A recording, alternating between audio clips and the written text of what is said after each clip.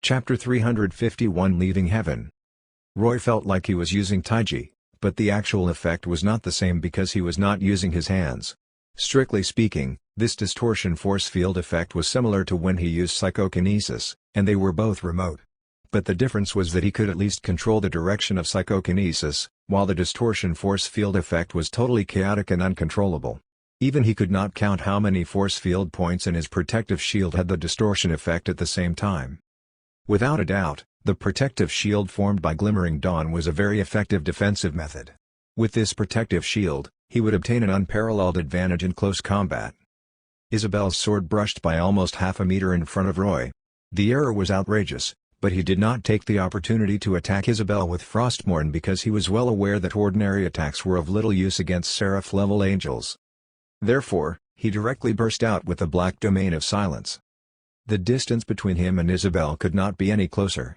As such, even if she could react, she could not escape.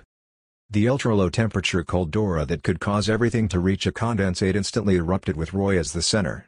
The area of coverage immediately turned into a completely invisible black domain phenomenon. In the distance, Orphina and the others were watching the battle between the two. But when Roy erupted the Black Domain of Silence, they immediately lost sight of the two of them, as though their location had instantly disappeared, leaving only an enormous dark hole on the spot. This phenomenon did not last long. Soon, when the speed of light returned to normal, the two of them suddenly reappeared in the same place and entered the vision of Orphina and the others. However, when they reappeared, their situation seemed to have changed. Roy was fine, but Isabel maintained a defensive stance and was frozen in mid-air. This freezing included the gigantic light wings behind her. The originally fluttering light wings were now replaced by curving black frost. Isabel's entire body looked like a postmodern art sculpture that was suspended in the air before quickly beginning to fall. "Your Excellency Isabel." Orphina and the others flapped their wings in panic and rushed forward. Several angels caught Isabel's ice sculpture in the air, but when their hands just touched her, the intense cold aura corroded them and froze them as well. Of course, this included Orphina. Thus, a group of angels turned into a group of sculptures connected together and continued to fall. After the slightly slower angels behind them saw this scene, how could they still dare to catch them directly with their hands? So they hurriedly used magic to create a hurricane in the air to hold these sculptures. But at this moment, a snaking grayish-white light suddenly shot down from above and hit Isabel directly. How could Roy let go of this opportunity while she was frozen to kill her? He used the same move again. After being hit by the light, this group of sculptures immediately distorted to their utmost. Countless ice crystals shattered, but they still converged in a crazy distortion. All the angels, including Isabel, shattered into pieces and turned into a hideously strange and crazily weird black ice sculpture. The angels saving them were dumbfounded when they saw this scene. At this moment, golden light suddenly filled the ice sculpture. After these golden light particles quickly left the ice sculpture, they began to regroup above it. After a while, Isabel's body was reconstructed. Not only her, but even Orphina's body was reconstructed in the same way. However, after reassembling, Isabel's expression was very ugly, and Orphina's was even more so, looking terribly dispirited. It was not easy to kill a seraph. Even Roy now had an almost immortal body after becoming a demon lord, much less a seraph. And Orphina was also a six-winged archangel, so she also had powerful regeneration abilities. But compared to Isabel, the price she paid to recover was high. As for the remaining low-level angels, there was nothing they could do. They directly died, and their souls emerged and floated in the air. Whether it was angels or demons, after reaching a higher level, it was exceedingly difficult to annihilate them purely through physical means. Just like Roy's current state, this so-called second transformation state had always been known as the true name liberation state among demons. As for why it had such a name, it was because this form was directly connected to the demon's soul. After obtaining this form, in the future, Roy only needed to chant his true demon name silently to complete the transformation and enter this state. The so-called immortality actually referred to the immortality of the soul. As long as his soul was not severely injured, his body could recover immortally. In the same way, Isabel and Orphina also had this recovery ability. Of course, even if their immortal souls could recover, the destruction of their bodies would still affect them. In a battle between high-level demons and angels, if they wanted to kill the other party, they either had to do everything possible to injure the other party's soul or fight for 10 days and nights, vowing never to rest before exhausting their magic power. Roy realized this the moment he saw Isabel recover. But it was impossible for him to waste so much time with her because Rufaro had already sent a warning in the sky, telling him that the gate of heaven was about to close. Therefore, after seeing Isabel and Orfina recover, Roy did not attack again. Instead, he took Rufaro and Fat Tiger back into the system space as he turned around and returned to the sky above the gate of heaven.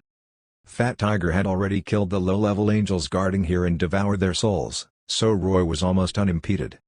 After seeing Roy's actions, Isabel and Orfina cursed inwardly and immediately chased after him, but he was already slowly sinking into the surface of the gate of heaven.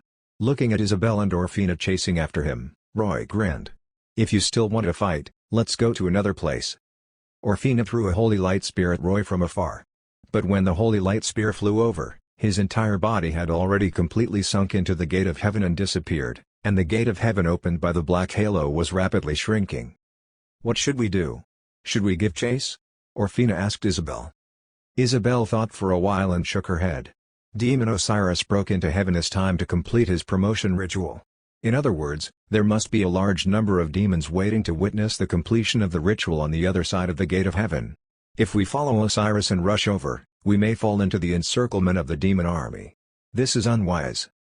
Then what should we do? Are we going to let him leave just like this? Orfina looked unwillingly at the gradually shrinking gate of heaven. "There's no other way.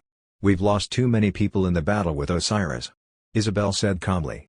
"The most important thing now is not to chase after Osiris but to find the souls of Claudio and the others. Although Demon Osiris killed them, he didn't snatch their souls in the battle.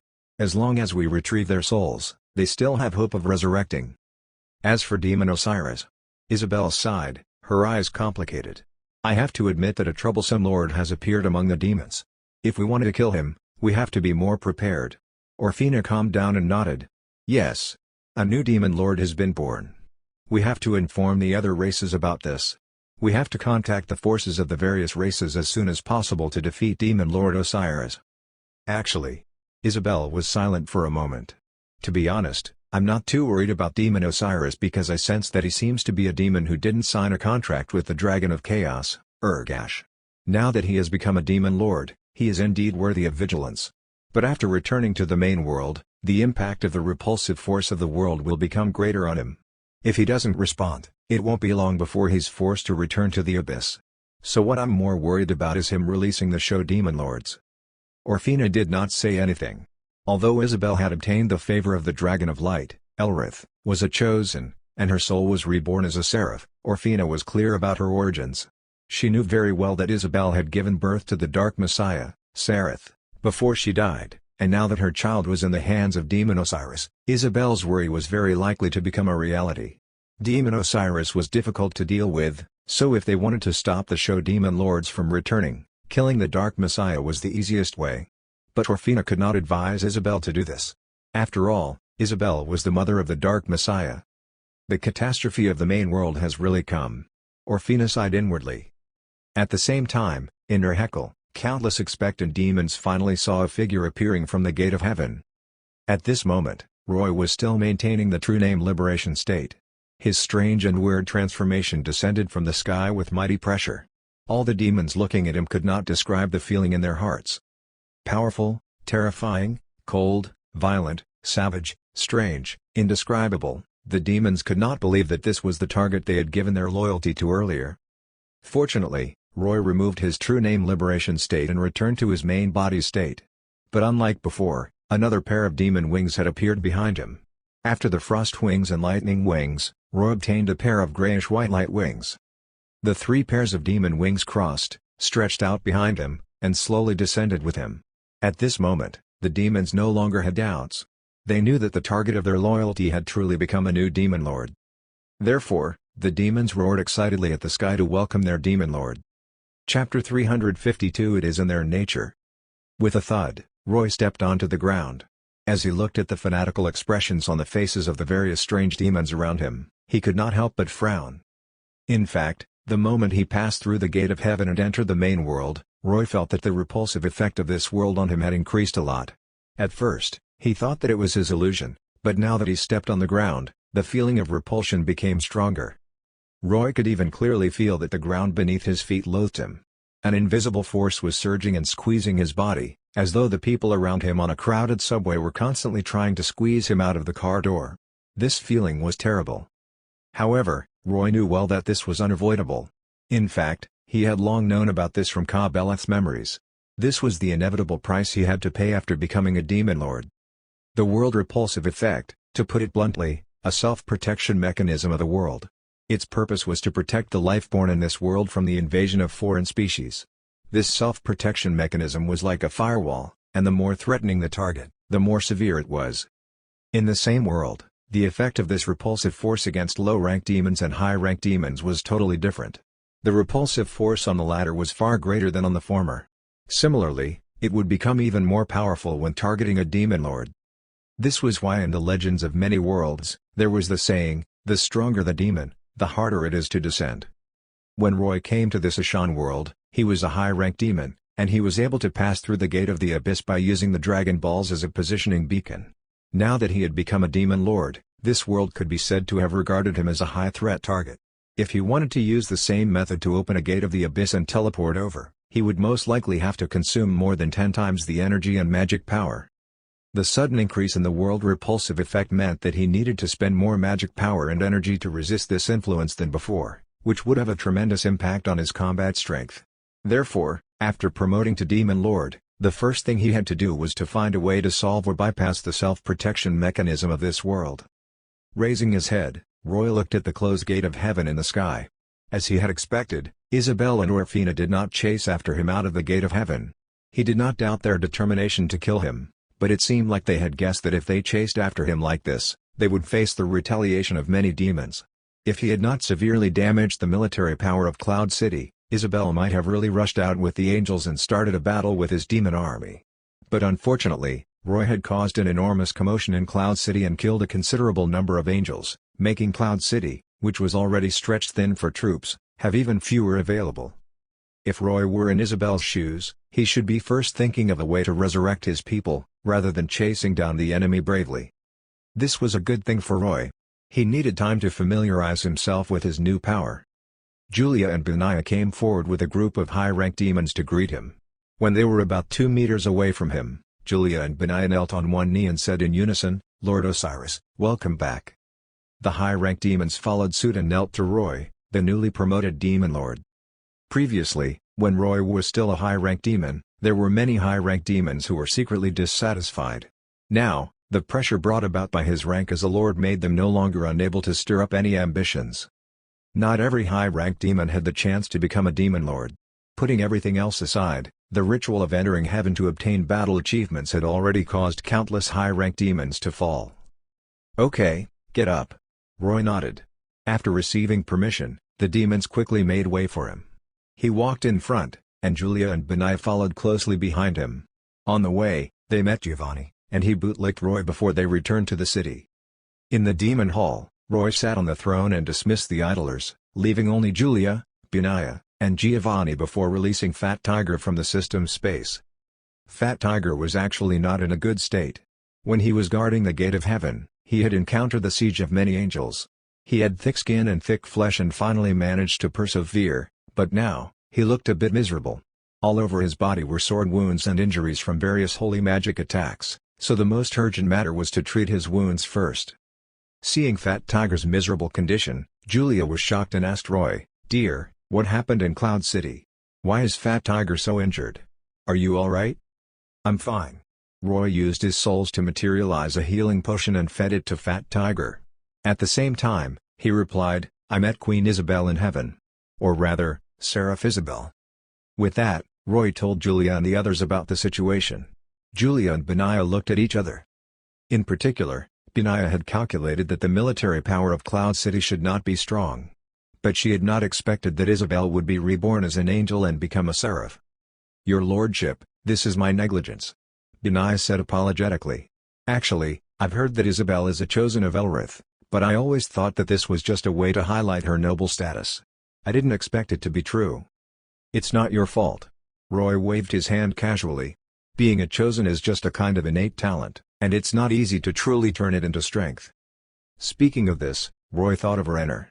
Didn't this guy claim to be the chosen of Asha? Unfortunately, He did not seem to be able to truly obtain Asha's favor and fulfill the promise of being a chosen.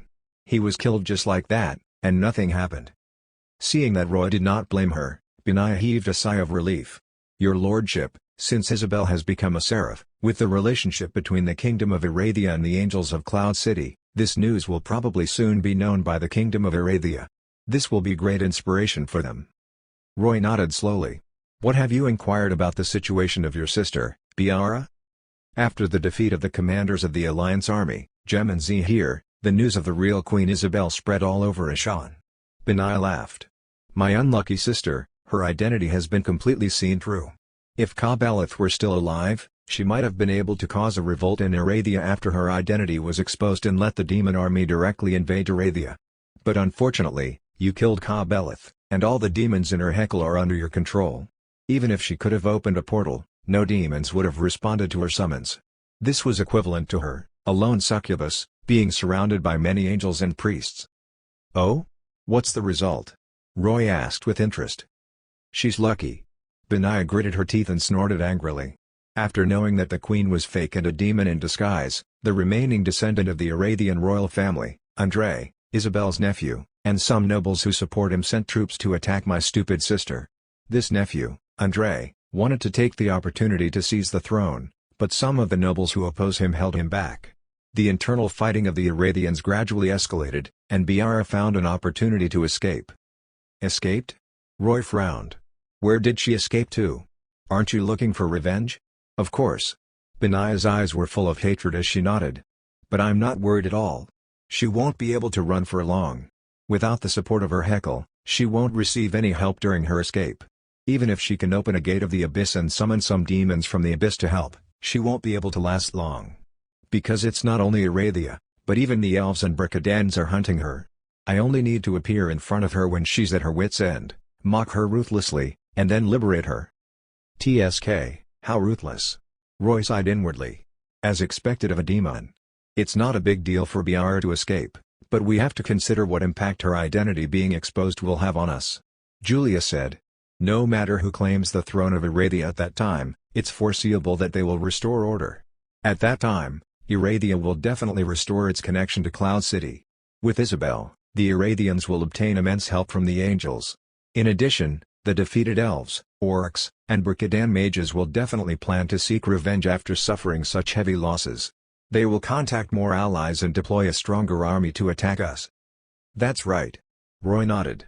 "They won't sit and wait for death and leave a demon lord like me alone. Just our demons might not be able to resist the massive alliance army," Benaiah said. "So, it's time to get some help." After hearing Benaiah's words, Roy and Julia looked at Giovanni, who was obediently waiting by the side.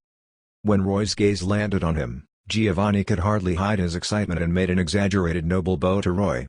"Honorable Lord Osiris, as long as you need it, the entire kingdom of Haresh will serve you. As long as you can let me ascend to the position of undead monarch."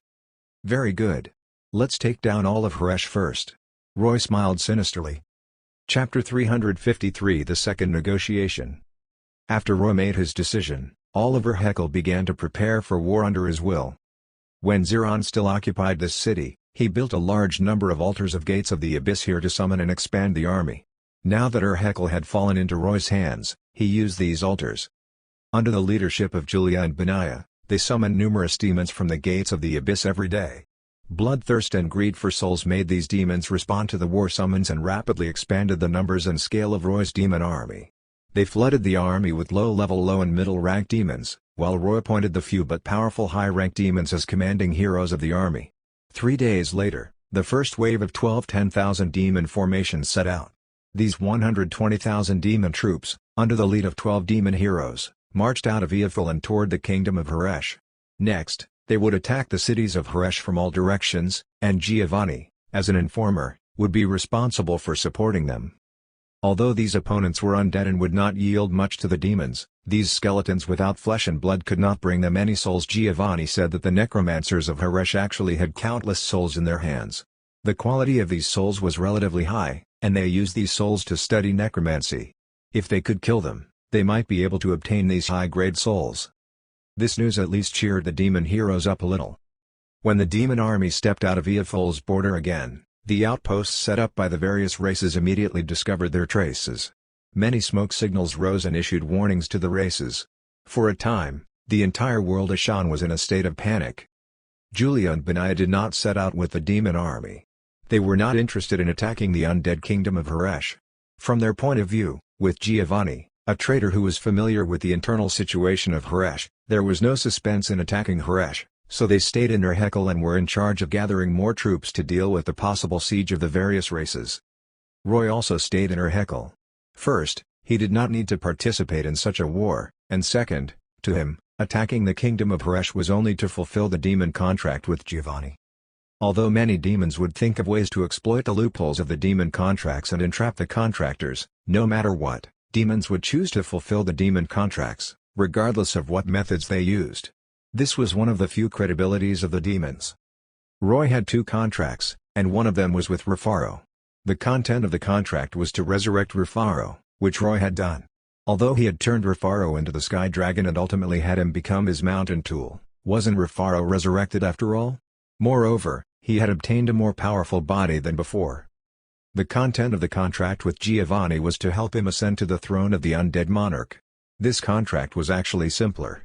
With a steady stream of demon troops pushing forward and eliminating the necromancers who were unwilling to submit, wouldn't he settle it soon?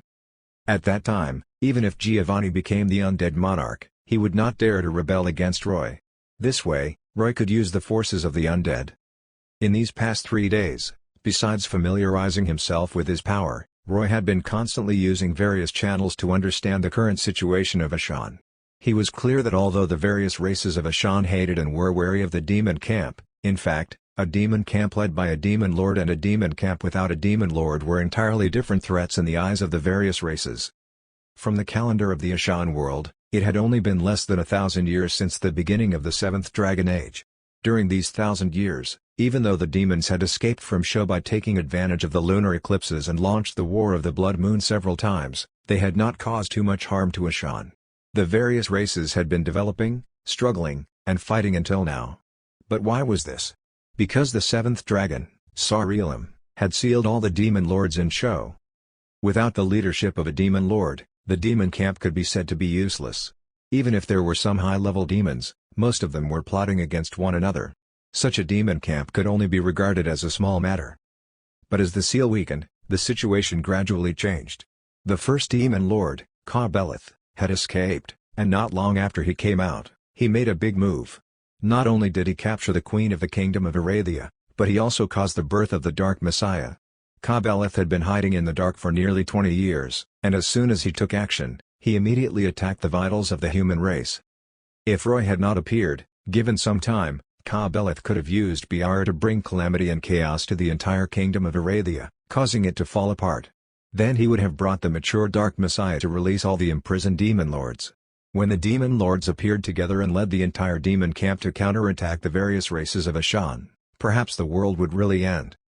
Now, Roy had replaced Ka-Beleth's position and caused his scheme to fail. But the news of the appearance of a demon lord was known by the various races, especially the birth of the Dark Savior in the prophecy of the demon Messiah. As long as the leaders of the various races had not lost their minds, they would understand a grave crisis laid in front of them. If they still wanted to preserve their strength and not go all out, the catastrophe brought by the demon army would destroy the entire Ashan world. Roy was well aware that he might face a war launched by the various races with the powers of their kingdoms. The top combat forces that they hid might also appear. Roy was not afraid of war. He had basically completed his goals of coming to this world. Ziron was dead, and he had achieved the Demon Lord achievement. Since he already completed these goals, he could leave or stay as he wanted. On the other hand, it would be good for him if such an immense war began because he could harvest many souls. It's rare to come, so I have to get enough benefits. This was Roy's idea. Cassandra. Cassandra, where are you? In the Demon Hall, Roy finished his work and summoned Cassandra to see him. Cassandra soon appeared. She was wearing the petal-shaped lich robe, and her skirt fluttered as she slowly walked into the hall. A Book of the Dead floated on the right side of her body, and she was carrying a baby in her arms. "Master, you called me?" Cassandra greeted Roy after entering. Roy looked at the baby in her arms, the Dark Messiah, Sereth. In this period of time, Cassandra had been taking care of him. Roy had not asked much about him, But he did not expect Sareth to grow so much in merely half a month. When Cassandra carried him in, he was still awake and neither crying nor making trouble. He looked at Roy curiously with his dark eyes. "Let me see him." Roy walked to Cassandra's side and stretched out his hand. She did not dare to disobey his order and handed Sareth to him, but she was nervous as she looked at his expression worriedly. Roy held Sareth in one hand. His small body was almost like an egg to Roy now. Holding this child, Roy immediately felt something different. The aura of darkness and flames was slowly spreading out from Sareth's body. He was just a baby who was not even a month old, but his body was already full of so much magic power. This surprised Roy. Even a low-ranked demon needed a long time to accumulate before a magic power aura could appear in their body. To truly understand how to use it, they needed to become a middle-ranked demon. Should he say that Sareth was indeed a child of taboo? With Roy holding him with one hand, Sareth looked at Roy with his dark eyes and suddenly giggled. He stretched out his small hand to grab Roy. This child did not have the slightest fear of Roy's ferocious demon face. Looking at Sareth acting like this, Roy rubbed his chin with his claws and pondered. He suddenly thought of something. If a demon like me and a lich like Cassandra raises this child, what will he become like? If I find a chance to bring him to the Devil May Cry world in the future, I wonder how he would compare to other Dante and Virgil, these children of taboo. Interesting. Roy suddenly became interested. "Master, pardon me for being presumptuous," Cassandra said nervously. Will you kill this child?" Roy asked in surprise. "Why do you think so?" Cassandra did not say anything, but he could see that she was very worried. After all, although he had completed her revenge for her, made her a powerful lich, and granted her power, Roy was still a demon. He immediately guessed what she was thinking. "Don't worry. I've said that I won't harm this child. Since you have feelings for him, you will be his mother from now." After getting his promise, Cassandra was finally relieved. But Roy changed the topic and looked at Sareth in his hand. "Before that, I still need to make use of this child. Follow me." Regardless of Cassandra's reaction, Roy turned around and brought her to the secret room in her heckle. It was time to start the second negotiation with the show demon lords. Whether or not he could extract the greatest benefits from them depended on this. Chapter 354 It's not like I don't know how to posture. The secret room located under her heckle was as dark as ever. While holding Sareth in one hand, Roy brought Cassandra and entered the secret room through the teleportation formation. After arriving beside the altar, he injected magic power to activate it.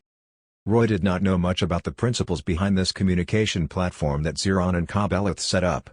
But he only needed to use this magic formation to contact Sho, so he did not think too much about it. As the light of the magic formation lit up, ripples of lights and shadows appeared in the center of the formation. The moment the light appeared, Roy saw a figure opposite him. It was still the tall demon lord with the rugged and heavy armor, explosive muscles, and the spiked hammer in his hand. Roy only knew this show demon lord, and he did not even know his name. But the difference this time was that this demon lord was not the only one displayed on the light screen. In the shadows behind him, Roy saw several dark silhouettes and several pairs of bright red eyes. 1, 2, 3. Roy counted. He could see a total of 9 demon lords on the light screen. He did not know if it was all of them, but he estimated that most of the demon lords in Sho were probably gathered here. Did they coincidentally gather together, or were they deliberately waiting for me to contact them? Roy smiled playfully and said to the tall and strong war demon lord, "We meet again." After seeing Roy, the demon lord was silent for a moment before saying, unexpectedly, "You actually succeeded. Lord Osiris." Roy turned his head slightly and looked at the 3 pairs of demon wings gathered behind him. He asked with interest, "Did you see it from my wings or feel it through my aura and magic pressure? Speaking of which, this communication formation shouldn't have the ability to transmit aura. In fact, we've known since you completed the promotion ritual," the demon lord said with his chin raised. "Aha! It seems like you guys trapped in Sho are quite well informed." Roy's eyes flickered. The demon lord's words revealed a piece of information that made Roy wary. This group of demon lords had other methods to obtain information about the main world, which meant that someone was secretly conveying it to them. The ones who sent them the news were definitely some demons in her heckle. Otherwise, it was impossible for Sho to know the news the moment he promoted to demon lord. Only the demons who witnessed his promotion ritual at the scene had this possibility. Roy did not find it strange that there was a traitor among the demons. Other than Julia and his close subordinates, he had never believed the loyalty of other demons. Since those demons could submit due to his rank, they could also submit to other demon lords. It seems like you haven't been sitting idle since Ka-Beleth died. Roy rubbed his chin with his claws and sneered. However, does the candidate you found have the ability to help you break free? With Roy's words, the scarlet demon eyes of the 9 demon lords on the light screen flickered in the shadows. Clearly, he was talking about their sore spot. I have to admit that after you became a demon lord, you already have the status to communicate with us as equals. The war demon lord on the other side was slightly sullen, but he still thumped his chest with his right fist and said, "My name is Deoland, the Doomhammer, the Dragon Ripper, the Fang of Ergash, the Undertaker of the Falcon Empire." Not only did he introduce his demon name, but he also said a bunch of his titles. This demon lord Deoland's self-introduction was very formal. From his title, Roy could tell a lot of information. Dragon Ripper represented his astonishing physical strength. Fang of Ergash represented that he was a loyal lackey of the Dragon of Chaos, Ergash. Undertaker of the Falcon Empire indicated that this demon lord might have participated in an ancient kingdom-annihilating war in the world of Ashan. As for the title of Doomhammer, Roy could not help but want to complain. "War Chief Orgrim, there's a demon who has stolen your name." "Okay, Demon Lord Deoland." Roy nodded.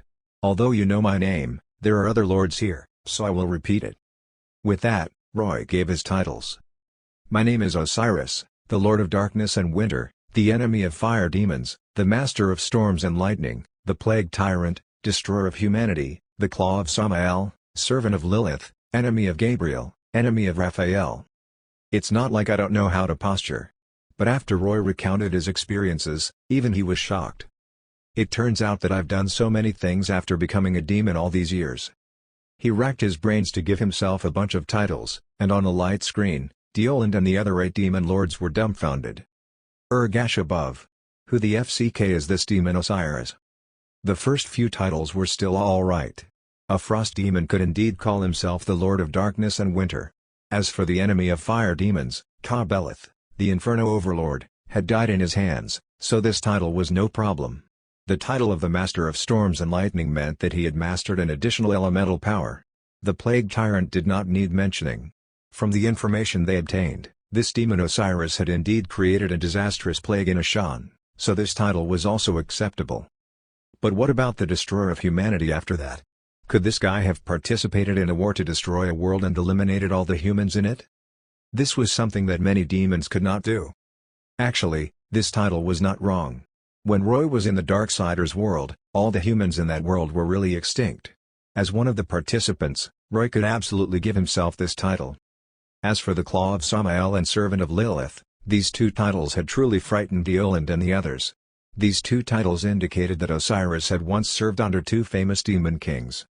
Who was Samael? Who was Lilith? They were 2 top big shots of the abyss. Roy did not lie about this. He had indeed served Samael and Lilith. However, what was even more outrageous was the 2 titles Enemy of Gabriel and Enemy of Raphael, because these 2 titles indicated that demon Osiris had fought against these 2 supreme angels of heaven before. Regardless of the situations of the battles, just from the fact that he was still standing here, it meant that he had at least survived under the hands of these 2 supreme angels. Titles were generally not something that people lied about. Even if there were exaggerations, at least it should have been something that they had experienced before daring to call themselves as such. Deoland and the others did not suspect that Roy was lying. After all, they were all demon lords, demons with status, and existences of the ruling class. It would be simply humiliating if their lies were seen through, and there was no reason for them to lie.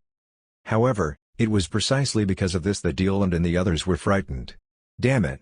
It seems like that guy Ka-Beleth died unjustly. Although the 8 demon lords behind Deoland did not report their names, they all walked out of the shadows and saluted Roy. It was the same for Deoland. He said solemnly to Roy, "Your experience is admirable. Lord Osiris, forgive me for my frankness, but how old are you now?" Roy's eyes flickered as he replied, 100 years old. Without a doubt, Roy falsely reported his age. In fact, it had only been about 10 years since he became a demon. He had already exaggerated his age by 10 times. However, when they heard this age, they still gasped. "You're so young that it's unbelievable," Deoland exclaimed. "It only took you 100 years to grow into a demon lord. Lord Osiris, your bloodline and talent are unparalleled. May I know which demon king's direct bloodline you are?" Hearing his tone, Roy felt goosebumps all over his body. He waved his hand and quickly changed the subject. Okay, there's not much time. Let's get down to business. What Demon King's direct bloodline? If I could say it, wouldn't I have said so earlier? It's just a cheat. What bloodline do I need? Seeing that Roy was unwilling to reveal it, they did not dare to continue asking. In any case, compared to the first time he contacted them, their attitude toward him had changed drastically. They realized that the new demon lord opposite them was not lucky, nor was he an ignorant and reckless rookie, but a powerful demon with absolute strength and battle experience. Now, Demon Osiris was not only at the same rank as them, but he truly had the right to speak to them as equals. Okay. Deolan nodded. As you can see, behind me are the strongest demon lords in Sho at present. Our opinion represents the entire demon camp of Sho. Lord Osiris, if I'm not wrong, the baby in your hand should be the Dark Messiah, right? That's right. But like last time, my mind won't change. Roy said. I won't give the Dark Messiah to you. He can only be in my hands. And if you want to leave Sho, you have to rely on my power. For this, you have to pay a price. Deolan frowned. But instead of rejecting him directly like the first time, he turned his head and looked at the other 8 demon lords behind him. On the light screen, the scarlet eyes of several demon lords kept flashing, as though they were communicating with their souls. Chapter 355 The Call of Ergash. Roy did not disturb the communication between the demon lords. He stood in front of the light screen and waited quietly. In fact, from the very beginning, Roy had never thought of communicating with these demon lords. To him, there was no need to have any dealings with a group of demons imprisoned in an alternate space prison and could not appear in the main world. His initial plan was to kill Xeron and promote to Demon Lord before returning to the Abyss. However, after killing Kabbaleth, Roy suddenly realized an issue. These demon lords might have souls and good things in their hands. It was not easy for ordinary low-level demons to obtain souls, and it was difficult for them to control their soul-devouring addiction. Therefore, once they obtained souls, they would eat them on the spot. But for high-level demons or demons at the demon lord level, it was much easier to obtain souls. But even though they obtained more souls, even demon lords might not be able to devour them in a short time. This led to high-level demons storing some of the souls in their hands. In fact, souls had become the universal currency among high-level demons, and they could be used to exchange for things with other high-level demons. This would obviously encourage the habit of high-level demons to store souls. Of course, Deoland and the others had been imprisoned for nearly 1,000 years, so Roy did not dare to expect them to have many souls in their hands. But no matter how many they had, he would squeeze out whatever he could. Even if they did not have many souls, they could replace them with other things. After all, these guys had to seek his help now. Therefore, Roy was not anxious at all. The initiative was in his hands. About 6 minutes later, the demon lords seemed to have reached an agreement. Deoland turned his head and said to Roy, "We can pay some price to complete this transaction." "Very good." Roy nodded. "So, how many souls are you willing to give me?" The next second, Deoland said a shocking number, 20 million. 20 million. How many? Roy thought that he had heard wrong. To be honest, he thought that it would already be impressive for these prisoners to take out a few million souls at most, but he did not expect them to say such an astounding number. 20 million, no more or less. Deoland replied affirmatively. "Why do you have so many souls? Where did you get them?" Roy asked curiously. Deoland said proudly, "Although the 7th dragon Sar-Elam staked his own life to seal us in the Sho alternate space, you know that every time a lunar eclipse comes, the power of the seal will weaken, and some of the demons in Sho will be able to escape from this prison. And these demons who escaped are all the executioners of our will. Over the past 1,000 years, the demons who escaped have launched several large-scale wars in Ashan, and they sent most of the souls of those who died in the wars to Sho. Although these souls are not enough to let us break through this cage, they can still barely maintain our strength. But in this cage, we have nothing to do. Even if we can maintain our strength, it won't be of any use. So we haven't used up these souls. Even though the 1,000 years has weakened us for a time, apart from the necessary consumption, we've been storing the remaining souls. Our original plan was to use these stored souls to restore our strength after we went out." Deoland sighed. "But Kabbaleth is dead. Without the Dark Messiah, it's useless to have so many souls if we can't go out, so we can promise that we'll give these souls to you first to improve your strength. After all, if you can't save yourself and become expelled or killed, it'll be very troublesome to send another demon lord out." Roy understood what he meant. Although Roy was not on the same side as them, he was still a demon after all, and he was naturally in the same racial camp as them. After Ka-Beleth's death, Deoland and the others hoped that a demon lord could control the situation and at least ensure that the Dark Messiah was not taken away. Only in this way would they have a glimmer of hope of escaping. And these 20 million souls were actually their investment in Roy. It had to be said that these demon lords were quite cunning. They secretly sent a large number of souls to show and store them.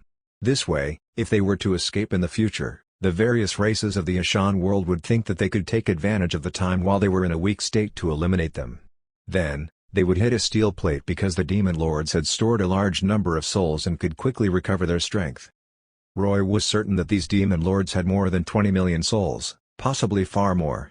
In the past 1,000 years, there had been several demon invasions, and countless intelligent lives had died under the flames and iron hooves of demons. It should not be an exaggeration to say that there were nearly 100 million. The birth and death of intelligent life were endless cycles of reincarnation. From this point of view, as long as demons were willing to spend time on this, souls were actually a kind of renewable resource. However, most demons were very impatient. They did not have the patience to wait and preferred to plunder everything in one go. This was also why many demons were obsessed with destroying worlds. After all, even if they destroyed the current world, they could return to the abyss and find another world to continue invading. Of course, the demon lords might have more souls in their hands, but Roy could not squeeze them all out. 20 million was already far beyond his expectations. Deoland had also calculated the number of souls that he mentioned. If there were too many souls, they would severely harm themselves, but if there were too few souls, they probably would not be able to move Roy. If Roy did not have any motivation, he would just leave and return to the abyss. In that case, Deoland and the others would not be able to achieve their goal. If they really waited until the seal was weak enough for their strength to be able to break through the seal, who knew how many years they would have to wait? From Roy's surprised tone, Deoland could tell that Roy was very satisfied with this number, so he immediately said, "But correspondingly, you have to make a demon contract with us. You have to stay in this world for more than 20 years until the Dark Messiah grows up and has enough power to break the seal and let us out." 20 years? Roy frowned and shook his head. Impossible. If I remember correctly, you are also from the abyss and not natives of this world. Even if I sign a demon contract with you, it won't help me resist the repulsive effect of the world. It's impossible for me to stay here for so long under the repulsive force of the world. Indeed. Deoland nodded. As a demon lord, I am very clear about the influence of the world's repulsive effect on you. Even if you sign a contract with the natives of this world, you might not be able to stay for long. As long as the contractor's power is less than yours, they won't be able to help you resist the repulsive effect. And it's not easy to find a native at the same level as you, unless they're figures like the Gold Dragon Queen and the Titan King. And it's obvious that these figures will not sign a demon contract with you. Okay. Roy nodded and did not interrupt, waiting for Deoland to continue. So now, there are only a few solutions. One is for you to split your soul, create clones, and weaken your strength and presence. This way, you can effectively reduce the influence of the world's repulsive effect on you, allowing you to stay in this world for a while. Hearing this solution, Roy could not help but sneer. It's possible to split my soul to create clones, but how many clones do I need to create to stay for 20 years? How weak will I become? I won't use this method. Reducing my strength to give you the opportunity to take advantage of my weakness? What a joke? Roy thought. There's another way. Go back to the abyss first. Deoland continued expressionlessly. Then get your subordinates to hold an offering ritual in this world and summon you again. With the help of the offered lives and souls, you can stay longer. How many lives and souls would need to be sacrificed in 20 years? Roy asked while rubbing his chin. With your strength, I estimate that you need more than 100,000 lives and souls. Deoland said an astonishing number. Hearing this, Roy shook his head. The success rate is too low. Let's not talk about the success rate of the ritual. Do you think the people of this world will let my people complete such an evil ritual? I'm afraid my people will be surrounded before they can collect enough offerings, right? At that time, I'll be in the abyss and won't be able to intervene. 100,000 sacrifices. Roy found it somewhat inconceivable.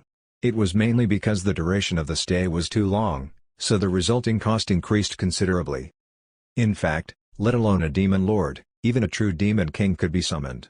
But the greater the power, the greater the threat to the world. Thus, The time they could stay in this world would be shorter and shorter. Deoland wanted Roy to stay in this world for 20 years, but it was absolutely impossible to rely on ordinary and commonly used methods. If you don't think these methods work, then there's only one way left. Deoland grinned sinisterly.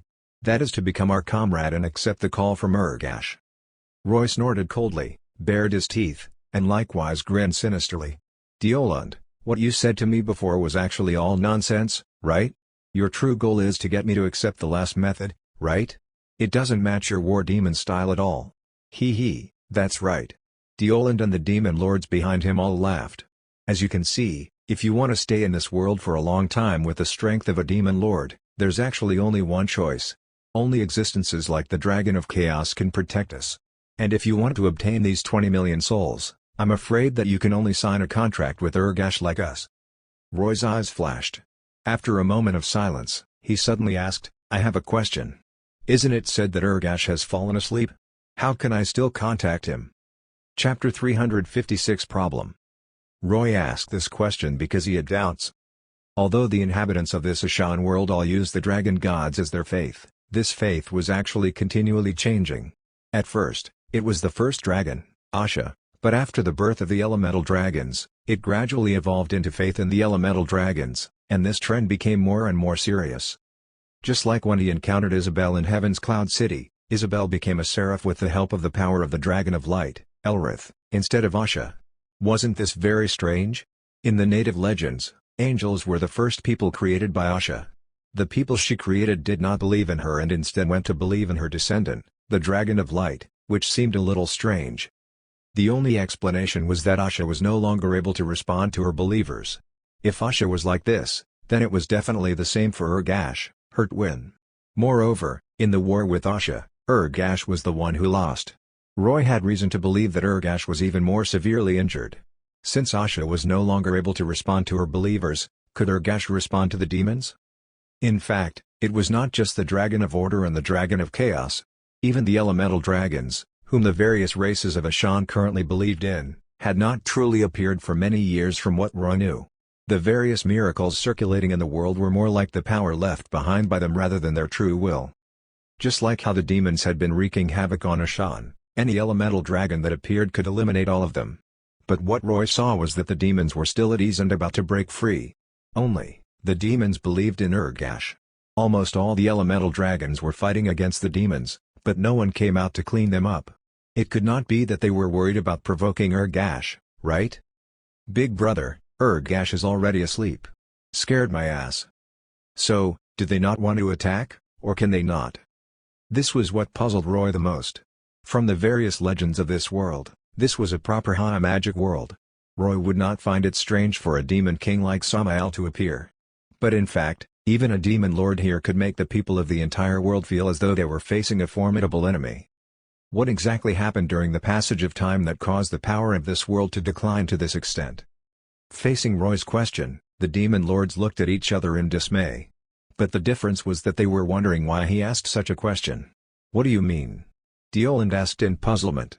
After becoming a demon lord, did you not feel the call of Ergash? No. Roy shook his head. That's impossible. High-ranked demons might not necessarily feel it, but as long as you can become a demon lord in this world, you will feel the will of Ergash. Deoland said anxiously. Lord Osiris, don't deceive us. I'm not deceiving you. Answer me honestly. Roy said solemnly. How long have you not been in contact with Ergash? Deoland calmed down and said, it's been almost 1,000 years. Ever since we've been imprisoned in Sho, we haven't been able to contact Ergash. We've always thought that this prison isolated our connection. What about Ka-Belith? Did he contact Ergash after he came out? Roy asked. This question made Deoland and the others uncertain. No, at least he didn't tell us about it. You have to understand. After being imprisoned here for so long, he probably hadn't thought about contacting Ergash after he escaped. The more he spoke, the softer his voice became because they finally realized that something had happened. Strictly speaking, it had been 1,000 years since the demon lords were sealed and imprisoned in Sho. At that time, they could still contact Ergash, and they knew that he was recuperating in the core of this planet. Not only could they contact Ergash, but the others could also contact Asha. Sarilam was the first wizard to come into contact with the Dragon of Order. At that time, He was enlightened by Asha and became the seventh dragon. In other words, at least 1,000 years ago, the Dragon of Order and the Dragon of Chaos were still around. Precisely because of this, when the show Demon Lords discovered that their connection had been severed, they did not think too much about it. They had always thought that the seal was preventing them from contacting Ergash. During these 1,000 years, they had taken advantage of the lunar eclipses to send people to the main world to carry out the Ergash's will of chaos and destruction. They took subversion and war as their mission and continuously strived to strengthen themselves. And those they sent out were mostly weaker middle and high-rank demons. Because these demons were lower in rank, they were not qualified to contact Ergash. This led to the complete cutoff of all contact between the demons and Ergash in the past 1,000 years. However, the Demon Lords did not realize their completely isolated state before. When Roy appeared, they had always thought that after he became a Demon Lord, he had also felt the call of Ergash, but he did not accept it and did not sign a contract with him. After all, Roy, a new demon from the abyss, did not know how powerful Ergash was. It was normal for him not to worship the power of Ergash and refuse the call. Now that they wanted to entice Roy into staying, they kept trying to persuade Roy to accept Ergash's call. It was not until Roy raised this question that they were surprised to discover an unexpected situation. After completing his promotion, Demon Osiris could not contact Ergash. For a moment, the Demon Lords were at a loss. Don't worry. A Demon Lord in the back calmed down and said, "Our contracts are still here. In other words, Ergash is fine. Let alone existences at his level won't die so easily. Even if he really dies because of his severe injuries, we can immediately know through the contracts. Indeed, we can't panic." Deoland also understood this. He turned and said to Roy, "Lord Osiris, something might have happened, but it shouldn't be a big problem. How about this? Ergash once bestowed 2 artifacts to the demons, namely the Helm of Chaos and the Ring of the Broken Will. These 2 artifacts contain the power of Ergash. They're very weak, but they can allow you to contact him through them. These 2 artifacts were lost in the war, but they've probably been circulating in the main world. Think of a way to find these 2 artifacts and contact Ergash to see what's going on." Hearing this, Roy could not help shaking his head. "Let's not talk about whether my stay in this world will last until I find these 2 artifacts. Just because of your words, I have to search the entire world for these 2 things. I don't want to do something so troublesome." 3 million. Add another 3 million souls. After discussing with the others, Deoland said through gritted teeth, "And we can give you these 3 million souls immediately, regardless of whether you can find them or not." After thinking about it, Roy nodded. "Okay, I'll try." Seeing Roy yield, Deoland and the others heaved a sigh of relief and teleported a Book of Souls with 3 million souls through the magic formation. Since the Book of Souls did not possess much magic power, they could teleport these things from show to the main world.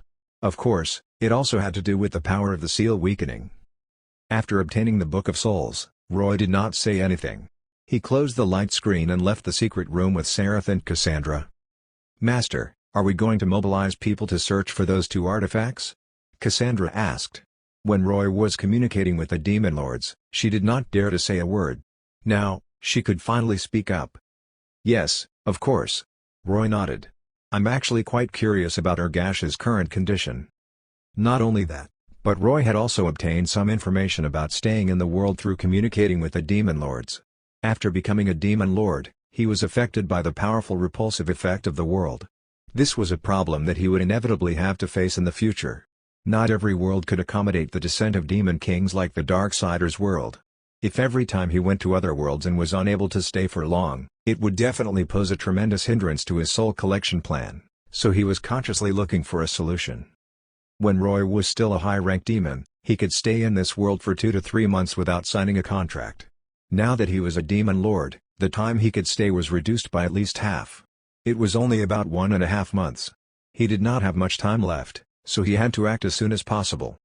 Soon, an order from the Lord came from Merhekel and quickly spread to the demon troops. At the same time, another wave of nearly 300,000 demon troops left Eofol. Apart from a portion of these demons who would continue to participate in the war to conquer the kingdom of Haresh, the rest were sent all over the world to search for the 2 artifacts of Ergash. Julia and Benai also set off with these troops, but they had something else to do. From the information they obtained, the whereabouts of the succubus Biara had been discovered. Benaiah was going to complete her revenge. Therefore, Roy was the only one holding the fort in the entire city. He was quietly waiting to see if he would find the two artifacts first or if he would be expelled back to the abyss by the repulsive effect of the world. Chapter 357 Armageddon again. The world of Ashan could be said to be full of bad news recently.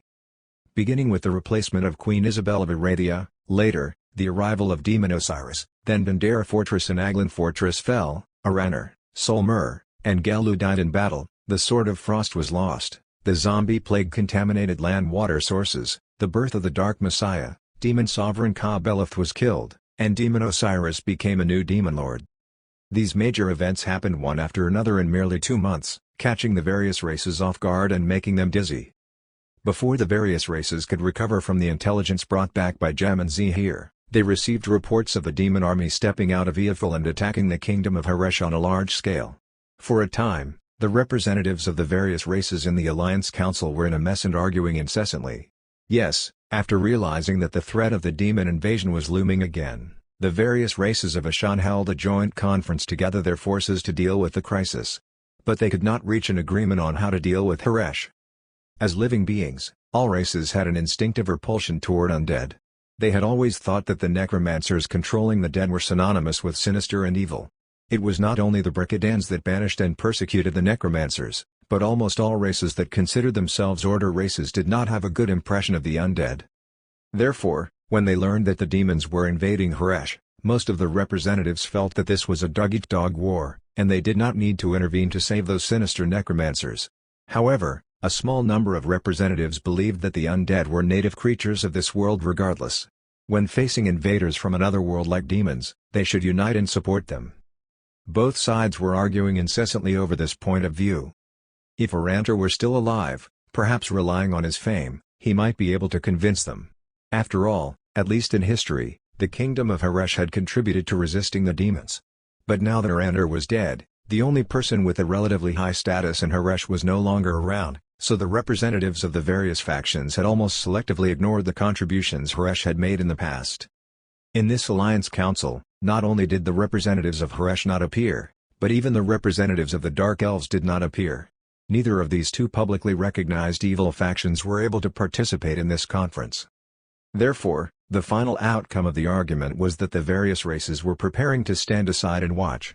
While preparing for war and sending a massive number of troops to the borders to guard against the invasion of the demons, they planned to watch on coldly as the undead and demons killed each other. They all understood that the kingdom of Haresh would become history, but they could at least let the unsleeping undead consume the demon forces to the greatest extent.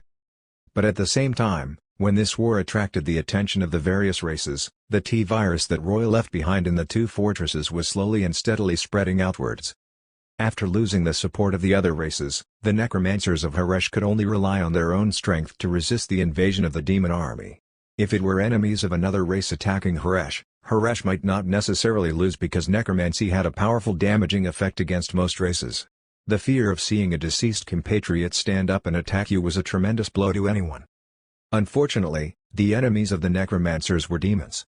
The magic of necromancers also inclined toward darkness and curses. To demons, who were born with the dark attribute, their power weakened by at least 2 levels. And the skeletal bodies of the undead could not make these bloodthirsty demons feel fear. Instead, their fragile bones would collapse at the first blow from the strong demons. In merely a short 3 days, Haresh lost a large amount of its territory under the attack of Roy's demon army. Countless skeletons were smashed into pieces, and innumerable specters were beaten to death. The cemetery environments in Haresh, which were originally full of a gloomy aura of corpses, was incinerated by demons with flames, and the smell of burnt sulfur replaced the poisonous air. Most importantly, the ambitious vampire Lord Giovanni was leading the demon army, and this leader was familiar with the terrain. The necromancers had tried to ambush the demon army several times, but they were all seen through and ultimately lost their lives. During the attack, Giovanni did not forget Roy's orders and spared no effort to search for the 2 artifacts that Roy wanted. In fact, be it the Helm of Chaos or the Ring of the Broken Will, although the demons had lost these 2 artifacts, they had always been circulating in Ashan. These 2 artifacts were brimming with the power of darkness and chaos because of the existence of Ergash's will. Thus, generally speaking, those who coveted and could use these 2 artifacts were usually races that practiced dark power. In other words, among the various races of Ashan, only necromancers and dark elves used these 2 artifacts. Coincidentally, The demons were attacking the kingdom of Ergash, so wanting to find these two artifacts would not be too difficult. Things were indeed as expected. During the attack on Ergash, Giovanni found a clue about the Ring of the Broken Will. According to the necromancers, Ergash's current strongest Death Lord, Markal, might have the Ring of the Broken Will. Giovanni planned to kill Markal and find the ring to give to Roy, so he quickly gathered his troops and began to attack Markal's territory, the Valley of Ghosts. However, what Giovanni did not expect was that Markal had assembled an enormous number of troops in the Valley of Ghosts. According to the city's defenses, he had a large number of high-level undead troops, bone dragons, death knights, and numerous liches, almost filling the entire Valley of Ghosts. Moreover, Markal himself was an extremely powerful Death Lord. After Arander's death, the most prestigious Lord of Ergash was him. After the demon army invaded this place, the formerly irresistible attack was blocked. More than 100,000 demon troops continued to attack the Valley of Ghosts for 3 days, but they could not take it down. At this moment, Giovanni realized that the biggest obstacle preventing him from becoming the undead monarch was Markal. After recognizing that he was probably not Markal's match, Giovanni decisively sent a letter to Ergash. After receiving the news, Roy immediately rode Rafaro to the Valley of Ghosts. When Rafaro's colossal 1,000-meter-long body appeared in the sky above the Valley of Ghosts, the shadow that covered the sky directly stopped the undead and demons fighting below, and they looked up blankly. As for Death Lord Markal, he certainly knew who Giovanni's backing was. So after seeing Rafaro's sky dragon body, he immediately realized that the situation was grave, so he quickly withdrew his troops and shouted at the sky with magic, "Honorable Lord Osiris, please stop your troops. We are not enemies. I can submit to you and serve you." However, Roy pretended not to hear Markal's shout. He only ordered Giovanni to lead the demon army out of the Valley of Ghosts while he sat on Rafaro's back and did not come down from the sky. The demon army withdrew tens of kilometers away. Markal was initially relieved when he saw the demon withdrawing and was thinking about how he should express his loyalty when Roy came down. But at this moment, he found that a bright spot had suddenly appeared in the sky. When this bright spot first appeared, it was even above Roy and Rafaro. But after a few seconds, the bright spot became bigger and bigger, proving that the bright spot was constantly falling, and the target seemed to be the Valley of Ghosts. After understanding what the bright spot was, Markal's pale face became even more ghastly pale. He did not dare to say anything else and turned to run. He did not even intend to take his wealth and rode a skeleton warhorse straight out of the city. Damn it, damn it, damn it. How did this happen? Markal cursed in his heart while fleeing. Armageddon. That's Armageddon. He didn't even answer me and directly attacked with Armageddon. He doesn't intend to accept my allegiance at all. Although Markal was cursing, he also felt that it was very strange because he did not feel any magic power fluctuations just now. Logically speaking, even a demon lord casting a spell like Armageddon would cause immense magic power fluctuations. How could he cast it so silently? But no matter how doubtful he was, Markal knew that the power of Demon Lord Osiris was absolutely not something he could contend against. What Markal did not know was that the reason there were no magic power fluctuations was that it was not the true Armageddon spell that Xeron had used. Roy only used his psychokinesis to pull a meteor down from the asteroid belt floating in the outer space of this planet and smash it down. Over the past few days, although Roy had stayed in Ergash, he had always been familiarizing himself with the power he gained after becoming a demon lord. In fact, except for the newly acquired Glimmering Dawn, the increase in his other elemental power was not much.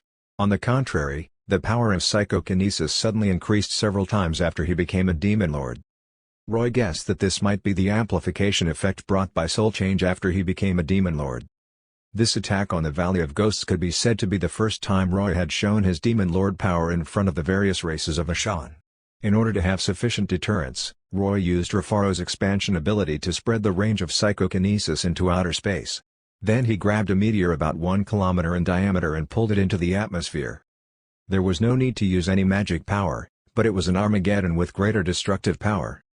This gigantic meteor lit up the entire sky with blazing flames after friction with the atmosphere. After passing by Rafaro, it smashed into the Valley of Ghosts with an indomitable momentum. The next moment, the ground quaked, and the mountains shook. Chapter 358 Gathering the Set.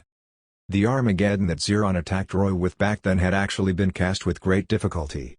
The passages constructed by the magic power of high-ranked demons could naturally only attract smaller meteors, so the destruction caused was naturally smaller.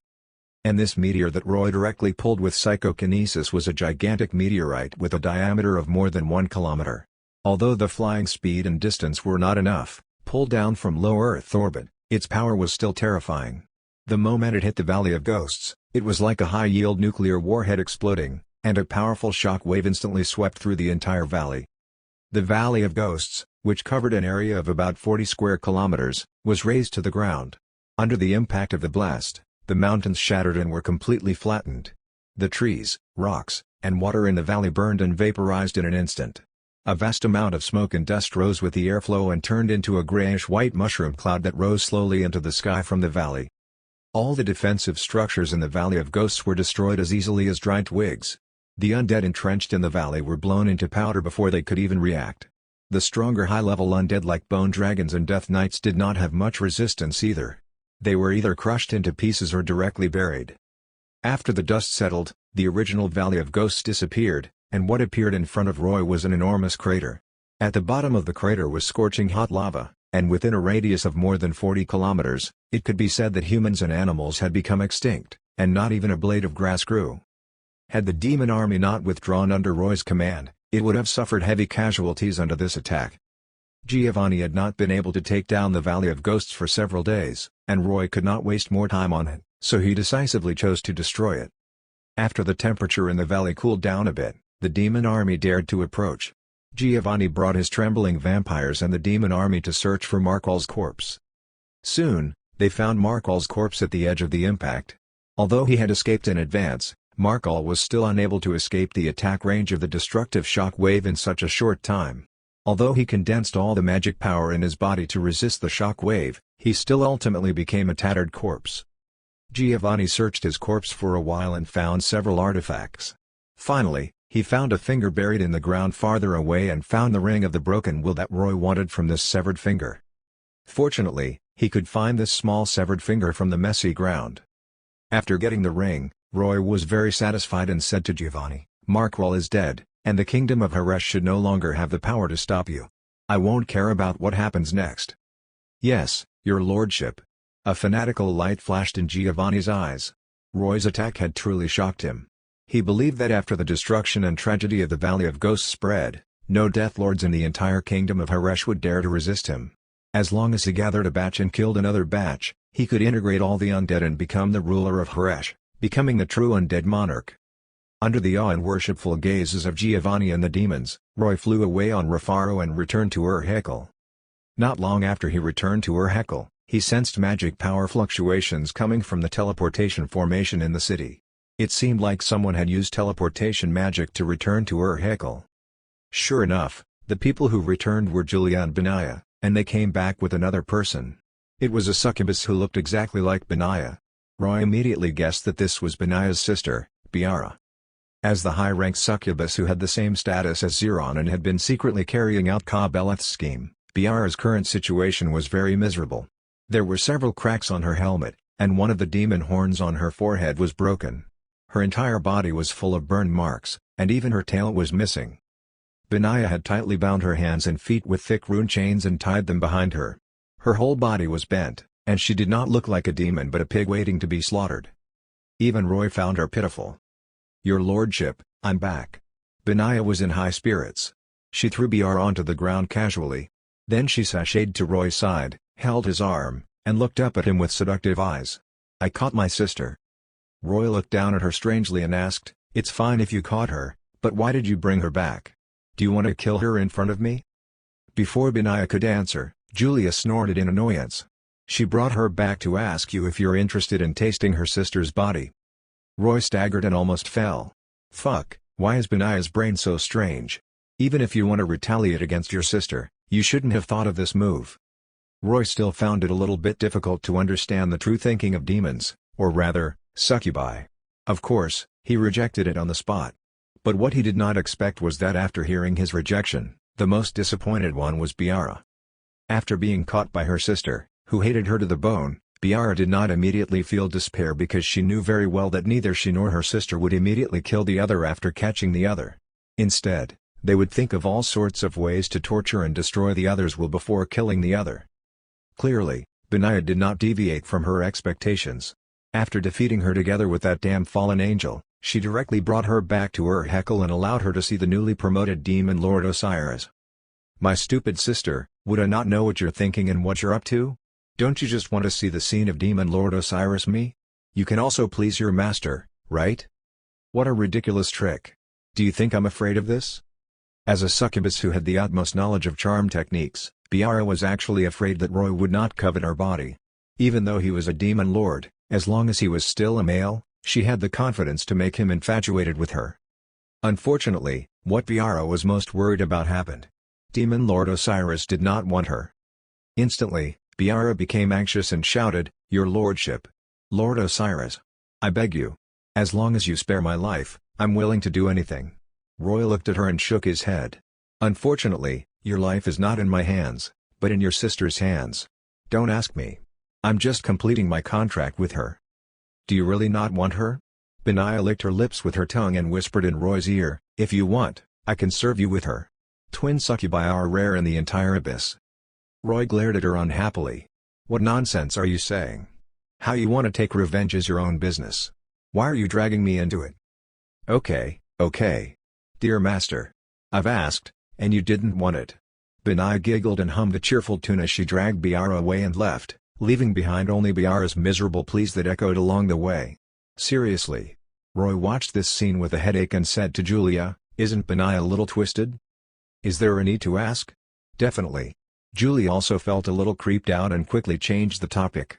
She took out a strange-looking helmet and handed it to Roy.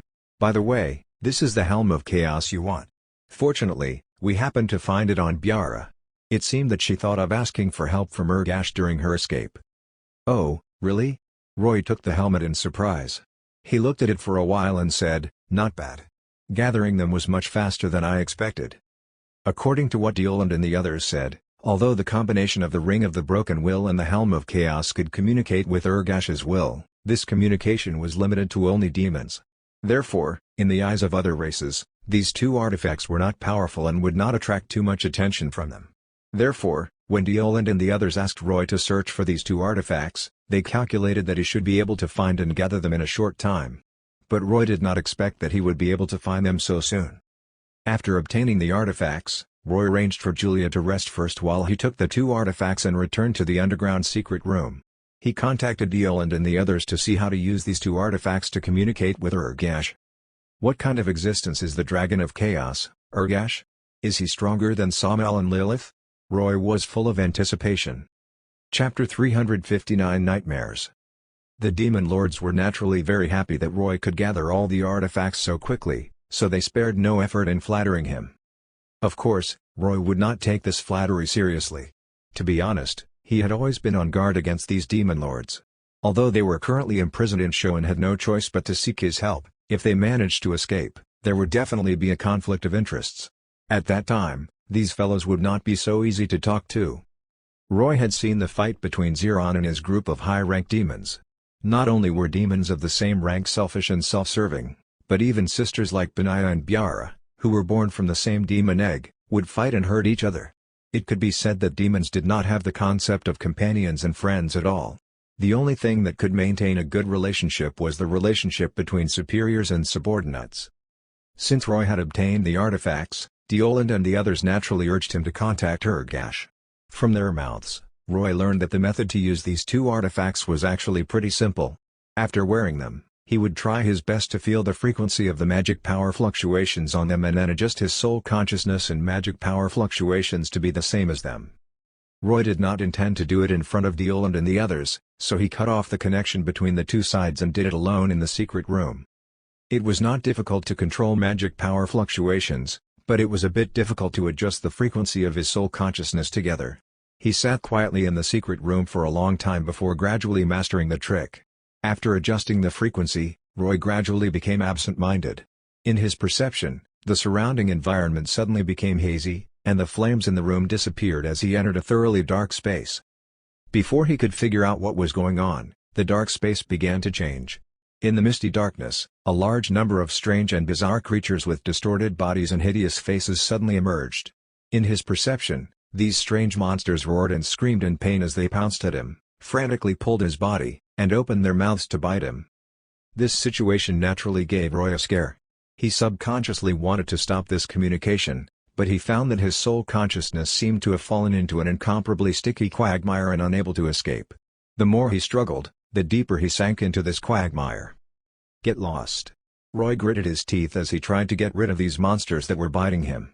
But when he threw one away, more would pounce on him. In this strange space, he could not use any magic or strength to fight back. In just a moment, the monsters tore apart his entire body, making holes everywhere. Even so, while he did not notice any blood flowing out of his body, every time they bit him, he would feel pain, fear, regret, and madness from the wounds to his consciousness. It's an illusion. But why is it so real? Roy struggled while forcing himself to calm down and think about this strange situation. But before he could figure it out, these strange and crazy monsters in the darkness suddenly disappeared. Then the dark mist transformed into a boundless sea of flames that instantly enveloped his entire body and burned his body frenziedly. Under the burning of the sea of flames, an unparalleled intense pain came. This pain was so intense that it exceeded the limit that Roy could endure, making him roar uncontrollably. He could not escape, nor did he have any way to deal with it. He could only passively endure all of this while suffering in this endless sea of flames. After some time, perhaps a century, or perhaps just an instant, the sea of flames suddenly disappeared. But this time, nothing strange evolved in the dark space. Instead, it became empty, having absolutely nothing at all. But what followed closely was a strong sense of emptiness, and the space where Roy could see nothing exacerbated this immense sense of emptiness. He felt as though his whole heart had fallen into an endless abyss. He was sinking and then gradually became numb. His entire mind and thoughts began to become sealed. After the strong sense of emptiness, an indescribable sense of hunger followed. The moment this sense of hunger attacked, he felt his eyes turn green. He felt that his mouth was salivating wildly, yet facing the empty dark space, he did not have any food to alleviate his hunger. In this situation, he even stretched out his hand to grab the dark mist and send it desperately into his mouth. In the end, no matter how much mist he swallowed, he could not relieve his hunger. He was about to go crazy. What the hell is this? Why did communicating with Ergash suddenly become such strange illusions? Wait, they're not illusions.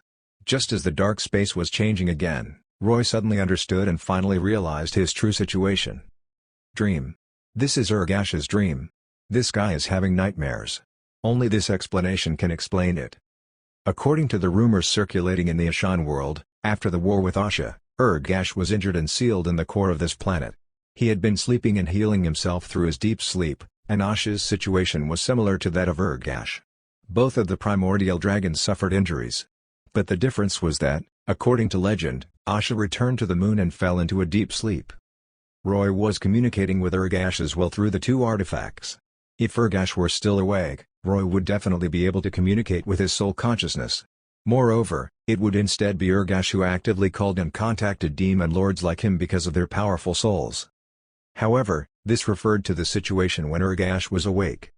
It had been a long time since a demon lord had contacted Ergash in Ashan, and no one knew what Ergash's current situation was. Roy was the first demon lord to communicate with Ergash in the past 1,000 years. Unfortunately, at this time, not only was Ergash in a deep sleep, but he was also having nightmares. The moment Roy and his soul connected, he fell into his dream. In this dream, all kinds of strange situations could appear. Because of the connection between their souls, Roy would see whatever Ergash saw in the dream, and Roy would experience whatever Ergash experienced. Pain, madness, fear, endless emptiness and hunger. At this moment, the Dragon of Chaos, Ergash, was suffering and undergoing torment. If he did not wake up, Roy would fall into eternal nightmares like him. Roy wanted to break the soul connection, but after trying many times, he found that he could not do it. This was probably because Ergash's soul power was far stronger than his. Once they reached the same soul frequency, this resonance would continue. Unless Ergash took the initiative to remove it, Roy could not stop it. Damn it! What's going on? Roy was dripping with cold sweat. He knew that he had fallen into a grave situation. He found that he was even cut off from the system and could not obtain any help at all. The dream in front of him had even evolved into the final battle between Ergash and Asha. The two massive dragons, who were so incredibly enormous that it was unbelievable and difficult to see their faces clearly, were biting and killing each other in this dark space. And this dream was full of endless hatred and anger. Without needing to guess, it was Ergash's hatred for Asha. This emotional attack almost drowned Roy's consciousness. Roy gritted his teeth and tightly held on to the last bit of clarity in his consciousness. At the same time, he shouted, "Ergash! Ergash! You idiot! Quickly wake up!" Roy had no choice but to use this shout to try to awaken Ergash. After all, he was in his dream, and he could probably hear this shout. After shouting dozens of times, a tremor suddenly appeared in the dark space. Who are you?" An empty voice echoed in this space. Hearing this voice, Roy finally heaved a sigh of relief. His guess was right, and Ergash indeed responded. "Wake up, Ergash! You can't continue having nightmares like this," Roy shouted. "I can't wake up." Ergash's voice came again, but his voice was full of pain and struggle. "A thing is corroding me." "What is it?" Roy asked. I don't know. It's endless darkness." "Darkness? You're the dragon of chaos." Roy almost cursed. "What kind of darkness can corrode you?"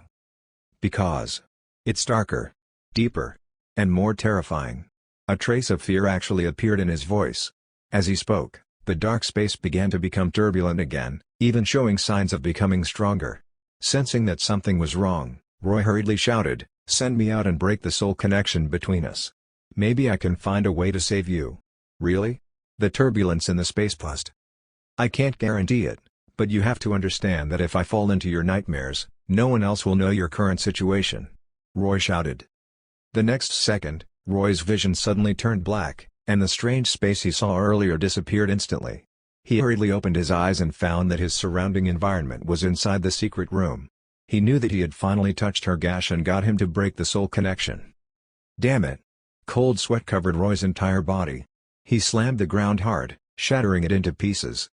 He never thought that this seemingly ordinary soul communication would fall into such a strange situation. Fortunately, even though Ergash had fallen into nightmares, he had not completely fallen and still retained a trace of consciousness. Otherwise, he might not have been able to persuade him.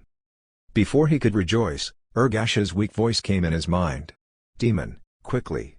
Save me!" Roy's face was dark, and he did not respond. Instead, he opened his system interface to check his current status. Roy was stunned. There was an anomaly in his personal attribute page. Weak void infection. When Roy saw this abnormal status, a bright bolt of lightning seemed to flash in his mind, and he instantly understood. Void corrosion. Fuck, I was wondering what the hell was going on. It seems like this guy, Ergash, has already been corroded by void power. All his nightmares are due to the influence of void power. Chapter 360 The Sign of the World's Destruction. When Roy saw this weak void infection status, even he was shocked. He really did not expect that just through the soul connection and seeing Ergash's dream for a while that void power would infect him. How can void power be so contagious? The alarmed Roy quickly began to seek solutions. He first tried to circulate his magic power throughout his entire body in an attempt to find the abnormal power brought about by this infection. But unexpectedly, he could not sense anything abnormal about himself through this method. His magic power circulation was unobstructed, and the flow of magic power seemed to be smoother than usual. What's going on? Roy felt puzzled. After thinking that this infection might be at the spiritual level, Roy tried to use his psychokinesis, only to find that psychokinesis was the same. Not only was it working smoothly, but it was also stronger than usual. Roy suddenly felt confused. He crossed his arms, sat down on the ground, and started thinking carefully. After a while, Roy came to a bold conclusion. Maybe in the early stages of void power infection, it might really cause the being's power to increase. This was like a temptation. Think about it. If a person who did not know about the danger of the void found that they had obtained a tremendous improvement and became stronger after being corroded by void power, would they continue to use this power? This was probably why the four horsemen of the apocalypse called it corruption in the Darksiders world.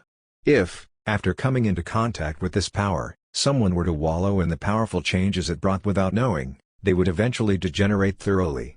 What would someone become if void power corroded them completely? Roy did not know yet, but he thought that they would definitely not have a good ending. Perhaps they might lose themselves and become a complete void monster, and then they would choose to devour continuously because they would never be able to satisfy their hunger. After realizing this, Roy naturally became alert, and he did not hesitate because of this increase in power. Opening the system interface, he used his souls to create a bottle of purification potion and defined its attributes as remove all negative abnormal statuses. After materializing, he immediately raised his head and drank it. This potion actually consumed 1,000 souls, but the result was a powerful potion effect. After drinking it, he opened his attributes panel and checked. He heaved a sigh of relief. This potion really worked, and the void infection status disappeared. Roy threw the empty potion bottle aside and continued pondering. He was sure that what he received should be secondary void power infection because he had not truly come into contact with void power. Ergash had only transmitted it to him through the soul connection. This infection could not be considered true void corrosion, so some means could indeed purify this corrosion effect. But if I encounter true void power, could I still remove it so easily through the purification potion? Roy thought that it was impossible. If it were so easily solvable, Samael and Lilith would not have had such a headache in the Darksider's world. A great demon king could only watch helplessly as his lair was devoured bit by bit. This was the first time Roy had truly come into contact with void power. Fortunately, he had only come into contact with it indirectly. Although he had resolved it, he could understand how dangerous this power was just through this strange spiritual contagiousness. Now, the question was, how did void power corrode Ergash? Where did the void power come from? What was its original source? How long had it been since Ergash was infected? Due to the power levels, the demons that came to this world were basically subordinates of Ergash. In other words, almost all the demons obeyed him. But during the soul connection with Ergash, someone in the upper hierarchy of power like him actually turned his head to seek help from a lower-level power like Roy. What did this mean? It meant that Ergash felt desperate and in despair, so he was desperately trying to grab any straw that could save him. It was unimaginable that a dragon god worshipped as a god of creation would end up in such a state. This made Roy's vigilance against void power deepen. Even someone as powerful as Ergash was helpless after being corroded by void power. This power was too dangerous. So, should I save Ergash? Ha! What kind of joke is this? Although Roy said it earnestly during their soul connection, it was only to break free from the shackles of Ergash's dream. In fact, after escaping and knowing that the void had infected Ergash, he had never thought of saving him. We're unrelated in any way, so how can I take such an immense risk for merely a small number of souls? Roy's soul contact with Ergash was nothing more than to establish a contract with him to get time to stay in this world. It was the request of the demon lords in prison and show. If he wanted to obtain souls from them, he had to stay in this world and think of a way to save them.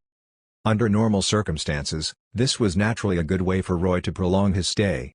However, after discovering that the void had corroded Ergash, this method became extremely dangerous. Merely the soul connection alone had caused Roy to suffer secondary void infection. Wouldn't it be even more dangerous if he signed a demon contract? When signing contracts and leaving the names, what both sides left behind was traces of their power. Who could guarantee that the traces of Ergash's power mixed with the void would not transmit to Roy through the contract? If it really did, then it would not be as simple as a secondary infection. Therefore, Roy almost did not even think about it and rejected the option of saving Ergash, and he did not intend to take the 20 million souls from the demon lords. The reason why he was still thinking about it was that he thought of another more serious problem. That was the possibility of this world being destroyed. There was no doubt about this. Since void corrosion infected Ergash, one of the dragons of creation, then as time passed, he might gradually degenerate into a void creature and eventually lose his will. He would become a monster with only devouring instincts and completely devour this world. The more powerful an existence was, the more dangerous they would be after being infected by the void because once they were corrupted and transformed, it would be immensely difficult for others to have the power to fight them. And Ergash was undoubtedly the most powerful existence in this world. The only one that could match him was the Dragon of Order, Asha. But even Ergash was in this state. What could Asha, who was also injured and recuperating, do? Roy even suspected that Asha might have also suffered the corrosion of void power. He guessed that the reason why Ergash was corroded by void power was most likely because he was constantly absorbing power from all over to repair his body while he was injured and dormant. It was this absorption of power that led to void power entering him. If this guess was correct, then Asha, who was also recuperating, would have a similar action. No wonder it had been difficult for the people of this world to contact the two dragons of creation since 1,000 years ago. Roy did not know the true situation of Asha, and he was only guessing now. But regardless of whether or not Ash's situation was the same as Ergash's, just him alone had the power to destroy this world. As for how long it would take for Ergash to degenerate thoroughly, he was not sure. But judging from the soul connection, Ergash's condition was terrible. Perhaps 100 years, or perhaps 50 years, the void power in him could erupt. Continuing to stay in a world about to face the grave danger of destruction was simply something that only a fool would do. Roy was only a demon lord now, and he could not resist this devastating catastrophe, so he naturally could not stay any longer. However, if he left quietly like this, he would really lose his status. Roy was currently the only demon lord in the world of Ashan. In particular, during this period of time, he had gotten Giovanni to cause trouble in the kingdom of Ergash. This caused the people of the various races to feel danger, so they had already assembled an army again to prepare to attack him. It will be a pity if I leave without a word.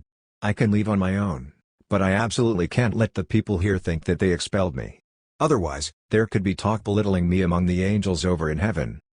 In the darkness, Roy's demon pupils erupted with red light, as though he had made an important decision. Roy stood up and left the secret underground room. He did not even contact the show demon lords and let them continue to wait anxiously.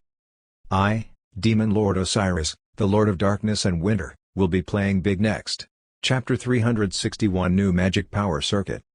When Roy left the secret room and returned to the ground, he could still hear screams coming from afar.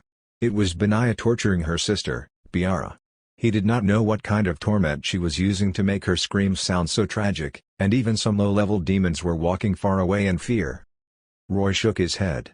To be honest, he could not understand the hatred between the twin demons. They were clearly twins, and they were supposed to love each other. But in the thinking of demons, they were enemies that would not rest until the other party died. He reckoned that Biara must have regretted not killing her sister immediately when she caught her. Now that things had changed, her sister had caught her instead. Perhaps Benaya would only kill Biara after she was done torturing her. But before that, these screams that spread throughout the Urhekel would probably last for some time. Roy did not care too much. After returning to the demon hall, he began planning. He first carefully sensed the pressure exerted by the world's repulsive effect on him and found that if he used all his magic power to resist it, he could stay in this world for a month at most. It could not be helped. He had used the positioning beacon of the Dragon Balls to come to this world forcibly. His initial plan was to come and kill Ziron, but unexpectedly, he completed the promotion to Demon Lord in this world. Especially after Ka-Beleth died, he was now the leader of the entire demon camp. If he were still a high-ranked demon, he might be able to stay in this world for a year or two. In this war-prone world, 1 year was enough for him to harvest numerous benefits. But after becoming a demon lord, the repulsive effect of the world increased, and he did not have much time left. If he could have established a contract with Ergash, then he could have used the power of the contract to resist the repulsive effect. But with Ergash's current situation, he did not dare to have any contact with him. In fact, it was possible to use another method. For example, if he could sign a contract with one of the elemental dragons, it should be useful. After returning from heaven, Roy had already discovered that the angels who stayed in this world had actually signed a contract with the Dragon of Light, Elrith. But Elrith's strength could not compare to that of the Dragon of Order, Asha. This might be one of the reasons why there were so few high-level forces in heaven now. Roy took out the 2 demon Bible stone steelies he obtained from Ka-Beleth's treasury, rubbed them repeatedly, and carefully felt the strange power on them. Although the power on these 2 stone steelies had to do with the world repulsive effect, and they could be seen as a relatively powerful expulsion incantation, they were not of much help to him. But his intuition told him that things were probably not that simple. Be it angels or demons, as their power increased, the repulsive effect they received when entering non-origin worlds would become stronger. It would be fine if it was a high magic world. It might have higher compatibility, allowing angels or demons to stay longer. But if it was a low magic world, then sorry, the compatibility was too low, and it was possible to refuse their entry directly. Therefore, the question was, if it continued to develop in this way, wouldn't Roy become trapped in the abyss after becoming a top demon king? Thinking about how he might really become like this in the future and be trapped in a corner and only able to stay in the dark and silent abyss for a long time, he felt that it was too depressing. Even when he wanted to obtain souls, he could only send his subordinates out and not go on stage personally. In that case, what was the point of demons pursuing supreme power? Therefore, Roy believed that there must be a way to solve this paradox. After all, there were many demons in the abyss who were stronger than him. He did not believe that the Demon Kings did not realize this problem. They must have spared no effort to find a way to break through the world repulsive effect. Roy fiddled with them for a long time and did not figure out a reason. But there was still that one word: intuition. Why did the demon Bible steelies not possess any other power, such as darkness or flames? These were powers that matched the abyss, but not only did the steelies not have these powers, but the world repulsive force suddenly appeared. This was what Roy felt was wrong. That guy Kobeleth would not have thrown these two demon Bible steelies into his treasury for no reason. Perhaps he also noticed their strangeness. But he might not have been able to figure out what these two steelies were for, so after a long time of fruitlessness, he could only toss them away in his treasury. Now, Roy had obtained them easily. Are these steelies some kind of seal? Or some kind of backdoor? Roy guessed. Some backdoor that can protect creatures from other worlds from the repulsive effect? It was not difficult to understand his train of thought and logic.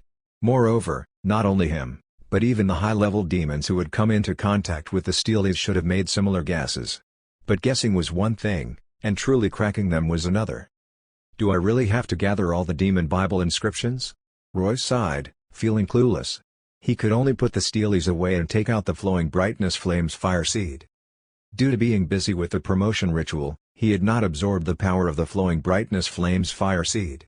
Moreover, there was another reason. He was worried that the power of the flames would conflict with his frost demon bloodline, so he had only been keeping it.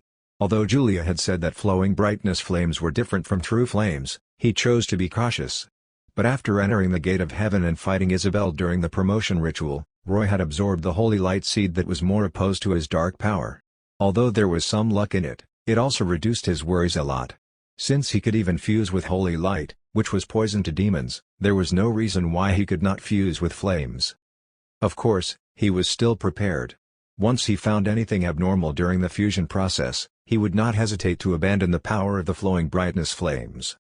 Roy extended his sharp demon claws, held the flowing brightness flame fire seed, and used his magic power to wrap around the seemingly weak fire seed. Then he pinched it and put the fire seed and magic power back into his body.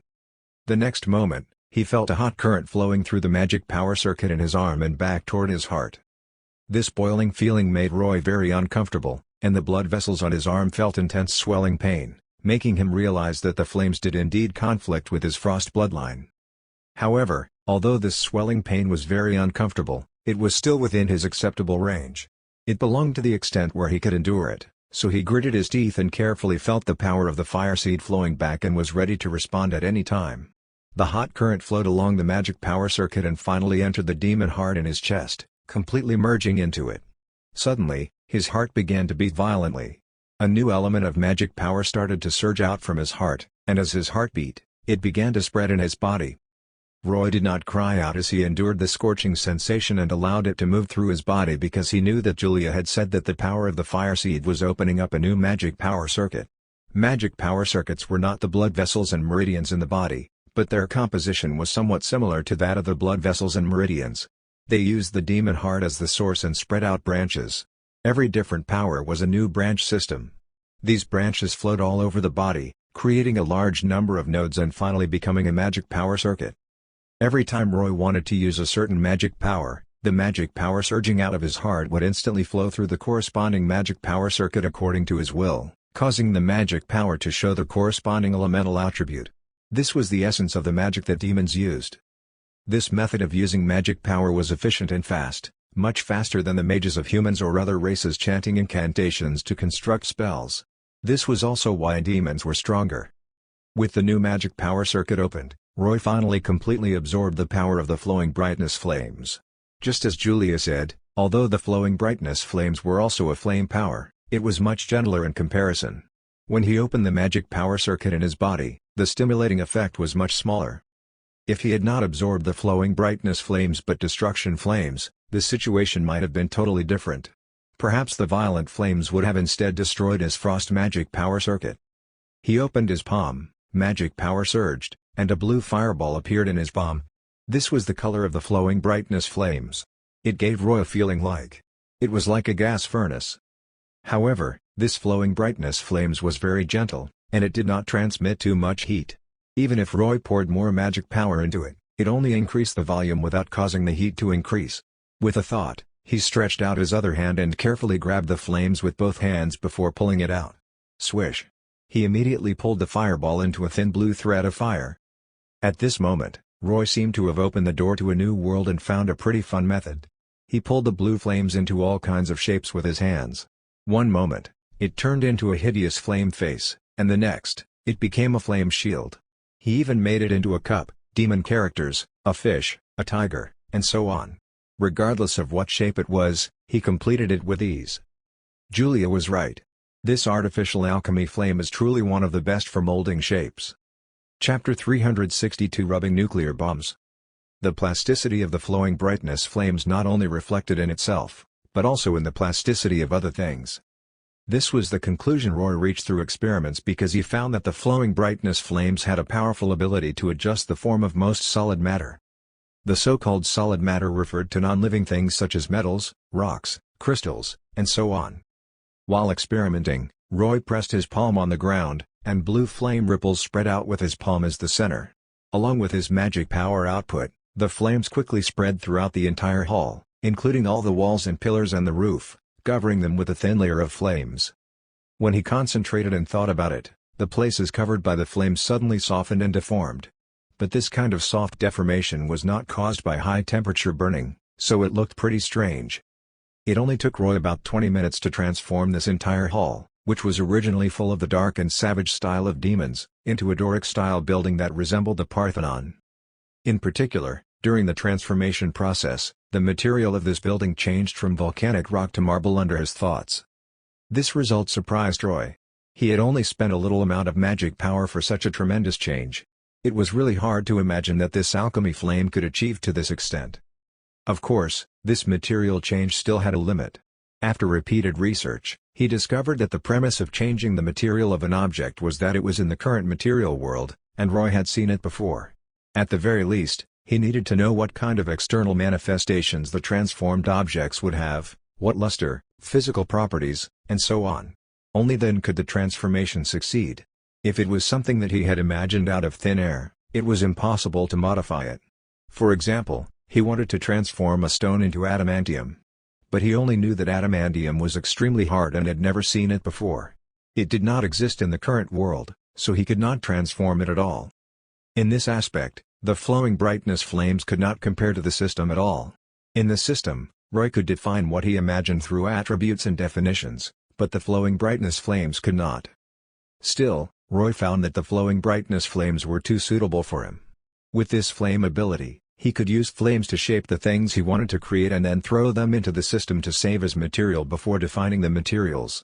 This way, he could quickly create an item that fit his expectations without needing to draw using the system.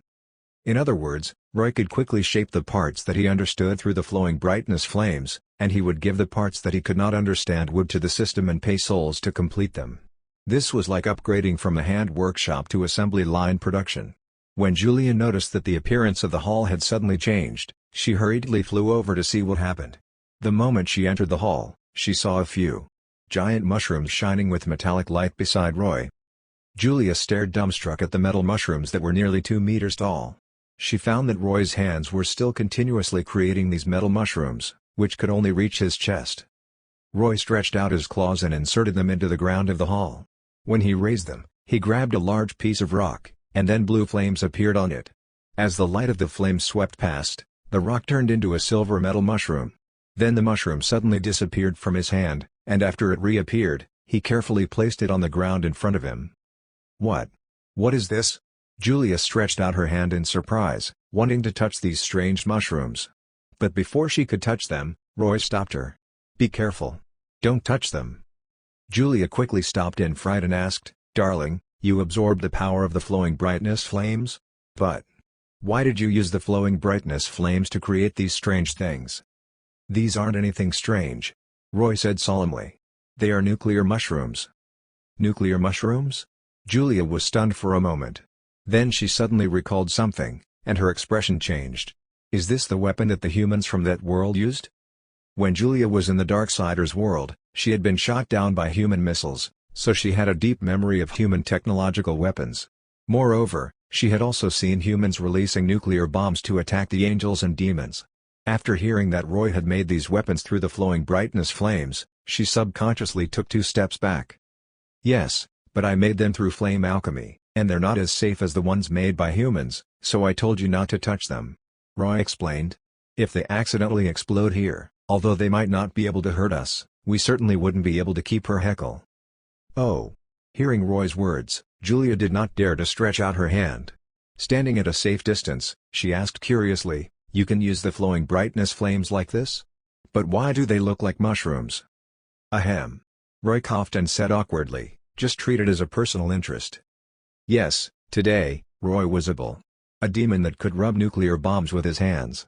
He threw the mushrooms he created into the system to define them, and after taking them out, these mushrooms really became nuclear bombs. The yield was not high, about 2,000 tons. No matter how high it was not impossible to make them, but the consumption of souls would skyrocket, so it was not worth it. As for why he shaped them like a mushroom, it could only be said that every man had a dream of growing mushrooms. Haven't you heard that song?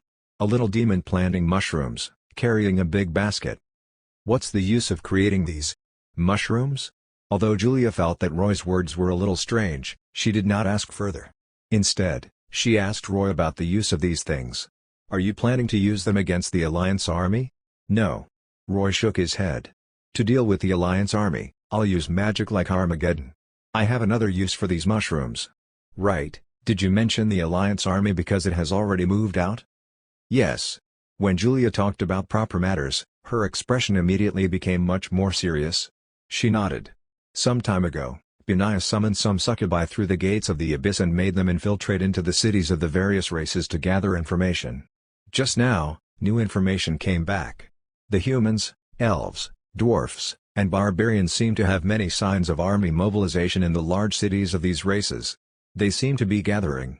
Moreover, during this period of time, various dragons can often be seen flying in the sky. The army portals of some fortress cities are also under heavy guard. It seems like the Alliance army is coming soon." Roy rubbed his chin and pondered. If they abandon their prejudices, then they can use one another's army teleportation nodes, and the Alliance army will be faster. In less than a month, the Alliance army will reach EFO. Julia nodded. "And this time, the scale of the Alliance army will probably be beyond imagination. We may have to face the top forces of the various races. Dear, we have to prepare early. We need to summon more demons from the abyss." Roy nodded. He knew very well that among the top forces that come with the Alliance army, Isabel, who had become a seraph, would definitely appear. In addition, there should be the legendary figures in the Ashan world, such as the Gold Dragon Queen and the Titan King. Perhaps it was because of the appearance of Kabelith and Roy that the various races realized that the demons seemed to want to open the show prison and release the other demon lords imprisoned inside. To them, this was an incomparably immense crisis of survival, so in order to defeat the demons, the various races really went all out. However, Roy rejected Julia's suggestion of increasing troops. "There's no need to continue increasing troops. Then we might be really hard-pressed," Julia said. "Don't worry." Roy's eyes gleamed as he pointed at the nuclear mushrooms in front of him. "It's best if the war is in EFO. When the Alliance army arrives, I'll give it a huge surprise." Julia thought of something and said in surprise, "You mean?" "That's right. Send people. I want to plant these mushrooms into all the volcanoes in EFO." Chapter 363 Soldiers at the City Wall. Becoming a demon lord not only increased your status among demons, but it also increased the hostility and vigilance from other races. Not to mention, the T-virus that Roy spread in the Ashan world had brought great disasters to the people of this world. In fact, even if he had not done anything, the people of Ashan would definitely want a crusade against him. Just like in games where heroes fought against a demon king, Roy was now the demon king to be defeated. To be honest, Roy was already long accustomed to this situation. His demon identity was a natural taunt machine that taunted others wherever he went, continuously attracting a steady stream of heroes who wanted to defeat him. The only thing Roy had to do was to slap these heroes to death. This was the professional ethics of being a demon. With the passage of time, more detailed information came back 3 days later. The Haven Church of Arathia, the mages of Bricada, the elves of Avli, the dwarfs of Grimheim, and the orcs from the various tribes of the east had almost all poured out. They mobilized most of their forces in their respective countries to participate in this crusade. The Alliance army had an unprecedented number of 2.4 million. Such a large number raised the morale of the Alliance army high. They even shouted the slogan of the crusade, openly eliminate Demon Lord Osiris and raise Eophol. Yes, after gathering such a large army, the upper echelons of the Alliance naturally did not just want to kill Roy, a single Demon Lord. For hundreds of years, the various races of Ashan had suffered from the demon invasions. Every lunar eclipse would bring about huge disasters because of the demon invasion. So this time, they wanted to destroy the demon's foothold in Ashan completely, drive the demons back to Sho, and reinforce the seal of the Sho prison to obtain a longer period of peace.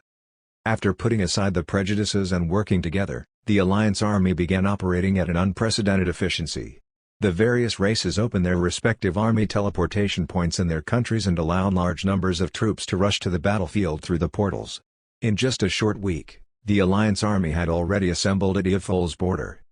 More than 2 million troops lined the border and tightly surrounded Eophol's paths to other countries, making sure that no demon would be able to escape.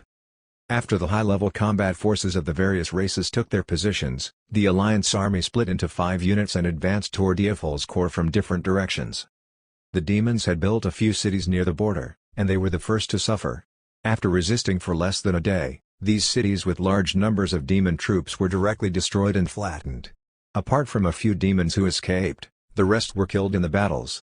Furthermore, because of the presence of angels, the souls of many demons could not even escape back to the abyss and were directly purified. When Roy first took over Kabeleth's forces, many high-ranked demon heroes had joined him. So in the process of the Alliance army pushing forward, a lot of these high-ranked demon heroes died. Although the number of demon troops they led was numerous, it was not enough in front of the Alliance army.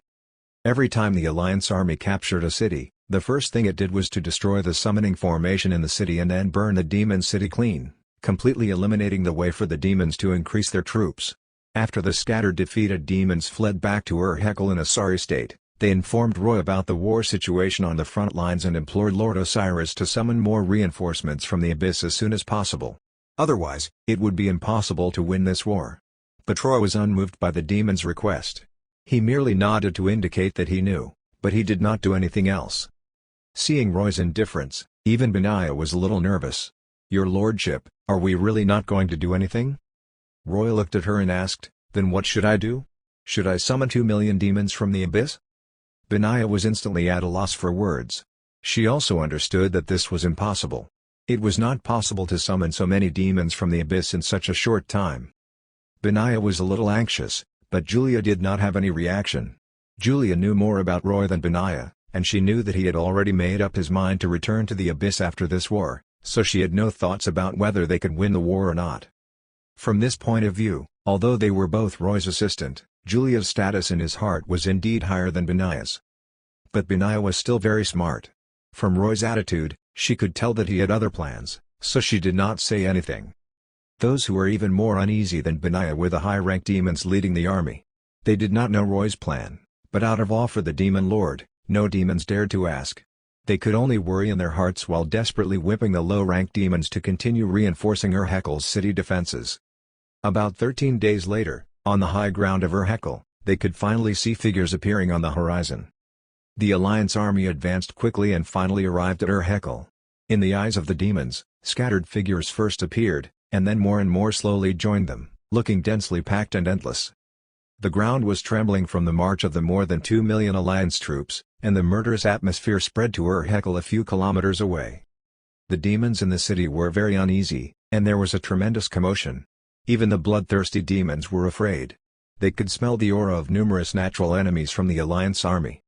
At this moment, Roy led Julia and Benaiah out of the main hall and came to the top of the city wall. Fat Tiger's massive body followed behind them, but he seemed to have sensed something and had his tail clamped between his legs as he walked. The first scene they saw was hundreds of behemoths. They had thick iron chains tied around their necks as the orcs controlled them to move forward. The orcs rode on rhinos and kodo beasts, beating their war drums, making thundering sounds as they moved through the gaps under the feet of the behemoths. Behind them, there were some muscular cyclopes and titans about the same height as the behemoths. Erathia's cavalry was donned in thick steel armor and rode on their warhorses rhythmically. The elven girls alongside them were riding unicorns, and the dwarfs had short legs, so they looked a little awkward walking. They had to work hard to keep up with the pace of the army, But without exception, they were all carrying giant hammers. These heavy weapons made it impossible for others to ignore their strength. Farther behind were the mages, the elven rangers, and the Haven crossbowmen. These long-range troops were well protected in the formation by the other troops. Along with them were hundreds of catapults and ballistas. Under the continuous blessings of the Haven priests, they advanced with high morale. In the sky above the Alliance army, flying creatures that covered the sky had long blocked the light of the sun. They were like dark clouds as they slowly moved along with the troops below. From afar, it was easy to identify all kinds of different species: emerald dragons, green dragons, gold dragons, red dragons, black dragons, and even some beautiful white dragons and colorful fairy dragons. It could be said that most of the dragon species could be seen here. Beside these dragons were small griffins and hippogriffs, and knights were riding on the backs of these griffins and hippogriffs. Under the control of the knights, these small flying troops were flying agilely between the gaps of the wings of the dragons. But they only dared to fly close to the dragons and did not dare to approach the fire phoenixes full of flames. Although there were not many of these fire phoenixes, they were existences that could rival the dragons. As for the natural enemies of the demons, the angels flew higher. During Roy's Lord promotion ritual, he had slaughtered many angels of Cloud City. But it was unknown what method Arathia used, but hundreds of angels appeared in the Alliance army. Although they were all low-level two-winged angels, the one leading them was Seraph Isabel. She flew to the front of the angels, and her enormous fluttering golden wings were so eye-catching. And as long as the Haven troops of the Alliance army below looked up and saw her wings, they would have endless courage. Sure enough, she appeared. It seems like she prefers being an angel than a queen. Roy grinned. On the other hand, Julia and Benaiah looked at Isabel in surprise. They did not know that Isabel had become a seraph. After all, they did not follow Roy into Cloud City at that time, but they remembered Isabel, the queen who had given birth to the Dark Messiah. They did not understand what had happened. Why had a human become a seraph? What a terrifying formation! Julia muttered as she looked at the size of the Alliance army. Even His Majesty Samael and Lilith would find such an army troublesome, right? That's not necessarily the case. If they were here, the demon forces they brought would have likely been not any fewer. Roy replied casually and said to Benaiah, "Take it out." Benaiah nodded and got some demons to carry a large altar over. This was the altar in the underground room. Roy got Benaiah to take it out entirely. After injecting magic power, the magic formation in the altar lit up. After 20 days, Roy finally contacted Show Demon Lords again. Osiris. As soon as the screen appeared, Deolin's exasperated voice came. "Damn it, what the hell are you doing? You're only contacting His Excellency Ergash. Do you need to delay for so long?" Behind Deoland, the figures of the other demon lords also appeared. But before they could continue asking about the contact, Roy spoke first. Roy raised his index finger and said to Deoland on the screen, "Don't talk. Look." He had especially moved the altar to the city wall to let the demon lords take a good look at the overwhelming Alliance army. Sure enough, after seeing the scene of the army pressing forward, the demon lords were immediately dumbfounded like ducks being strangled. Chapter 364 Boss of Jiangnan Leather Factory. After seeing the size of the Alliance army, even Deoland and the others were alarmed. They knew very well that Roy had just become a demon lord not long ago. Even if he took over the demon army under Kabelith, it was impossible for him to have too many troops now, and it was impossible for him to win against so many enemies. "No wonder you haven't contacted us for so long. You were preparing for war," Deoland said. "Lord Osiris, you're in big trouble this time." Roy nodded and said to Deoland on the screen, "That's right. Lords, it seems like I won't be able to fulfill my promise to you. If nothing unexpected happens, even if I don't die after this war, I'll definitely be expelled back to the abyss. I can only trouble you to stay and show for a while longer. Perhaps in another 100 years, you will be able to escape on your own." It would have been fine if Roy had not said this, but after saying this, Deoland and the others felt that things were not good. In the past 1,000 years, they had been going crazy in show. It was not easy for them to see the light of breaking free, but in the blink of an eye, the light dimmed. Moreover, it would take another 100 years to escape? No, it absolutely can't be like this. "Lord Osiris, you can't give up on yourself," Deoland said hurriedly. "You're a demon lord and the ruler and sovereign of all the demons in the world of Ashan. No matter how powerful the enemy is, you should be able to make them pay an immense price to force them to withdraw their troops." But before he could finish speaking, Roy raised his palm. "Stop. Everyone, what's the use of just talking? You have to understand that I'm merely a newly promoted demon lord. If I had some time to accumulate, I might have been able to deal with it calmly. Unfortunately, you should be well aware that the natives of Ashan won't give me this time. Deoland and the other demon lords could not help but look at each other when they heard this. They naturally understood this, but they could not think of anything else to say to motivate Roy. At this moment, Roy continued, I only contacted you this time to tell you that the situation is not good. If anything happens to me, you should think of another way. With that, he pretended to close the magic communication. Wait. Wait. Deoland shouted hurriedly. Wait a little longer. What else do you want? Roy looked unhappy. Deoland could not worry about so much anymore. He turned his head and chatted with the other demon lords behind him in the demon language. Their voices were very low, so Roy could not hear what they were saying. He only saw that two demon lords were agitated and shaking their heads while the others were hesitating. Only Deoland seemed to be trying his best to convince them. After Roy waited for a few minutes, the demon lords seemed to have finally reached an agreement. Deoland turned his head and said to Roy, Lord Osiris, I'm not afraid to tell you the truth. You're indeed our only hope to escape now, but if you can't survive this, then all our hopes are useless. We've discussed it. Since our interests are the same, we can't let you face this predicament alone. So, we've decided to give you some help. Deoland paused and raised his index finger. We will pay you 10 million souls in advance. After the battle starts, get your demon troops to hold on for a while, and you'll devour these souls as soon as possible to maximize your strength. I believe that with so many souls supporting you, you'll be invincible. Even if you lose the war, you'll be able to escape safely. But Roy shook his head. No, although 10 million souls is very tempting, it's equivalent to me staying and fighting with many enemies. This is extremely dangerous for me. If I'm not careful, I might be killed. Do you see the angels in the sky? If I'm killed, perhaps even escaping back to the abyss is an extravagant hope. I won't take the risk for so few souls. Everyone, I appreciate your kindness. After my troops finish fighting, I will directly return to the abyss. If there's a chance, let's meet again in the abyss. Deoland and the others were stunned when he rejected the 10 million souls, especially the two demon lords who shook their heads and did not agree to this proposal. They were worried that Osiris might be using this war to threaten them, so they were very unwilling. Now, they realized the seriousness of the problem after Roy rejected them directly. No, Lord Osiris, listen to me. Deoland said. You understand wrongly. The funding of these 10 million souls isn't to get you to stay behind to fight with your life on the line. They just allow you to save your trump cards, use them to strengthen yourself, and think of a way to break out of the siege. As long as you can continue to stay in this world and release us, then when we gather the power of all the demon lords, we can counterattack. Roy hesitated and pondered for a long time before finally sighing. Okay, let's make it clear first. I can't guarantee my survival. As you can see, Hekel is heavily surrounded, and it's exceedingly difficult for me to escape. In case I can't escape, your funding may really be in vain. Even so, are you willing to fund me? No problem. Deoland exchanged glances with the other demon lords. After seeing them nod, he gritted his teeth and said to Roy, and our previous promise is still valid. As long as you can let us escape, we'll still pay you the remaining 10 million souls after we come out. Okay, I'll try. Roy looked reluctant. Afraid that Roy would not do it, Deoland quickly teleported several soul contracts over through the teleportation formation. 10 million souls are in here. Open them and use them as soon as possible. Roy nodded. Okay. I'll focus on resolving the war.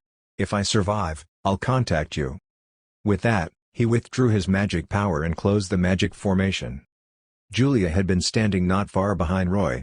When he was communicating with the demon lords, she had not made a sound.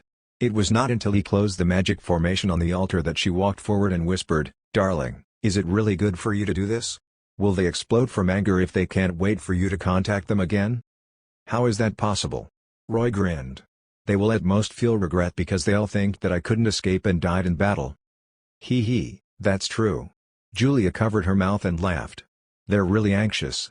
They actually forgot to ask if you've contacted Ergash, signed a contract with him, and can continue staying in Ashan. It's normal. Demons are selfish. And demon lords are no exception. Roy said. It's about whether they can get out of the prison suffocating them, so the first thing they think of is themselves. As for Ergash, they will naturally choose to forget him. It's just a pity that you only deceived 10 million souls. Julia said regretfully. I initially thought that they would spare no effort to support you and pay you all 20 million souls in advance. On the contrary, I originally expected them to pay only a few million souls first. Roy smiled. I thought that with their cunning personality, they would be more cautious. 10 million souls has already exceeded my expectations. That's right. From the beginning, Roy had already made up his mind to run away with the money. He planned to follow the example of the boss of the Jiangnan leather factory and leave with his sister-in-law. The reason why he contacted the demon lords was just to make some money before leaving. In particular, he specially dragged the massive alliance army to gather outside Ergash before contacting them. With so many actors acting together with him, it was easy to create a desperate atmosphere.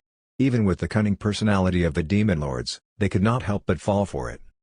Deoland and the others were hoping that Roy could break out of the siege and then make a comeback. In their opinion, Roy was now the ruler of the entire demon camp, standing at the peak of power and grasping supreme authority. With such a high status, how could he bear to give up and escape back to the abyss? However, they did not know that when Roy contacted Ergash, he was vigilant enough to sense the immense crisis hidden in the depths of this world. The void corrosion in Ergash could suddenly erupt at any moment, causing this world to face the disaster of destruction. At that time, even the demon lords would not be spared, so Roy did not care about this world at all. This misconception allowed him to fool Deoland and the others. Under their crisis, they lost their cool, and he smoothly dug out 10 million souls from their hands. With so many souls, it could be said that Roy had made a killing in this Ashan world, and there were no longer any reasons for him to stay. During the time Roy and Julia were communicating, the Alliance forces have completely assembled. They did not even intend to rest. With the war drums beating, they could not wait to start the attack. Roy's final battle in Ashan began. Chapter 365 Cataclysm 1. The Alliance army's crusade against Ergash began, and the first to attack was the hundreds of catapults. These catapults looked different in styles because various races made them. The orcs' catapults were simple and crude, while the humans were finely crafted. As for the elves, theirs looked slender. But regardless of what race made the catapults, they had enough tonnage and looked gigantic. When the winches pulled back the thick arms bit by bit until they laid flat, the cyclops or titans waiting at the side would carry boulders weighing hundreds of kilograms or even nearly a ton and place them on the throwing arms. When these steps finished, soldiers would cut the restraining ropes and cause the throwing arms to spring back suddenly. The arms would throw these heavy boulders out and smash them at the city wall of Ergash with tremendous kinetic energy.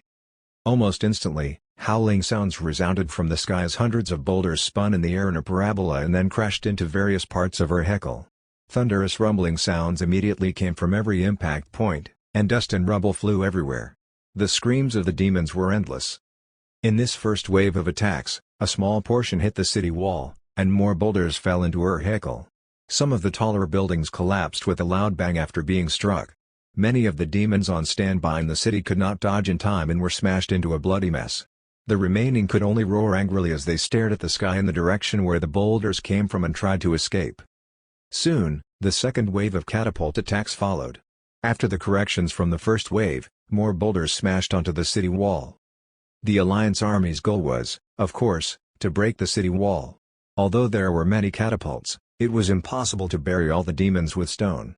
The final goal of the war was to attack the city. With the cover of the catapult attacks, the behemoths formed an assault force and approached the city wall. They only stopped temporarily about 300 meters away from the city wall to wait for the catapults to continue bombarding. Facing such a massive attack, even Roy was shocked. Apart from commanding the demons to defend, he did not have a better way to deal with it. Of course, the demons in the city were also using the catapults to fight back. The boulders flying out of the city crossed with the boulders thrown by the Alliance army in the air, but they appeared so scattered and sparse. Although the boulders crashed into the Alliance army formation, most of them landed where the behemoths were.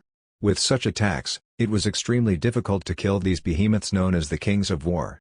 Instead, after being hurt, they roared again and again. After the casualties of many demons in Ergash, the pervasive smell of blood stimulated the remaining demons and aroused their ferocity.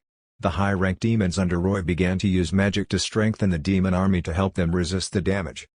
Not only was the Alliance army waiting, but the demons were also waiting for the city wall to collapse to fight against the Alliance forces rushing in. The city wall of Ergash was clearly not going to last long. Although this was the headquarters of the demons, and it could be considered sturdy, because Demon Lord Ka-Beleth had entered the true name Liberation State and transformed into the Inferno Overlord, he had melted a lot of the city wall. Although it had been repaired afterward, it definitely could not compare to the original state. What happened next was not beyond the demons' expectations. A repaired section of the city wall was the first to collapse. When the city wall on the side collapsed in smoke and dust, excited cheers came from the Alliance army. This collapsed section was a signal for an all-out attack.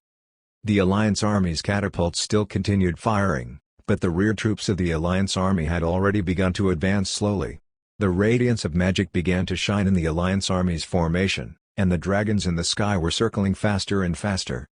After holding on for a few more waves of attacks, the front wall of Erhakel's city gate finally collapsed in deafening sounds.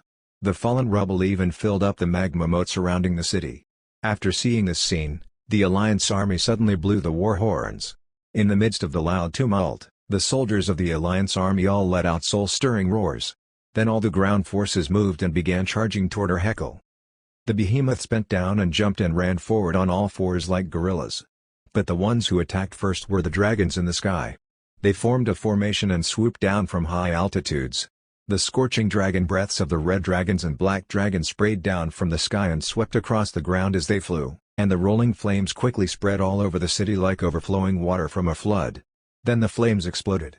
Large numbers of demons scorched by the dragon breath screamed and rolled on the ground, attempting to extinguish the flames. But facts proved that these actions were futile. In the end, they could only be burned into demon skeletons. The breaths of the green dragons and emerald dragons focused on the remaining sections of the city wall. Their acid corroded the city wall and accelerated the collapse of the defenses of Erhakel to provide greater combat space for the Alliance army. As for the gold dragons with incomparably hard dragon scales, they directly dived down and crashed onto the city ground.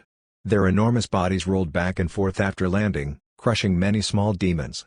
After the gold dragons turned over and got up, they immediately roared and began fighting the demons. There were also gigantic flame tornadoes in many places in the city. These were caused by the fire phoenixes dancing with their big wings in the sky. As for the Griffin Knights, they nimbly shuttled through the sky while throwing javelins at the demons from above. These javelins also carried immense kinetic energy when they shot down from the sky. They pierced through some of the demons and stuck them to the ground, causing them to be unable to turn around at all as they roared in pain. This battle was almost one-sided. After all, the demons did not have an advantage in numbers. So after seeing this situation, Roy and the others took action. His palm pressed on the ground, and a flame wave of the flowing brightness flames spread out from his arm. The demons that the flames touched were immediately enveloped in a ball of flowing brightness flames. The rocks under their feet turned into liquid and covered their bodies, and the flowing brightness flames refined them into steel armor that wrapped their bodies, causing many low and even middle-rank demons to have the means of survival. Roy's flowing brightness flames spread swiftly, soon covering half of the city and quickly arming nearly 10,000 demons. In fact, this was the greatest effect of the flowing brightness flames. With the immense magic power of a demon lord, it could instantly arm a demon army. Several dragons in the sky saw what Roy was doing, so they immediately turned around and rushed down at him. But before they could reach him, they saw 3 bloody mouths coming at them. Fat Tiger jumped up, bit a golden dragon's neck in other parts, and forcibly dragged it down from the air. Then the 2 giant beasts began to fight desperately. Julia and Benaiah intercepted the remaining dragons. Benaiah's flame whip flew out and wrapped around the horn of a green dragon. She could not pull the dragon down, but she could jump onto it with the help of the whip. After stepping on the green dragon's forehead, she squatted down and pressed her palm on its head. After a circle of pink magic power light spread, the dragon's mind became confused in the next second. It turned its head and bit at its dragon compatriot. As for Julia, she spread her flame wings and flew into the air. Holding her fallen angelic sword, she quickly cut off the wings of an emerald dragon, causing it to fall to the ground. Before the emerald dragon could get up, golden flames burst from the sky and slammed into the emerald dragon. The moment the golden flames touched the emerald dragon, they suddenly exploded and enveloped its enormous body. The emerald dragon only had time to let out a tragic roar before the incomparably violent flames melted it into a pile of charred bones. This was the horror of the destruction flames. Its incredibly high temperature was comparable to the temperature on the surface of the sun. The stronger the magic power, the higher the temperature. There was almost nothing the destruction flames could not melt.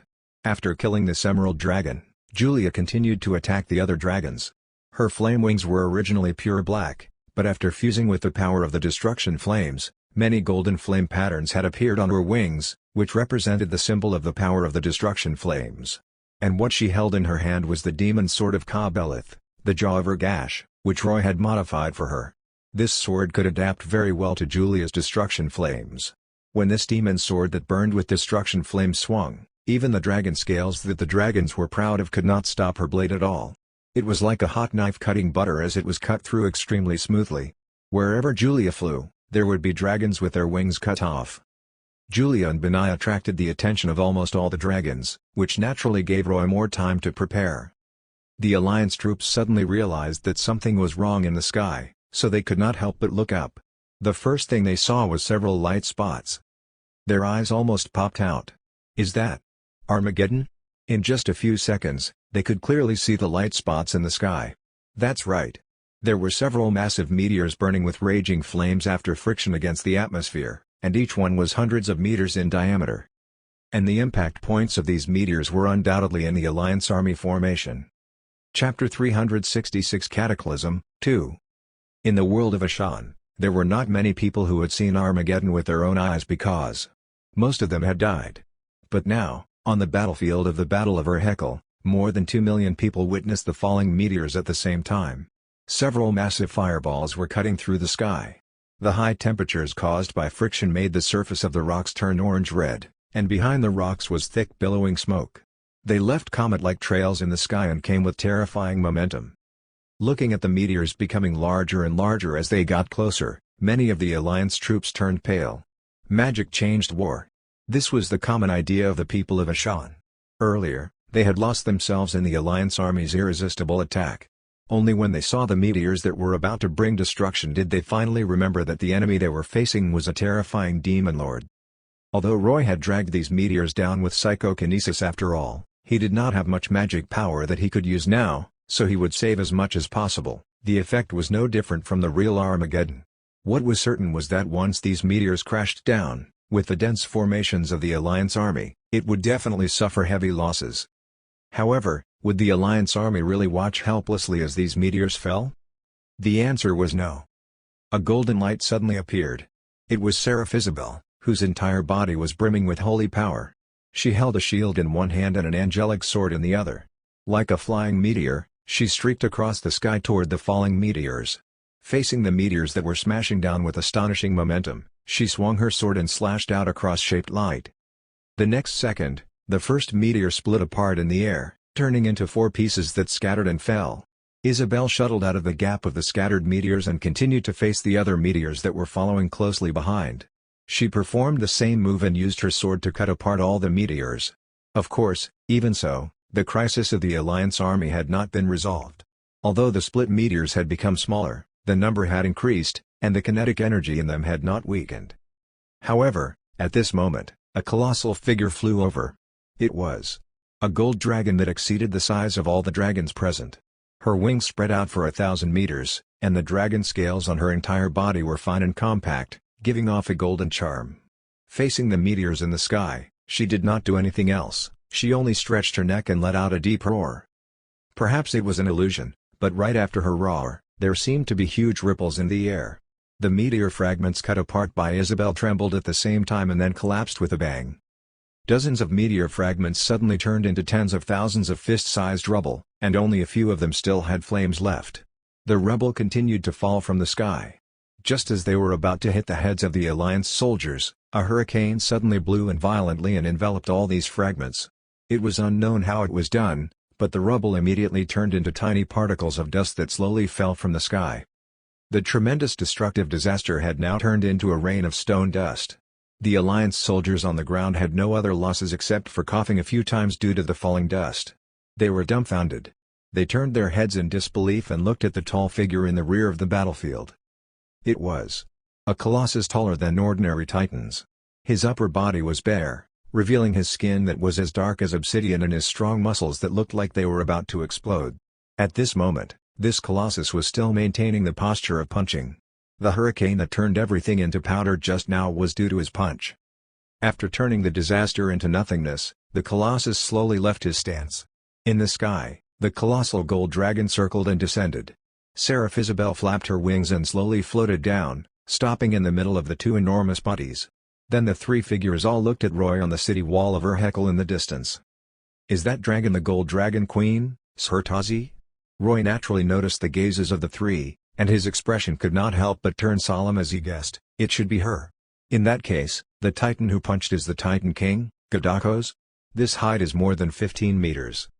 In the books in the library of Olympus, Roy had seen records of the Gold Dragon Queen and the Titan King. According to the books, the Gold Dragon Queen, Sir Tazi, and the Titan King, Gadakos were the oldest existing dragon and Titan. Especially Sir Tazi, she was a survivor of the ancient wars. Gadakos was slightly younger, but he was only 100 years younger than Sir Tazi. Mythical creatures such as dragons, titans, or angels and demons, as long as they had not entered the decline period, the older they were, the stronger they were. This was already a consensus. Except for the few elemental dragons now worshipped as gods, Sir Tazi was the current king of the entire dragon race. Even the wild red dragons and violent black dragons had to admit that Sir Tazi was the leader. It was the same for Gadakos. He was now the leader of the Titans, and the Titans called him Elder. Among the Titans, the stronger the strength, the taller the height. And his height was almost more than half the average height of his race. In addition to Isabel, who had just become a new seraph, the Gold Dragon Queen, Sir Tazi, and the Titan King, Gadakos, who were the greatest stabilizing forces in the Order camp, would not easily appear unless the world encountered a grave disaster. If Roy had not appeared, they would have joined forces to deal with Demon Lord Ka-Belith. But now, because Ka-Belith was dead, their target had become Roy. Although he was already mentally prepared to face these king-level existences, he still felt pressure seeing them appear. Although the three of them had attacked together to destroy his Armageddon, in fact, each of them had only made casual moves and did not use all their strength. It was just a display for others to see. Destroying the meteors was only a demonstration announcing their existence to Demon Lord Osiris. They might not necessarily fight against Roy personally. But with these three formidable existences, if he wanted to use powerful spells, he had to consider it carefully, because after using them, the other party might easily resolve them, and it would become a waste of his magic power. Roy understood the meaning in their gazes and could not help but grin. "Interesting. Are you telling me that the war still depends on people? Or do you want the Alliance army to kill me to increase their confidence in resisting evil?" The top experts of Ashan were in an awkward situation that they could not answer. There were still many demon lords in show, but there were few who could fight against demon lords now. Even Seraph Isabel had been chosen by the Dragon of Light, Elrith, to become a seraph with his power. Perhaps thinking about the prophecy that the show demons would escape from their prison, Sir Tazi, Gadakos, and the others wanted to use this crusade to leave some hope and seeds for future generations. Roy could roughly guess what they were thinking, but he did not intend to expose them. After all, he was not so foolish as to really charge forward to fight against Sir Tazi and the others. If they wanted to stabilize the situation, then it was fine to stabilize the situation. Thus, Roy did not make any big moves again. He only stood on the city wall to supervise the battle. After seeing that Roy did not move, Isabel, Sir Tazi, and Gadakos did the same. The demons were utterly suppressed in the battle. After all, even the demons could not use the power of one race to fight against several races at the same time. The disparity in military strength was too great, so other than high-ranked demons, the low and middle-ranked demons were killed one after another. The lucky ones could have their souls returned to the abyss, and the unlucky ones would be directly eliminated when they encountered the angels of the Alliance army. Tens of thousands of demons died in less than an hour. Although the remaining high-ranked demons were still doing their utmost to resist, they had to face more and more enemies, forcing them to keep moving closer to Roy. Outside the city, Sir Tazi and the others naturally saw this situation. If they had been worried before, then as the battle progressed, they gradually felt relieved. As long as the Alliance army eliminated the demon army, even Demon Lord Osiris, who was alone, would be overwhelmed by the massive number of the Alliance army. The victor of this war had been determined. At this moment, Julia, Benaiah, and the others were panting as they flew near Roy. Fat Tiger had wounds all over, and his three heads were sticking out their tongues and gasping for breath. There were also 5 high-ranked demon heroes under Roy. Their armor was in tatters, and they were in a sorry state. Outside the city wall, gigantic boulders thrown by the behemoths were constantly smashing at them. The dragon breaths of the dragons in the sky also continuously sprayed down. Anyone who saw this scene on the battlefield would feel that the demons were at their end. Of course, the Alliance soldiers thought the same way. Their morale was high as they continuously surged into Ergash from the collapsed city wall. Even if they encountered dying demons, they would stab them twice, not letting them go. After rushing into the city, they kept charging toward the inner city wall and imagined themselves being able to cut off the head of Demon Lord Osiris in front of everyone.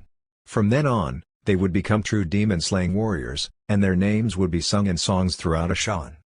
But what they did not know was that Roy felt that the time had come, so he opened his palm, and a strange device with a button appeared in his hand. Then Roy pressed the button with his thumb without hesitation. Boom! Chapter 367 Cataclysm, 3. Eophol was the most barren and worst land in the entire world of Ashan. In Eophol, there were a total of 67 volcanoes of various sizes, and most of them were active volcanoes. When the demons wanted to gain a foothold in Ashan, Eophol was their ideal choice. Especially because they needed to build cities, they detonated many volcanoes, causing the magma to gush out and spread poisonous gas, thereby transforming the environment into one suitable for the demons to stay. Overall, the entire geology of Eophol was actually very fragile. The reason why the demon camp chose Ergash as their headquarters was that there were 6 large volcanoes within 40 kilometers of the city. These volcanoes erupted all year round, filling this place with the smell of magma and sulfur. Intense heat and poisonous gas continued to permeate here, and the environment here was the closest to the abyss. The moment Roy pressed the button, the 6 volcanoes around Ergash began to rumble. Roy had not hesitated to create numerous destruction mushrooms. 1. The author decides to change the name of nuclear mushrooms. Before the Alliance army entered Eophol, he had arranged for people to place them in all the volcanoes in Eophol, and he created a general control button so that he could detonate these destruction mushrooms with his magic power. A destruction mushroom had a yield of 2,000 tons. What kind of concept was it when one exploded? It was an immense force that could flatten a radius of 10 kilometers. And what would happen when all these destruction mushrooms exploded in the already boiling volcanoes? A deafening bang spread throughout the entire battlefield. All of the Alliance troops were shocked, and their movements stopped in unison. They did not know where this sound came from. At present, they seemed to be fine, but after hearing the sound, for some reason, they felt a strong sense of unease in their hearts. What happened? Did the Demon Lord attack? But I don't see the light of magic. The direction of the sound seems to be coming from very far away. The Alliance troops engaged in a flurry of discussions. At this moment, more than a minute had passed since they heard the sound. Just as they were nervous, an Alliance soldier was the first to discover that the ground seemed to be trembling. Soon after, more and more people felt the ground trembling, which meant that the trembling was rapidly increasing. In just a few seconds, the trembling turned into violent shaking that was comparable to a magnitude 8 earthquake. Many Alliance soldiers were panic-stricken and could not stand straight. They fell to the ground, and their entire bodies were dizzy from the shaking. The war horses of the Haven Knights were frantically neighing. They, who had been domesticated to be obedient, shook off the knights on their backs after a few bumps. Then they broke through the crowd and escaped into the distance. It was not only the war horses but also the animals that the other races had domesticated to be mounts. The battlefield became chaotic all of a sudden as everyone was in a complete mess. In the sky, the birds living in Eophol were flying in large groups and making all kinds of shrill cries as they quickly flew out of Eophol. At this moment, the tremors of the ground suddenly subsided. The entire battlefield suddenly became silent, leaving only the cries of birds lingering in the distant sky. The soldiers of the various races looked at this scene in doubt. The trembling of the ground stopping should be a good thing, but for some reason, they did not feel relieved at all. They only felt that something was suddenly gripping their hearts tightly. In this strange calm, they felt their blood run cold as a terrifying sense of crisis was firmly grabbing them. Not good. Retreat. One of the Elven heroes was the first to react, but just as he shouted in panic, another deafening roar suddenly came. This time, the sound was even louder and more terrifying than before. It was as though a frightening thunderclap had directly blasted in their ears. All the Alliance soldiers turned deaf, and this instead caused their ears to quiet down, leaving only the ringing in their ears that kept reverberating. In this deaf world, the Alliance soldiers were dumbstruck as they stared at the entirely dyed red sky. It was from volcanoes erupting tens of kilometers away. The 6 volcanoes burst at the same time. Scarlet magma and black smoke soared into the sky, going hundreds of meters into the sky under the tremendous pressure. Countless burning rocks flew in all directions like fireworks. At a speed of more than 300 kilometers per hour, they streaked across the sky with thick billowing smoke, looking like flowers of destruction. The dragons and angels flying high in the sky looked farther away. They were horrified to find that not only were the volcanoes around Ergash erupting, but even farther away, they could see magma flames soaring into the sky. From the east to the west, from the south to the north, they could see red-dyed clouds in every direction. With the eruption of the volcanoes, a massive earthquake from farther away than before followed closely. Under Eofol's charred ground, it seemed as though some terrifying creature was stirring and churning, and the earth was undulating violently. An enormous crack first appeared on the plain in front of Ergash. It tore apart the fragile or hard ground along the way and quickly spread forward while continuously diverging into branches. The appearance of this crack brought with it a bottomless crevice, and all the Alliance soldiers in its path screamed as the crevice swallowed them. The crack also spread in the direction of Ergash. It affected the southwest side, and half of the city sank. Retreat. It was unknown which Alliance hero burst out with a heart-wrenching cry on the battlefield. This time, the Alliance troops, who had just recovered their hearing, heard it clearly. After returning to their senses, they immediately threw down their weapons and ran back without even thinking. However, under such a massive geological disaster, how could they escape? Moreover, the Alliance army was in dense formations during the war because of their advantage in numbers. How far could so many people escape in a short time? Screams and rumbles intertwined and echoed on the battlefield. In less than a minute, the cracked ground devoured more than 200,000 people. What was even more terrifying was that no matter how far they ran, the ground was constantly cracking around them. This unimaginable earthquake did not just spread around Ergash, but it spread throughout Eofol. The land creatures running on the ground were facing a catastrophe. Even existences like behemoths and titans were screaming as the earth swallowed them. Only the flying creatures were unaffected and relatively safe. But this safety only lasted until a volcanic rock from the eruption smashed against the head of a dragon. The volcanic eruptions brought about not only a doomsday-like earthquake but also a vast amount of poisonous smoke and rock cannonballs flying in all directions. These rock cannonballs of various sizes carried immense kinetic energy as they crossed tens of kilometers in a short time and splattered onto the battlefield. Therefore, the flying creatures also welcomed a catastrophe. A griffin unfortunately ran into a 2-ton flying rock. After the rock brushed past its body, half of the griffin's body disappeared, and missing together was the griffin knight on its back. The remaining half of the griffin spiraled to the ground and crashed into an elven ranger who was running desperately, turning the other into a flesh and blood pancake. A red dragon was incessantly flapping its wings and flying forward. He crashed into several smaller flying rocks one after another. Although he was not as miserable as the griffin due to the protection of his hard dragon scales, the immense kinetic energy still sent him tumbling in the air. Just as he adjusted his flying posture and was about to continue flying, a gigantic rock cannonball about 1,000 tons slammed into him and smashed him down from the sky. The angels were also fleeing, but they were smarter.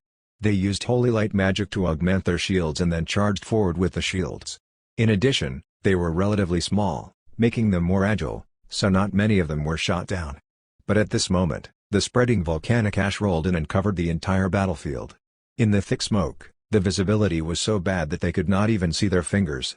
They could not see more than a meter away, so the angels lost their sense of direction. Many angels flew and hit their allies, causing them to crash down together. Isabel, Sertazi, and Gadakos were also running away at this time. Isabel was better. Due to her colossal body, the Gold Dragon Queen, Sertazi, had been struck the most during her flight. Fortunately, she was powerful, so she did not fall. As for the Titan King, Gadakos, the sad news was that he could not fly. Although the Titan King could also transform into lightning and fly, this transformation did not mean that he could directly fly out of Eofol all the way. Instead, he would have to stop every once in a while before he could move forward again. This ability was a little like the flame teleportation of demons, while Gadakos was just lightning teleportation. Technical limitations were one thing, but even worse, it was unknown what had given him stupendously bad luck. When Gadakos completed the first teleportation, he had passed over more than 60 kilometers away. But the moment he transformed back, an enormous hole happened to open up under his feet because of the ground tearing. He only had time to roar unwillingly before falling straight into the crack. He was not going to die. With his incomparable physical strength, he would be fine no matter from how high he fell. But the problem was that the crust below was still squeezing due to the intense energy. If he could not climb back up before the crack closed, then the dignified Titan King might be buried forever underground. Chapter 368 Cataclysm 4. In the face of this disaster, the Alliance army forgot all about the battle against demons and the glory of restoring justice and hope.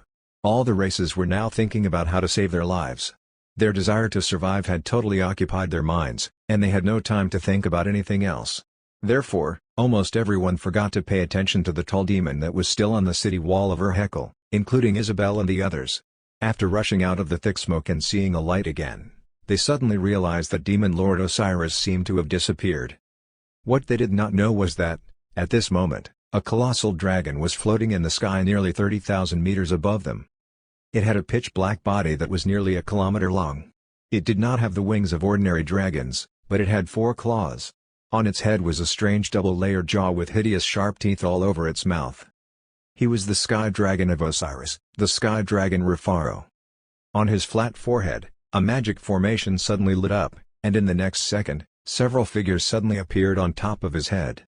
They were none other than Roy, Julia, Benaiah, Fat Tiger, Cassandra, and the baby in Cassandra's arms, the Dark Messiah, Sereth. As soon as Fat Tiger appeared in the magic formation, his 3 heads kept sneezing. After sneezing more than 10 times, he pushed the top of his head against Roy with a wronged expression and whimpered. The volcanic ash brought about by the volcanic eruptions made him very uncomfortable, and he was looking for Roy to comfort him. At this moment, Roy's 3 pairs of demon wings were spreading out behind his back, and he was 6 meters tall. He had clearly entered the true name liberation state. His entire body was brimming with formidable magic power, faintly forming a blazing mist, but he was also covered in dirt. Entering the true name liberation state was not for combat but for resisting the repulsive force of the world. In fact, ever since he could not sign a contract with Ergash, he understood that he could not use any magic power in this war. He used all his magic power to resist the repulsive effect, and he could not fight against Isabel, the Gold Dragon Queen, and the others. But the opposite side came aggressively, and if he did not resist, he would die. Of course, he did not want to die, so he used this extreme method of detonating all the volcanoes in Ifil at the same time. If it were any other demon lord, they might not necessarily be able to achieve his level. It had to be known that it was simply impossible to detonate so many volcanoes at the same time purely with magic power. But Troy was different. He knew how to use his own advantages and how to create weapons and tools like humans to achieve his goals. Demon lords were not terrifying, but what was fearsome were demon lords with culture. The effect was naturally extremely astonishing. The detonated volcanoes were not as simple as volcanic eruptions. The intense energy shocks not only released the pressure of the volcanoes outwards, but they also squeezed the center of the ground below. Finally, they transformed into the changes in the crust, forming earthcracks. When Roy thought of this battle strategy, he had considered the gargantuan consequences, so he had long released Rufaro and ordered him to float in the sky so that no one could touch him and be prepared to receive Roy and the others. When the entire city of Ergash fell because of the crack in the ground, Roy directly activated the teleport skill on the city wall and brought Julia and the others to Rufaro's head to avoid this equally dangerous disaster for them. As for the surviving high-ranked demon heroes, Roy did not care about them. They were not his trusted subordinates, so he did not bring them along when he left. Fortunately, the disaster should have devoured them, so their souls might return to the abyss and have a chance to resurrect. After tidying up, Julia, Benaiah, and the others heaved a sigh of relief. They leaned on the edge of Rufaro's forehead and looked down. At an altitude of 30,000 meters, they could almost see the entire terrain of Ifil. At this moment, they could see that a grayish-black color had entirely replaced the original red-black surface of Ifil. Swirling dust formed a fog, and in the fog, they could still see the red eruptions, which was the magma erupting from volcanoes. This situation was happening all across Ifil's land of hundreds of thousands of square kilometers, and they could see that this situation was still spreading to the borders of the surrounding countries. If nothing unexpected happened, it would not take long before the shock waves of the earthquake spread to other countries, and it would also cause great disasters. The poisonous volcanic ash could even spread all over the world and cause acid rain to fall. The volcanic ash would spread high in the sky for several months, blocking the sun and causing the ground to lack light for a long time. At that time, all of Ashan would have a series of terrifying consequences such as crop loss and loss of production, resulting in a widespread famine throughout the world. This disaster was not merely as simple as destroying the more than 2 million alliance troops. What is that? Benaya asked curiously while pointing at a white line below. Roy took a look and thought for a moment before replying, "If I remember correctly, you're pointing at the ocean, so it should be a gigantic tsunami." Yes, on the southernmost border of Iafol, the ocean was next to it. The mass eruption of more than 60 volcanoes triggered an immense tide of seawater. Now that the seawater had flowed back, it brought with it an enormous wave hundreds of meters tall. After recognizing that it was a gigantic tsunami, Roy felt a sense of déjà vu. It reminded him of the movie 2012 that he had seen in the past. He could imagine that all the borders of countries that bordered the ocean would welcome the impact of tsunamis. And now, he had become the culprit behind this catastrophe. Everyone had been watching the changes in the ground and the sky. During this period of time, the thick smoke permeating Iafol dissipated a little, revealing a portion of the surface. But the ferocious scars all over the ground had already made Iafol totally unrecognizable, and it was no longer the Iafol that the demons were familiar with. If nothing unexpected happened, in the next several decades or hundreds of years, the tectonic plates of the entirety of Ashan would undergo drastic changes. Some of the shattered land masses of Iafol might drift away and enter the ocean to become islands or collide with other land masses and fuse together. But it would inevitably be accompanied by large earthquakes. Thinking of this, Roy felt complicated. In fact, after becoming a demon lord, he realized that he had the ability to destroy a country with ease. But realizing it was absolutely different from doing it personally. Back in the Darksiders world, he had experienced the cataclysmic scene of humanity's destruction, but his feelings were not as strong as this time. "I hope I don't get lost in the pleasure of this power and eventually lose myself." Through the soul vision of demons, Roy could see numerous soul lights appearing on the ground below. He was at an altitude of 30,000 meters, and he could still see the lights of souls at this height. This meant that many soul lights had clustered together, and there were no less than 100 of these lights. In this disaster, not only did the Alliance soldiers die, but countless animals had also died, which was why there were soul clusters of such scale. Of course, Roy could not waste so many souls. He took out the soul-attracting flag and handed it to Julia so that she could pour magic power into it to collect these souls. Due to the high altitude, it took a lot of time for the souls to fly up, so the collection was a little slow. But Roy still had some time, so he was not in a hurry. He knew very well that after this calamity, he would probably become the most unpopular person in all of Ashan, but he did not care because he would soon return to the Abyss, and it would be difficult for him to cross paths with this world again in the future. The process of collecting souls lasted for a long time, and during this time, there was still a steady stream of souls, showing that disasters were constantly spreading. At this rate, who knew when it would end? Just as Roy wanted Julia to stop, he suddenly heard Cassandra's voice. "Master, what is that?" Roy turned around and looked in the direction Cassandra was pointing. He found that Cassandra was still pointing at the ocean. But unlike the white line from the tsunami, Roy saw a black spot. "What is that?" Roy found it strange and could not help but observe the black spot carefully. The black spot was about 200 kilometers away from the southern coastline of Iafol. From Roy's current altitude, it was almost on the edge of the arc of the horizon. He thought that it was something like a deep trench or underwater cave that appeared after the seawater flowed away, but he quickly overturned his judgment because, strangely, the black spot was expanding. "Rufaro, fly over and take a look," Roy ordered. "No, Master, it's best not to go over," Rufaro said. "I don't know why, but I have a very bad feeling. It seems like something is coming out. Moreover, it seems to be the aura of some dragon that's far greater than me. No, it's even greater than the Gold Dragon Queen." "What?" Roy was shocked. It was too far away, so he could not feel much, but Rufaro had sensed it before him, so he had to take it seriously. At this moment, a high-pitched and penetrating dragon roar suddenly resounded. Not only did the dragon roar reach Roy's and the others' ears, but it even spread throughout the entire Ashan world, the entire planet. This dragon roar was full of pain, despair, anger, madness, hatred, and hunger. Even Roy did not expect to hear so many emotions from a voice. After hearing this voice, Roy suddenly thought of something, and his face changed. "No way? How is this possible?" Roy stared at the black spot in the distance and could not help but be anxious and shout. "What's wrong?" Julia and Benaya asked, puzzled by his expression. However, Roy's answer stunned them. "Ergash. It's the Dragon of Chaos, Ergash. Yes, it's definitely him. He's escaping and coming out." Chapter 369 Cataclysm, 5. As though to confirm Roy's words, countless bolts of lightning suddenly appeared around the surface of the black spot that had now expanded into a black vortex. These bolts of lightning filled a radius of hundreds of kilometers, looking spectacular. From afar, it looked like lightning, but in fact, they were cracks in space. After these black cracks appeared, anyone who knew little about space magic could feel that space was collapsing silently. An extremely formidable dragon might full of chaotic and crazy power was transmitting from the collapsed space. Roy and the others were already standing on Rafaro's forehead, and they could feel Rafaro's entire body trembling. "It's really him!" Rafaro screamed in horror. "This sensation in my soul can't be wrong. Damn it! Why did he come out? Perhaps it's related to this cataclysm." Benaya looked at the space that was still collapsing with lingering fear. She pointed at Eofold below and said, "According to the records, Ergash's resting place is in the depths of this world's core. This great earthquake in Nofel might have spread to the core and awakened him." "That's unlikely, right?" Julia retorted.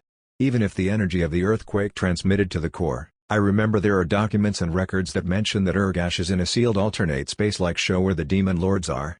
But the corresponding location of that alternate space is at the center of the planet. How can a simple earthquake affect the alternate space?" "I don't know." Benaya spread her hands. "Perhaps Ergash's injuries have healed, so he wants to come out?" At this moment, Roy shook his head. "Impossible. Ergash's injuries haven't healed." The reason why he was so certain was that he was the only one who had come into contact with Ergash recently. He knew very well that although void power had corroded Ergash, this corrosion should have taken advantage of his weakness before he recovered. Although void power would bring immense benefits to Ergash, it might not be able to repair his wounds. It had to be known that Ergash was a true dragon god. His body was immortal, and the only thing that could make him recuperate for such a long time was soul injuries. There was no other explanation for why Ergash's recovery was taking so long. From the information Roy currently knew, void power should not be able to repair soul injuries. So, why has Ergash woken up before his wounds fully recovered and even broke through the spatial barrier set up by Asha when she banished him?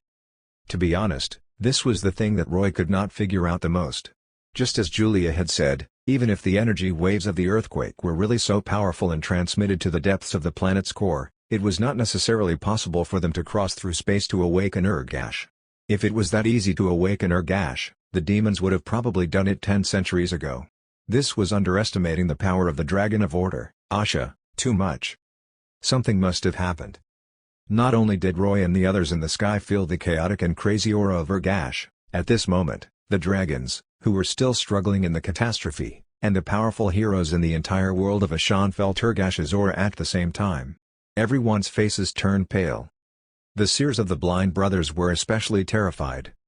In fact, before the Alliance army set off to eliminate Demon Lord Osiris, the various races had sent messengers to find the seers of the blind brothers, hoping that they could predict the future of this war through divination. At that time, the seers of the blind brothers had seen Demon Lord Osiris being devoured by the flames of war and holy light through crystal balls and prophecy magic, causing the Alliance army to begin the expedition with confidence. Unfortunately, their prophecy did not come true and utterly failed, causing the Alliance army to suffer heavy losses in the cataclysm. Prophecies were not 100% accurate. In fact, during the 6th Lunar Eclipse War, the seers of the blind brothers could not predict it in advance. Things like prophecies often had many variables. If they could truly know everything through prophecy, Ashan would not have had so many disasters. The future would always be in behind a hazy veil. Until the moment the veil was lifted, no one knew whether the face under the veil was beautiful or ugly.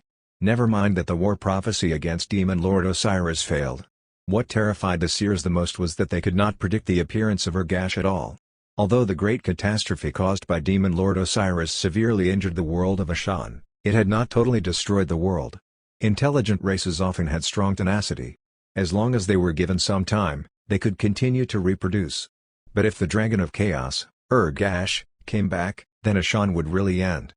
Only Asha could fight against Ergash, so the seers hurriedly gathered all their strength and began the ritual to seek revelations from the Dragon of Order.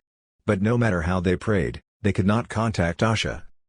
Because, after Sarilam obtained enlightenment from Asha and became the 7th dragon, she had completely sealed her mind and heart. After Sarilam, no one could touch Asha's consciousness anymore. This was also the true reason why Aranar had claimed to be the chosen of Ashes back then, but he was actually a liar. But speaking of which, the ones who truly fell into great panic were the dragons in the entire Ashan world. These dragons were all descendants of Asha. Strictly speaking, it should be Asha who created the elemental dragons, and then the elemental dragons created them. In myths and legends, Asha was in the image of a dragon with endless wings, and almost all the dragons in Ashan inherited her image and had dragon wings. What about Ergash? Ergash did not have wings.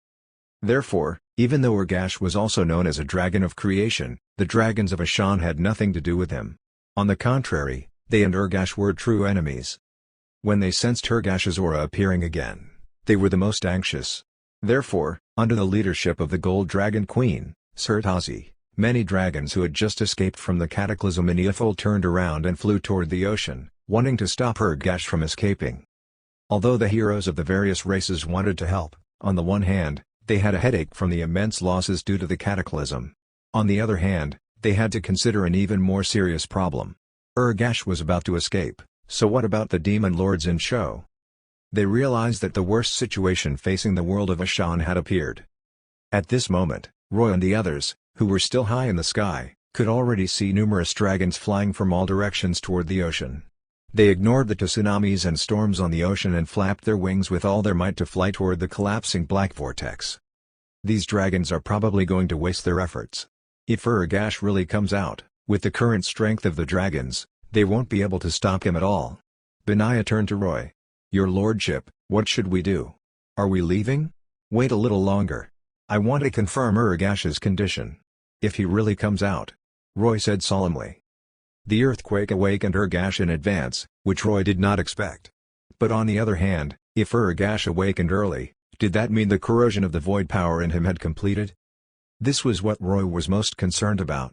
According to his original estimation, when Ergash was completely devoured by the void power and transformed into a void creature, it should have taken more than 100 years. After all, his current self-will had not totally disappeared, and he could still maintain his consciousness for a period of time. This was the basis of Roy's guess. But now that Ergash had escaped from his nightmare plight in advance, his situation was unpredictable, making Roy very curious. Your lordship, don't blame me for talking too much, Rufaro said anxiously after hearing Roy's words. Of course we can wait a little longer, but if the situation gets out of control, we might not be able to leave if we want to. Thank you for your advice, Roy replied.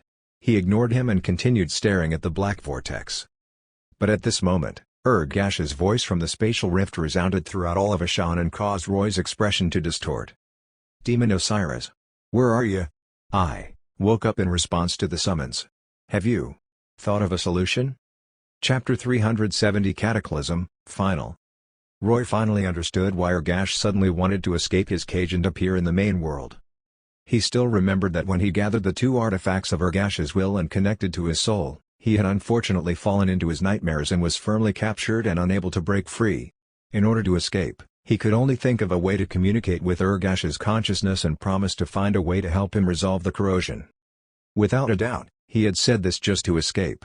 After leaving and knowing that void power was corroding Ergash, he immediately realized the tremendous risk, so he was unwilling to connect with Ergash's soul again and did not want to get involved in this mess. So in the following month, he chose to forget this matter. But the problem was, Ergash was still thinking about it. Although there had been demons who had gathered the two treasures in Ergash in the past, with the power of those demons, they had been unable to come into contact with Ergash's soul. The demon lords trapped in Sho could not come out at all, so they naturally could not communicate with him. Only Roy was different. He was the only demon lord that had communicated with Ergash in the past 1,000 years. During his recuperation, Ergash was corroded by an inexplicable strange power. He did not know that it was void power.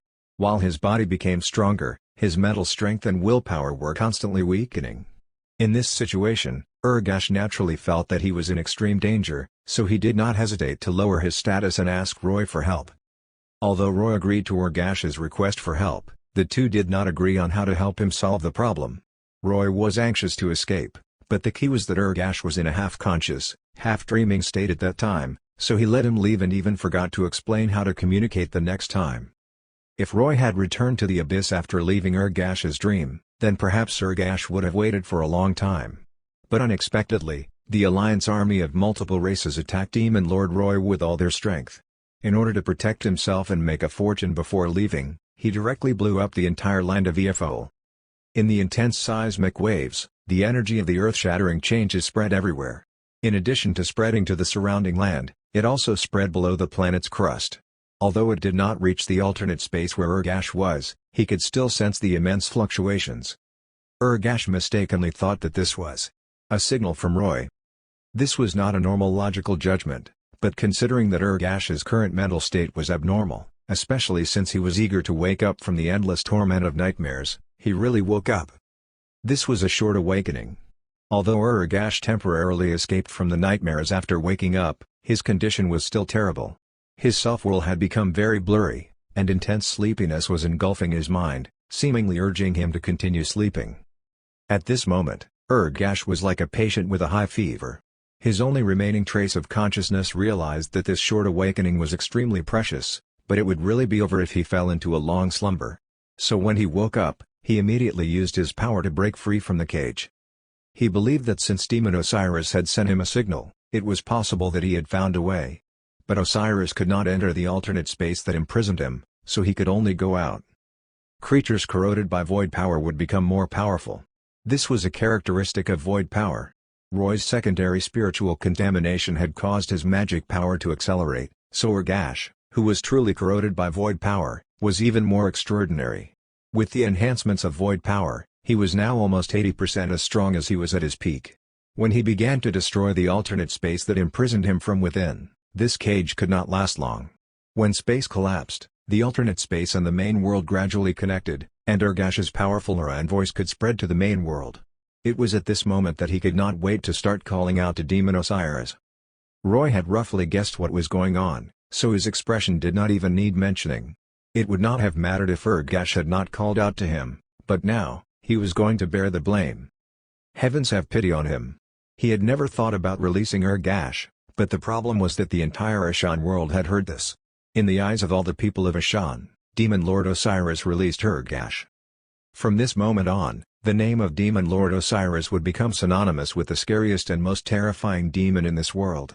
If there was still a future in this world, perhaps thousands of years later, the bards of this world would sing his name as a demon king.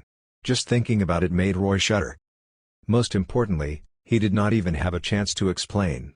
When Roy realized that Ergash wanted to find him, he knew that he had to leave now. Ergash had not truly escaped the cage yet, so there was still time. But if Roy waited for him to really come out, then he would not be able to leave even if he wanted to. Therefore, Roy made a prompt decision and got Julia to put away the soul-attracting flag. Although there were still many souls to collect, it was not the time to worry about this. While Julia put away the flag, Roy took Fat Tiger and Rafaro back into the system space and reached out to grab Cassandra. Then he looked at Julia and Benaiah before nodding and withdrawing all his magic power. Roy had fulfilled all his demon contracts. Giovanni had become the new undead monarch of Haresh, and Benaiah had taken revenge on her sister. Without the power of these demon contracts, and with Roy giving up on resisting the repulsive force of the world, this world naturally could no longer tolerate him. While Roy and the others withdrew their magic power, a gate of the abyss in the sky forcibly opened in the sky. The black vortex had a powerful attractive force, and the repulsive force of the world had a strong driving force. Under the combined effect of the two, Roy and the others were sent into the black vortex at lightning speed before turning into a ray of light and disappearing. Then the gate of the abyss slowly disappeared. Roy and the others left silently, but the catastrophe of Ashan was still continuing. All the dragons of Ashan gathered their strength to repair the damaged space, but the disparity in strength was too great, and it was not something that numbers could make up for. The spatial cracks that were unceasingly collapsing had already begun to shoot out lightning, which was due to powerful energy radiation. About 10 minutes later, this energy radiation peaked. Amid lightning and thunder, a crisp sound like glass shattering spread throughout Ashan. The next second, under the desperate gazes of countless dragons, a wingless dragon suddenly appeared in Ashan.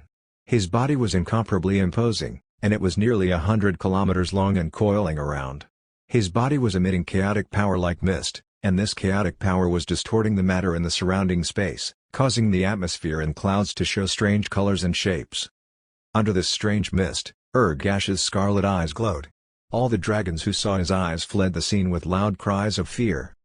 No one could look directly at the Dragon of Chaos, so no one noticed the pain in Ergash's eyes. Although the surface of his body was full of the chaotic and crazy power, in fact, a large area of corruption had already appeared on his body. Because Ergash was a pure energy body, this corruption was also corruption on the energy level. When Ergash moved, this corruption would appear on his body from time to time. It was a thing that was different from any power in the real world. It was not darkness, but it was deeper than darkness. When this power came into contact with any matter in the real world, they would immediately change. The atmosphere was no longer the atmosphere, and water was no longer water. It was difficult to describe the mutations of the matter.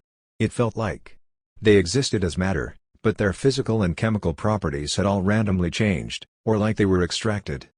These mutations last a very short time. After rapidly and continuously twisting and changing, they finally became something similar to void power and assimilated into Ergash's body. In other words, they were devoured. In the short 2 minutes after Ergash appeared, his position became an enormous black hole. The matter in the main world continuously turned into void power and entered his body. After the matter was extracted, more matter soon filled in and then was assimilated, turning into an endless cycle. After breaking out of the cage, Ergash wanted to find Demon Osiris, but he soon found that appearing in the main world might be a massive mistake. Although there was nothing in the cage, the strange and terrifying power in his body had been growing slower. But after he appeared in the main world, this strange power began to devour matter quickly and grow rapidly, and the corrosion suddenly began to accelerate. "No! You can't do this to me!" Ergash roared furiously and frantically. But what made him feel the worst was that after appearing in the main world, he could not sense Demon Osiris's aura. No matter how unclear his consciousness was, Ergash realized something. He roared crazily, "Liar! Osiris, you liar! Where are you?" Ergash, who was like a mad dragon, began to twist his colossal body to vent his anger and despair. Under the influence of his power, the ocean was drying up, the land was drying up, and countless lives were dying. It was even more terrifying than the cataclysm earlier. The true apocalypse was coming. Chapter 371 The Book of Truth. The disaster of the Ashan world continued. It had been extremely wise for Roy and the others to retreat to the abyss a step earlier. Ergash's consciousness was on the verge of collapse. He was sometimes confused and sometimes clear-headed and could no longer think normally. In particular, the void power brought him an endless desire to devour. Under the dual torment of hunger and pain, Ergash destroyed everything he saw. After coming out of the alternate space, he, who was corroded and infected, quickly spread this contamination. Wherever he went, all he left behind was a strange mist that was deeper than shadows. The void did not only infect living beings, but it also infected non-living things, rocks, trees, flowers, grass, air, and so on. Once the matter in the real world became infected, they would fall into a crazy self-destruction process. They would distort their original properties and collapse during the process of constant transformation before eventually becoming a part of the void. And after those living creatures, beasts, or intelligent life forms became infected with void power, they fell into madness. They would attack everything they saw moving and kill their compatriots. If they destroyed everything around them, then they would destroy themselves, swallow their blood, tear open their chests, and smash their heads. This was a terrifying scene. The people of Ashan had never seen void power, so they naturally did not know what was going on. But since this crazy self-destruction came after Ergash appeared, they mistakenly thought that this was Ergash's chaotic power. They could no longer contact the Dragon of Order, Asha, so they could only pray to the elemental dragons to seek revelations from them. The elemental dragons worshipped as gods did not stay in the main world but were in an alternate space. Fortunately, they were second-generation dragon gods. When numerous anxious and desperate prayers reached their ears, the elemental dragons finally appeared. The Dragon of Light, Elrith, the Dragon of Darkness, Malasa, the Dragon of Earth, Silana, the Dragon of Air, Yath, the Dragon of Fire, Arkath, and the Dragon of Water, Shaelissa. After the 6 elemental dragons appeared in the main world, they carried out the mission that Asha had given them and began to fight against Ergash. Without a doubt, the power of the elemental dragons belonged to the level of gods, and they were incomparably powerful.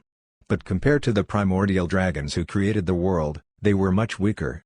Although the battle was fierce and severely damaged all of Ashan, the elemental dragons still failed in the end. During the battle with Ergash, not only were they heavily injured, but they were also corroded by void power. The elemental dragons suffered defeat one after another.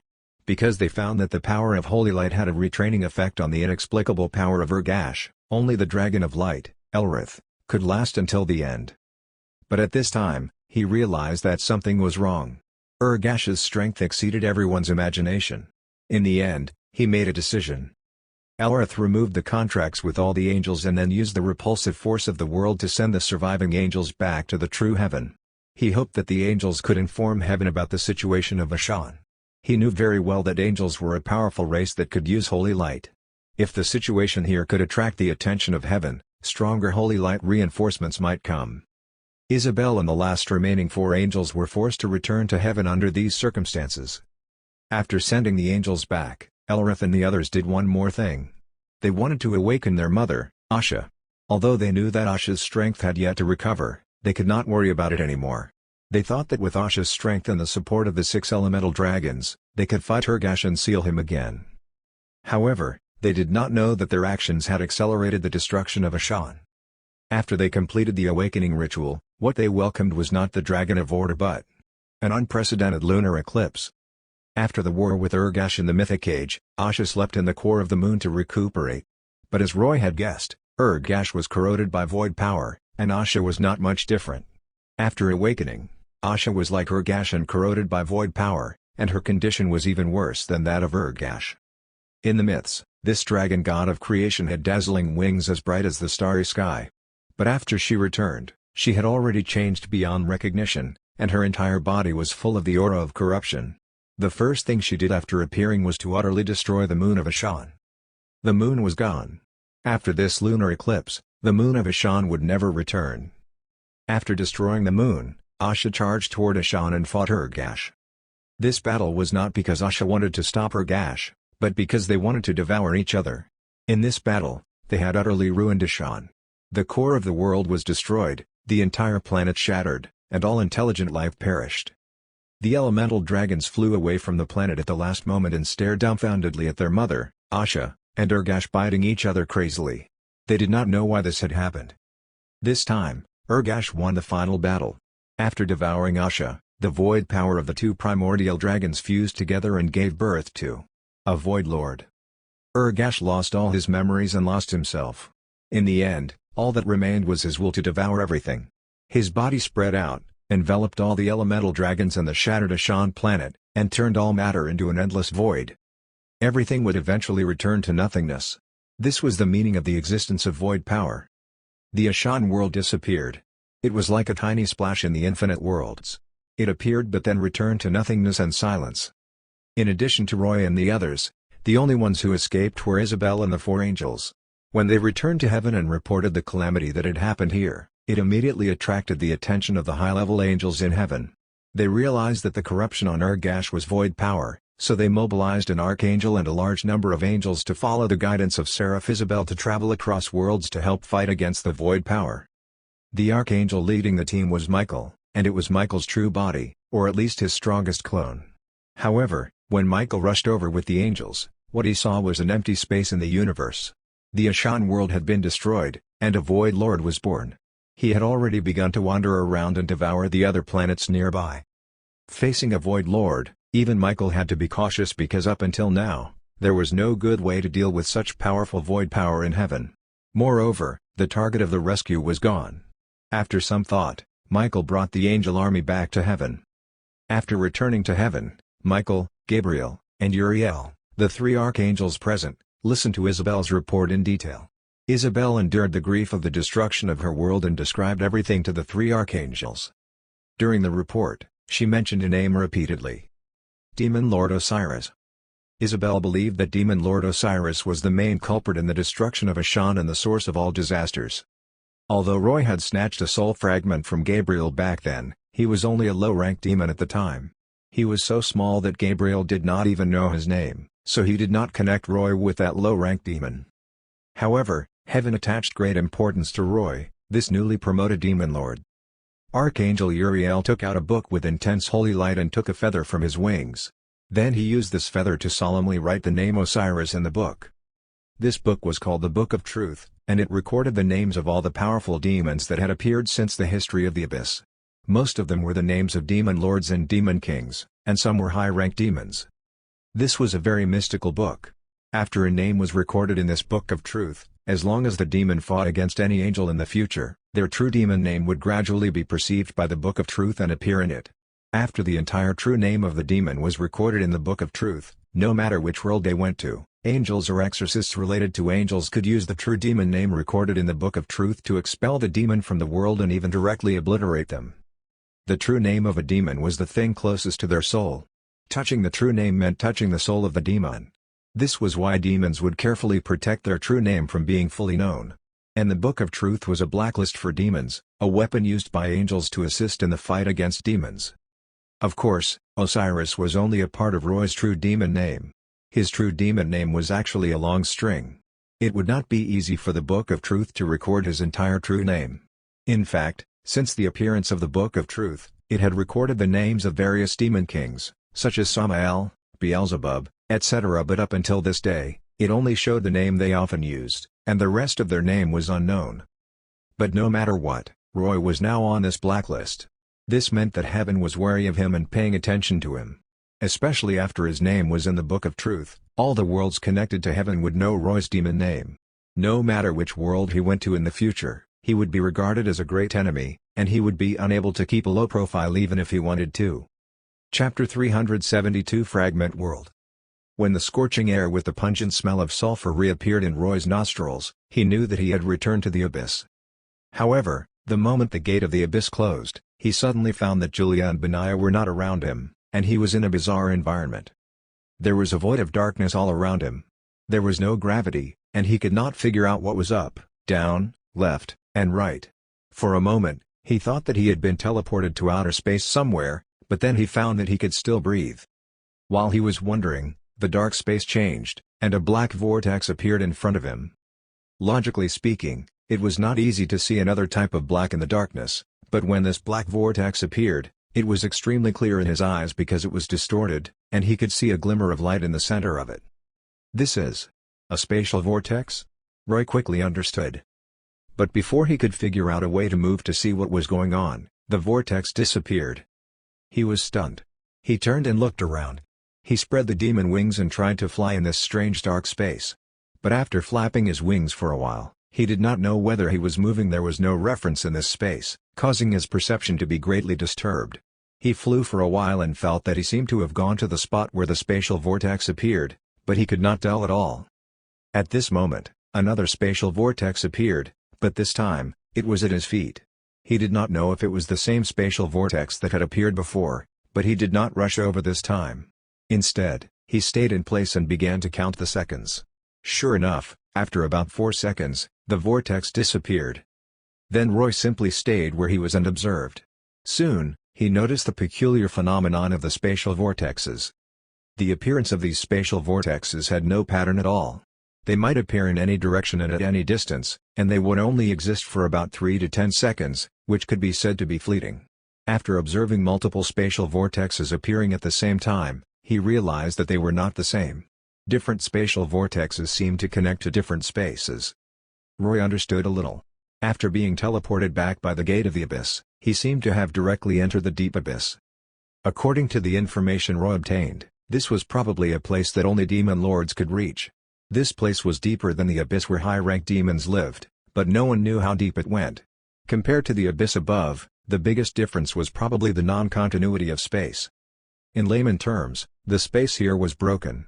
Precisely because of this, it was impossible for the vast and boundless lands of the abyss levels above to appear here. Perhaps there was once a massive world here, but because of the shattering of space, this world was scattered into various fragmented spaces and was no longer complete. And these spatial vortexes that kept appearing should be the entrances to fragment worlds. After realizing what was going on, Roy could put the space magic he had learned in Ashan to good use. Flying here could not produce a displacement effect. Only by using the anchor point theory in space magic could he pull himself forward. After finally finding a way to move, he waited for a relatively close spatial vortex to appear. He immediately set the vortex as an anchor point and pulled himself into it.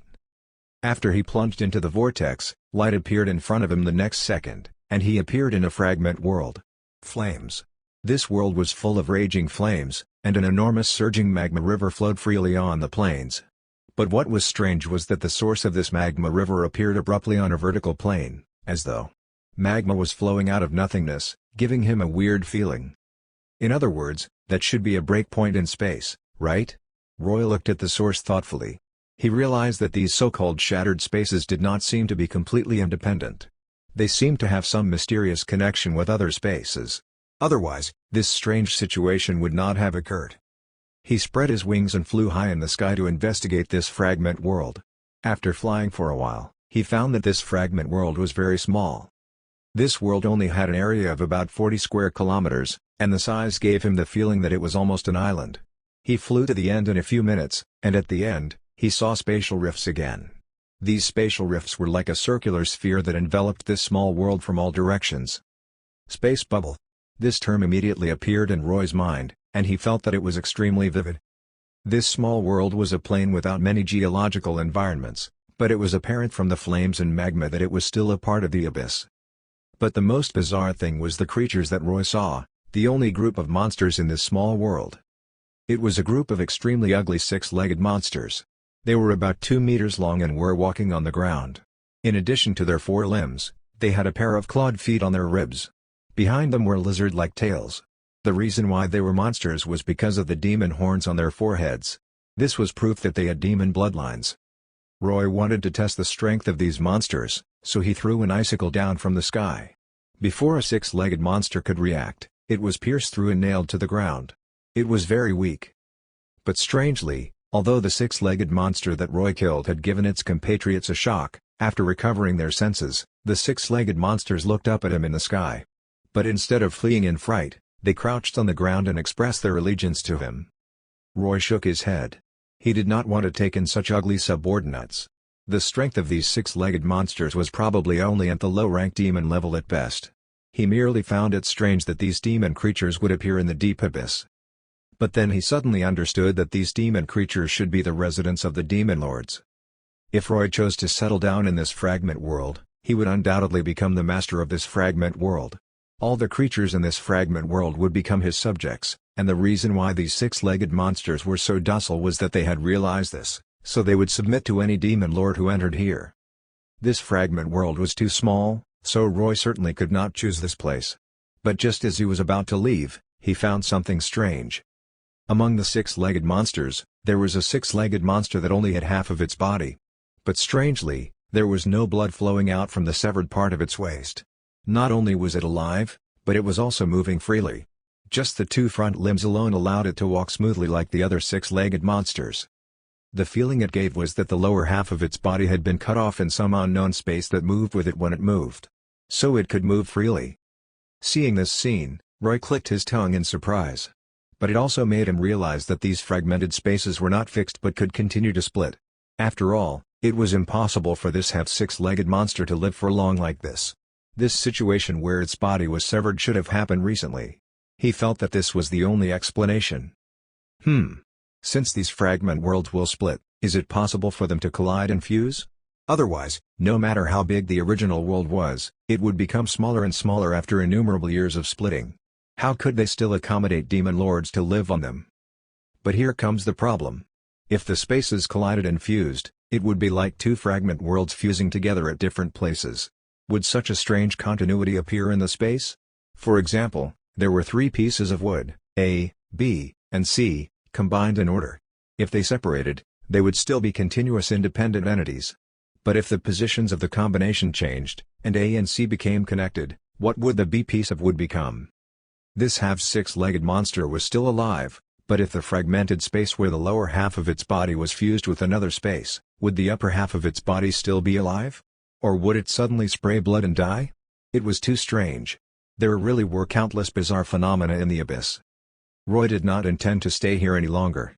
He planned to go out, but when he went out, he did not need to wait for any more spatial vortexes. Instead, he directly transformed his magic power into space magic to envelop his entire body. He would simply find a spatial rift and go through it. With the protection of space magic, when he went through the spatial rift, he would not be affected by the space break. This was why only demon lords who knew space magic could enter and leave the deep abyss. After leaving, he naturally returned to the dark void space. Then he could look for the entrances of other fragment worlds to find a more suitable territory for himself. Chapter 373 Race. In the following time, Roy kept entering the spatial vortexes that opened to find a suitable fragment world, but he was unable to find his ideal territory. The fragment worlds he entered were mostly small, ranging from tens to hundreds of square kilometers. But such areas were not big enough. Moreover, the terrain and geological conditions of these fragment worlds that Roy found were similar. The scorching volcanic magma environment was the most common, and there were also some misty spaces full of dark elements. They were all hellworlds with extremely harsh environments, but there were still many monsters in these worlds. Yes, they were just monsters with demon bloodlines, not true demons. Roy felt that this was strange. Moreover, he had never seen anything similar to these monsters in the upper levels of the abyss. It was as though these monsters were locally born and bred in these fragment worlds. But after thinking about it, he seemed to understand that, under normal circumstances, low, middle, and even high-ranked demons would not be able to come to these fragment worlds on their own. The strict hierarchy of demons made them stay in places where they should stay, but no one managed these monsters born in the fragment worlds, leaving them to their own devices. After spending 2 to 3 hours wandering around, Roy basically entered these fragments and tried his luck. But just after entering a new spatial vortex, he suddenly found the scenery had changed.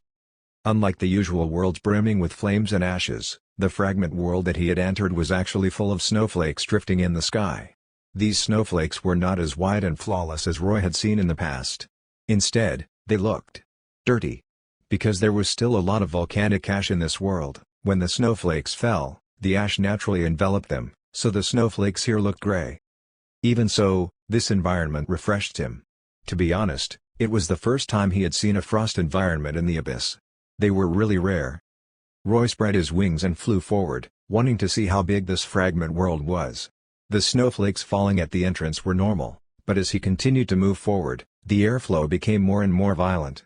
The snowing weather gradually turned into a blizzard, and the temperature began to drop. But this low temperature did not affect him at all. He only felt comfortable flying in this world of ice and snow.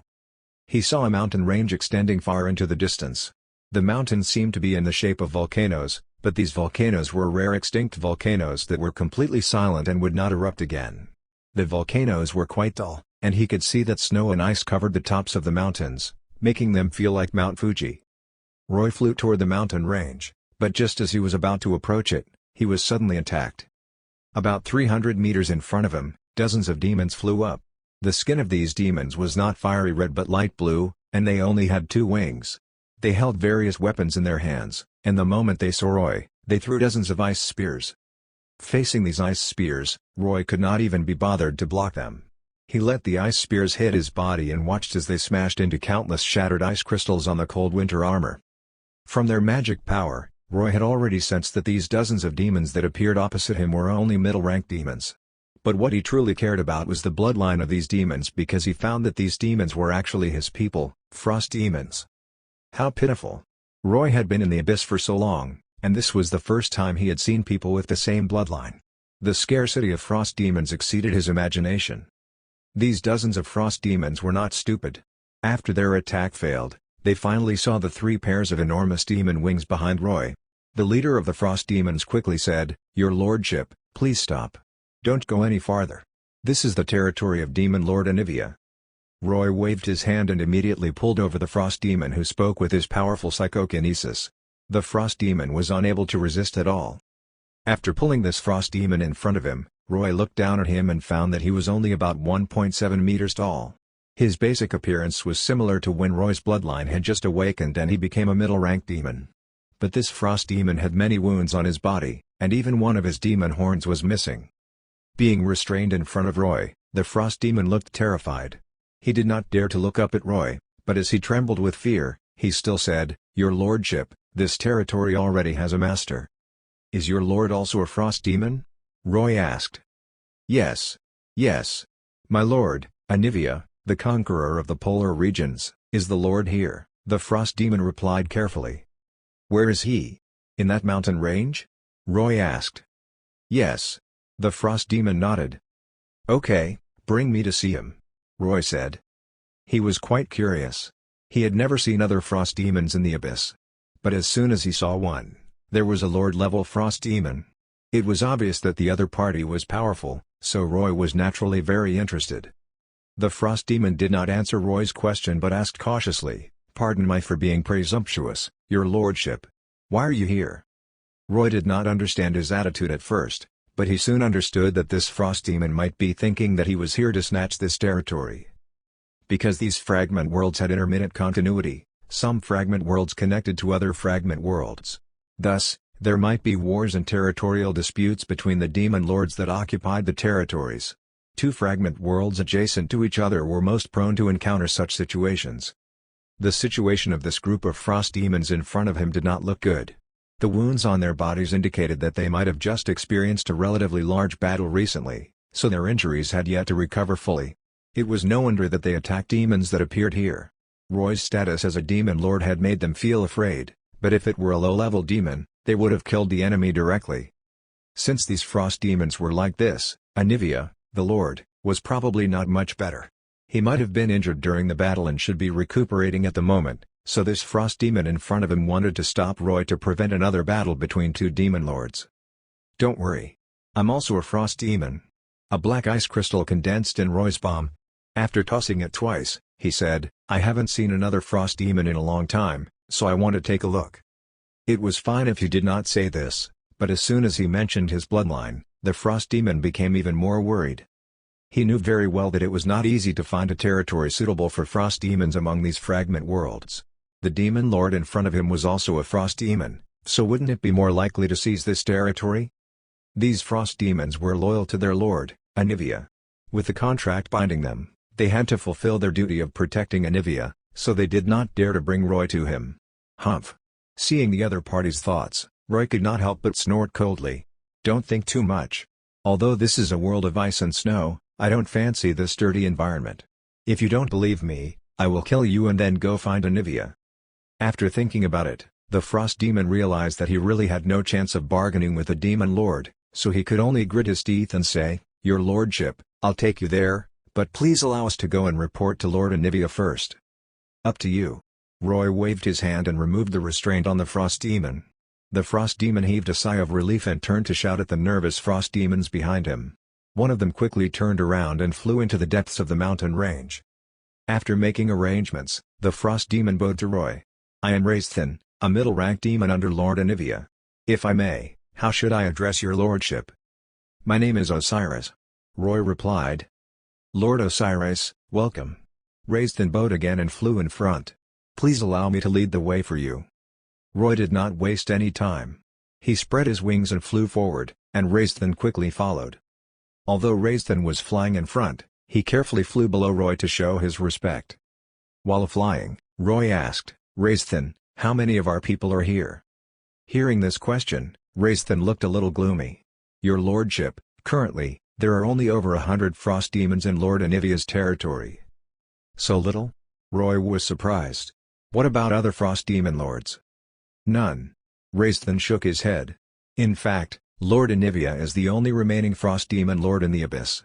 There might be some of our people in the upper levels of the abyss, but I don't know how many." "Just a frost demon lord?" Roy frowned. "Is the survival situation of frost demons really so worrying?" "This. Because something happened." Raisthin replied hesitantly. "But I can't say too much. Your lordship, you can ask Lord Anivia personally later. He might be willing to tell you." Chapter 374 Secret News. The deeper they went, the smaller the snowflakes falling from the sky. And the temperature in the environment became lower and lower. Under Raisthin's lead, Roy reached the highest peak, and the temperature had fallen to -120 degrees Celsius. A thick layer of ice already covered the mountain rock, reflecting a dirty light under the gray sky. This made Roy disdain this place even more. It was true that the environment here was one of the few places in the abyss suitable for frost demons to inhabit, but this dirty snow environment was not what he wanted. "Lord Osiris, we're here." Raisthin's voice came from the side as he pointed at an enormous cave in the middle of the main peak. The entrance of this enormous cave was shaped into a ferocious demon head by hard ice crystals, and the open mouth full of sharp teeth was the passage to the entrance. Roy folded his wings and followed Raisthin into the cave. Unexpectedly, there was a sloping staircase inside. It seemed that Anivia's hall was in the middle of this peak. This was the first time Roy had visited a demon lord's home. He had been wondering how Anivia would welcome him, but what he did not expect was that when he entered the bottom of the cave, he saw A gigantic ice coffin. The ice coffin was placed vertically on the mountain wall, and it was surrounded by dark blue ice crystals. These ice crystals looked very hard and sharp, standing upright like a mountain of swords. In this chaotic environment, the gigantic and regular rectangular ice coffin was quite conspicuous. Roy looked at it and estimated that the ice coffin was about 30 meters tall and 20 meters thick. Under the endless cold aura, the interior of the ice coffin was vaguely visible. Inside the ice coffin was a tall demon. His lower limbs were reverse hooves, and all his muscles bulged. A pair of large demon wings wrapped around him from behind, enveloping his body. He stood in the ice coffin and seemed to be sleeping, but when Roy came in, he seemed to have sensed his aura, so he was gradually waking up, causing the ice coffin to shake slightly. This shaking eventually caused countless cracks to appear on this gigantic ice coffin, and cracking sounds rang out continuously. Finally, the tall demon flapped his wings and turned it into innumerable fragments that shot out in all directions. Some of the ice fragments inevitably shot at Roy, but before they could hit him, a black ice wall blocked them. On the other hand, Wraithen did not dare to use his magic power to block these fragments. They smashed into him until his head was bleeding, but he did not dare to make a sound. "Anivia, this is not a good way of greeting," Roy said sarcastically as he waved his hand and dispersed the ice wall in front of him. With a loud bang, Anivia emerged from the ice coffin and landed on the ice in front of Roy. He crouched down on all fours, supported his upper body with his arms, and looked down at Roy. Demon Lord Anivia was much bigger than Roy.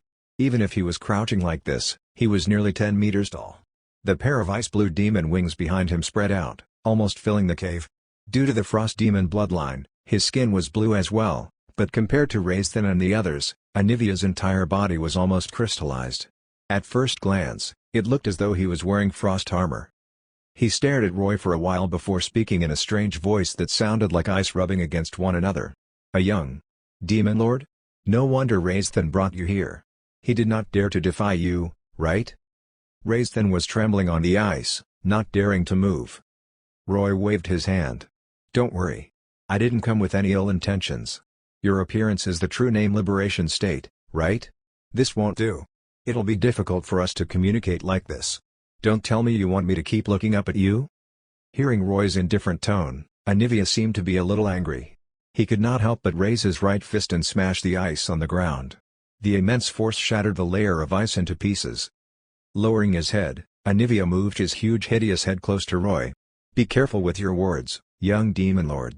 I, Anivia, have been a demon lord for more than 400 years. It's not something a young man like you can compare with." "Humph!" Roy snorted coldly. He suddenly spread his 3 pairs of demon wings, and his entire body was brimming with magic power. He said sharply to Anivia, "Before threatening me, hide the wound on your abdomen, old man." Anivia was stunned when he heard this. He lowered his head and looked at his abdomen. As expected, he saw a black line on his abdomen. Although it was no longer bleeding, it had not healed. Knowing that Roy had seen his injury, Anivia hesitated for a moment before retracting his head. A powerful cold aura spread, and his body quickly shrank, finally becoming a demon about 4 meters tall. "Tell me, Demon Lord Osiris, why did you come to find me?" Anivia asked unkindly while walking closer. "Although I'm injured, if you want to seize my territory, you'd better think carefully. You actually know my name. It seems that you weren't completely ignorant about the outside world while you were recuperating." Roy sneered. "Don't worry. Just like I said, this sturdy environment is not what I want." Anivia snorted, and a cold aura emerged from his nostrils. He waved his hand, and 2 enormous frost thrones condensed on the ground. He invited Roy to sit. After Roy sat down, Anivia suddenly raised his leg and kicked Wraithen's abdomen, sending him flying. He crashed into an icicle at the top of the cave like a cannonball, shattering the icicle into pieces. But even so, Wraithen was not dead. He struggled to get up and said tremblingly, Thank you, Lord Anivia." He knew that this was Anivia's punishment for bringing Roy here. But since Anivia did not kill him and only used this method to punish him, it meant that Anivia had forgiven him. "Get out." Facing Wraithen's gratitude, Anivia cursed. Without daring to say anything else, Wraithen hurriedly struggled out of the cave. Roy did not say anything while watching this scene. He knew that this was Anivia's own matter. He could only be regarded as a guest, so he could not express any opinion. After seeing Anivia walk to the throne opposite him and sit down, Roy said, "Okay, Anivia, tell me about the situation now." I just completed the promotion ritual in another world, and after returning to the Abyss, I was teleported to this level. I still don't know many things, so I want to find someone to know about the situation." "What's there to say?" Anivia snorted. "Just as you saw, this level of the Abyss has been shattered into countless space bubbles. Since you've become a demon lord, you can choose one of these fragment worlds as your territory. Do I need to say more about such a simple matter?" "Of course I know what to do, but what I want to know is the situation of these fragment worlds," Roy said. "Is every space bubble connected to other spaces?" "No, there are also completely independent spaces, but very few."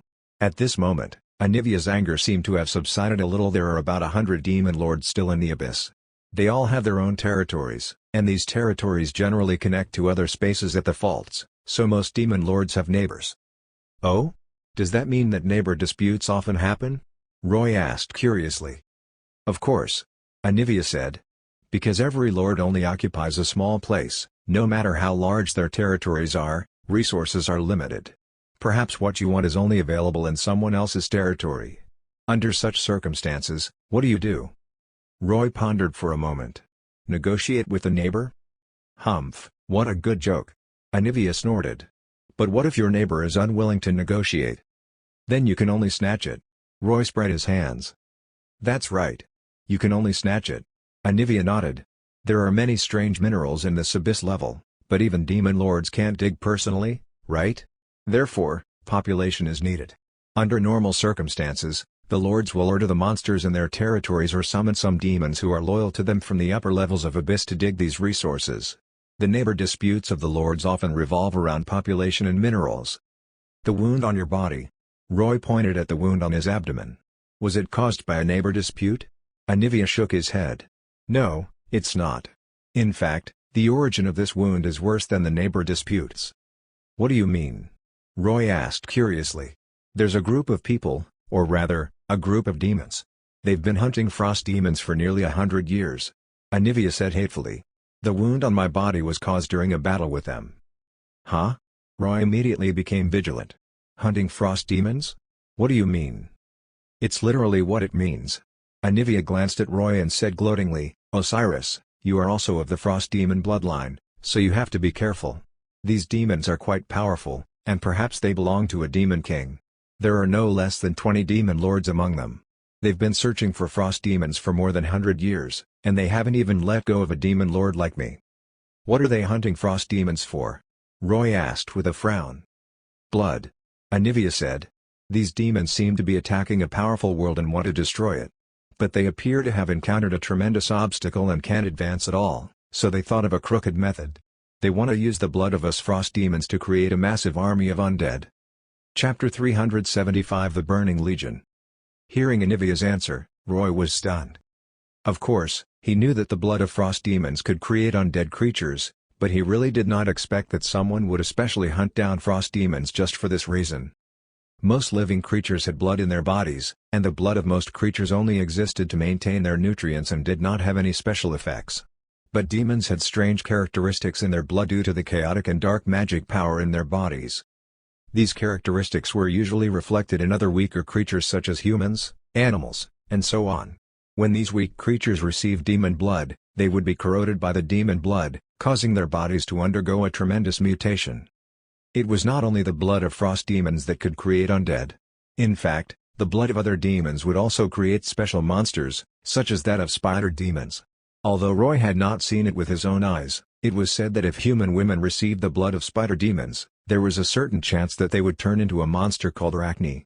This monster inherited the ability of spider demons to spit silk, and it was also known as a weaver woman. Its appearance was very similar to that of the spider queen Lolth. In addition, there were demon races that could turn humans into vampires and werewolves. Roy did not know which demon races these races were, but he knew. Furthermore, Roy had once chatted with Julia about sea demons, and she had said that the blood of sea demons would also contaminate other creatures. The sirens in human legends seemed to be due to sea demons contaminating humans. And the most famous sea demon was probably Demon King Leviathan. In short, because of the powerful aggressiveness of demon bloodlines, animals that received the bloodlines in the Abyss would often turn into all kinds of monsters. Because they lived in the Abyss and had a higher acceptance of dark power, The chances of mutations were relatively high, and they could pass it on to their offspring. The acceptance of species in other worlds was relatively low, but once they accepted them, there would be immense mutations. The legends of various monsters in the human world more or less had the shadow of demons behind them. Of course, this was also related to demons using their bloodlines everywhere. Especially in recent times, the bloodlines of any demon were actually very mixed. The blood of the frost demons could produce liches. Roy was an example. But this success rate of creating a lich was usually low. Moreover, it was only possible for the dead to receive the blood. It was extremely difficult for living creatures to withstand the intense cold power of frost demon blood. Cassandra had turned into a lich because she received Roy's blood, but she had been killed beforehand. The exact origin of the first lich was unverifiable, but it was precisely because frost demon blood had such power that more and more liches were born.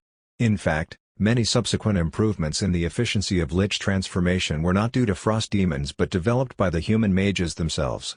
They found that the transformation rate was too low when directly bearing frost demon blood.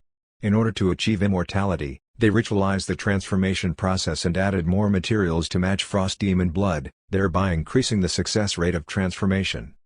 Now, not only did Roy hear that people were especially hunting frost demons to obtain their blood, but they were also demons. He was stunned about this. Of course, he could understand what Anivia meant about creating an undead army.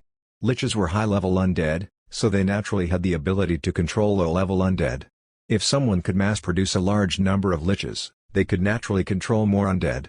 And undead that did feel pain or fluctuate because of any emotion were always the best soldiers. Hunting frost demons? Even if they need frost demon blood, why won't they cooperate with frost demons? Roy frowned. Why must they kill frost demons? Anivia glanced at Roy and snorted. Osiris, you should have used your blood to create a lich, right? Then you should know that the strength of the liches produced by different amounts of blood is different. Roy nodded. This was true. When he created Cassandra, she was not very strong. Her following growth was through her own accumulation and absorbing the death aura left behind by Ritharo, maturing step by step. Roy had tried to create some liches in the Darksiders world, but without exception, they were not too powerful. Gathering all the blood in a frost demon's body can basically create a lich that is as powerful as the frost demon. Anivia explained. If the person who received the blood was a powerful mage before they died, then they have a certain chance of retaining their magic power and transforming into a lich stronger than this frost demon. But the problem is that even if we are demons, we will still die if all the blood in our bodies flows out.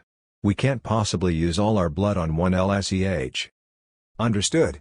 Roy nodded. That's why cooperation is impossible for frost demons. That's right. Anivia said.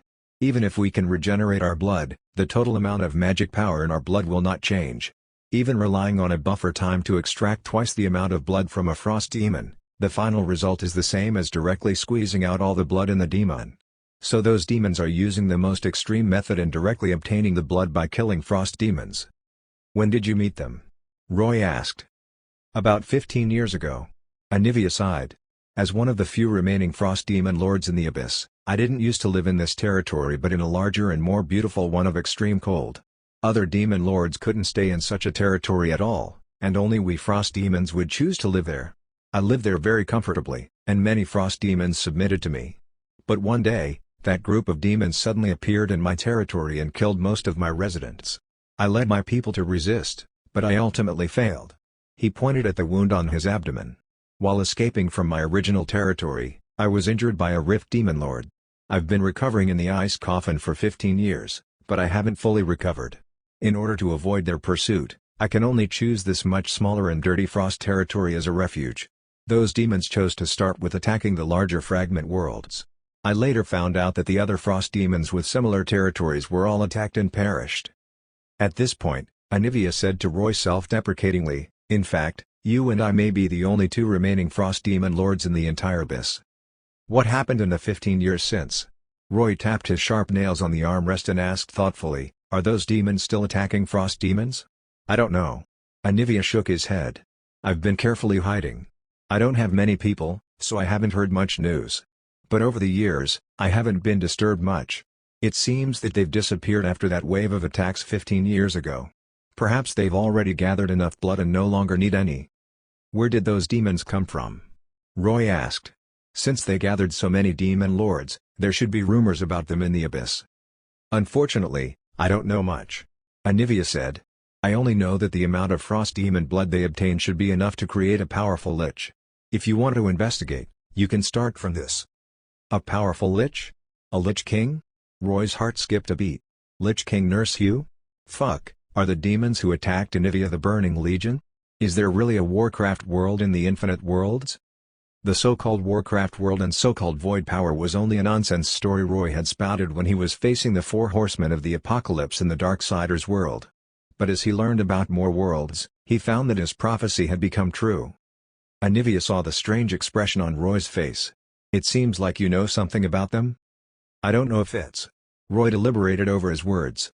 After all, I haven't encountered these demons you mentioned before. Perhaps I guessed wrongly. Humph, don't worry. Even if you know their origin, I won't let you say it because I won't seek revenge on them. Anivia said. The power of those demons isn't something a demon lord like me can contend with unless I can find a demon king to support me. Roy looked at Anivia in surprise. This guy is really speaking from his heart.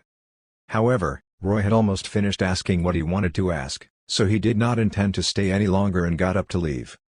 Seeing that Roy really did not have any intention of taking his territory, Anivia secretly heaved a sigh of relief and personally sent him out. Before Roy left, he said, before I recover, I don't intend to return to my original territory. But Osiris, you can try to find the territories left by other Frost Demon Lords. It depends on your luck whether you can find them. Roy nodded and did not say anything else. He flew into the sky and left this fragment world. Chapter 376 Lair. The search for a territory was not too smooth. Roy spent most of his time constantly going in and out of spatial entrances. He checked more than hundreds of fragment worlds, but he could not find a fragment world that satisfied him. Perhaps someone might say that he could just find one randomly. Why did he have to be so obsessive? But in fact, Roy knew that it was completely different from when he randomly chose places to be his lairs in the upper levels of the abyss. If nothing unexpected happened, the territory he found would be his genuine home for a long time. This period of time would most likely last hundreds of years. Given this, he certainly wanted to find the most suitable place. So even though he was impatient, he still continued to search patiently. As time passed, Roy was surprised to discover that the number of fragment worlds here was astonishing. He had entered and exited hundreds of spaces, but the repetition rate was only about 2% at most. The rest were all new spaces, each different in size, terrain, and environment. It was hard to imagine how vast it would be if all the fragment worlds here combined. While searching, Roy had also intruded into territories with masters. The demon lords in these territories were all very wary of him, and the more irritable ones would even fight him directly. In such situations, he would usually exchange a few blows with them before retreating, unwilling to continue fighting. It was not that he could not win, but there was no need. Not only was he looking for a suitable territory and environment to stay in, but other demon lords would generally choose comfortable environments that they liked. But because of the different bloodlines, what suited them was not necessarily suitable for Roy. For example, he had encountered a demon lord who was a scorpion, and his territory was purely a black and red desert. He could walk freely in the desert, but Roy did not want to stay in it. These demon lords that Roy encountered usually found some demons of the same race to be their subordinates, but they would occasionally recruit demons from other races. However, there were generally not many of these subordinates. After all, these low-level demons were summoned from the upper levels of the abyss. This was equivalent to turning wild demons into domesticated ones. As lords, they naturally had to be responsible for the food and shelter of their subordinates. If their territories were not big enough, they could not support these subordinates. Therefore, demon lords usually controlled their number of subordinates. This number would range from hundreds to around 1,000. These demons would serve as a standing army and stay in the territories of the demon lords for a long time. They would mine, build buildings, operate the territories, and so on. Demon lords usually did not personally manage these low-level demons but instead handed them over to high-ranked demons to manage. That's right. Roy had encountered this operating pattern before. Demon Lord Rogeros was not the only one who used this method. Most demon lords used this method to maintain their rule. Only when there were territorial wars with other demon lords would the demon lords summon more demons from the upper levels of the abyss in large numbers. Or maybe when they wanted to punish some traitors, they would find some demons to serve as execution demons to hunt down the traitors and give them some rewards, like Roy before. This method of ruling and management could be regarded as a relatively efficient method of rule among demons. In millions of years of history, demon lords had always used this method. Let alone the demon lords, even the low-level demons were used to it. When Roy governed his territory, he would probably follow this management method. Keeping these things in mind, he continued to search the various spatial entrances to check one fragment world after another. After some time, when Roy plunged into another spatial vortex, he was stunned when he saw the situation in this fragment world. It was an extremely cold fragment world. The ground was full of crystallized rocks, and long icicles hung on all kinds of withered and distorted plants. A strong blizzard howled in the sky, and the plane that entered his eyes was full of whiteness, making it impossible to see too far. Finally, he encountered another world of ice and snow. Roy felt that the temperature here was lower than that of Anivia's territory, and the entire world had an atmosphere of deathly stillness. Roy spread his wings and flew forward against the blizzard. He found that this fragment world was quite large, likely over 10,000 square kilometers. This size was not too big compared to the other fragment worlds that Roy had entered, but it was not too small either. It was a lower medium-sized fragment world. The rarest thing was that there was actually an active volcano in the center of the plain. Moreover, this volcano was buried underground, only showing a small portion on the ground. Precisely because of the existence of this volcano, the center of the plain was still relatively warm, and he even saw a few hot springs. Most importantly, the environment here was still clean. There was not much of a dusty and dirty feeling, and it was instead beautiful. This environment was perfect for Roy. The blizzard and low temperatures outside were natural barriers, and the warm parts in the center were suitable for Julia and the others to live in. If they built a city around this volcano, it would be the perfect territory. It's here. Roy flew toward the volcano. He had already decided that even if there was a demon lord in this fragment world, he would chase them away. Boom! Roy landed on the surface of the ice. His 3 pairs of demon wings spread freely, and his entire body was full of magic power. In the abyss, he did not need to resist any world repulsive force, so he was naturally at his peak. Under the influence of his magic power, the surrounding ice and the blizzard all turned into black frost and spread from his feet. His powerful magic power was surging in the world, and he used this method to announce his existence. If there was another demon lord in this territory, then this was the method to draw them out. Seemingly sensing his magic power, the ground trembled slightly, and the trembling was gradually increasing. Roy quickly confirmed that the source of the tremors was in the crater, so he grinned sinisterly and spread his wings to fly toward it. The exposed part of the volcano was about 100 meters tall, and the boiling magma inside was lower than the crater. When Roy reached the crater, the magma suddenly churned up, and then an enormous figure rushed out. It was an incomparably gigantic worm. It had a round body and dark red skin. It had no eyes, but it had a circular mouth with a diameter of tens of meters. It had ferocious and sharp teeth that looked like spikes.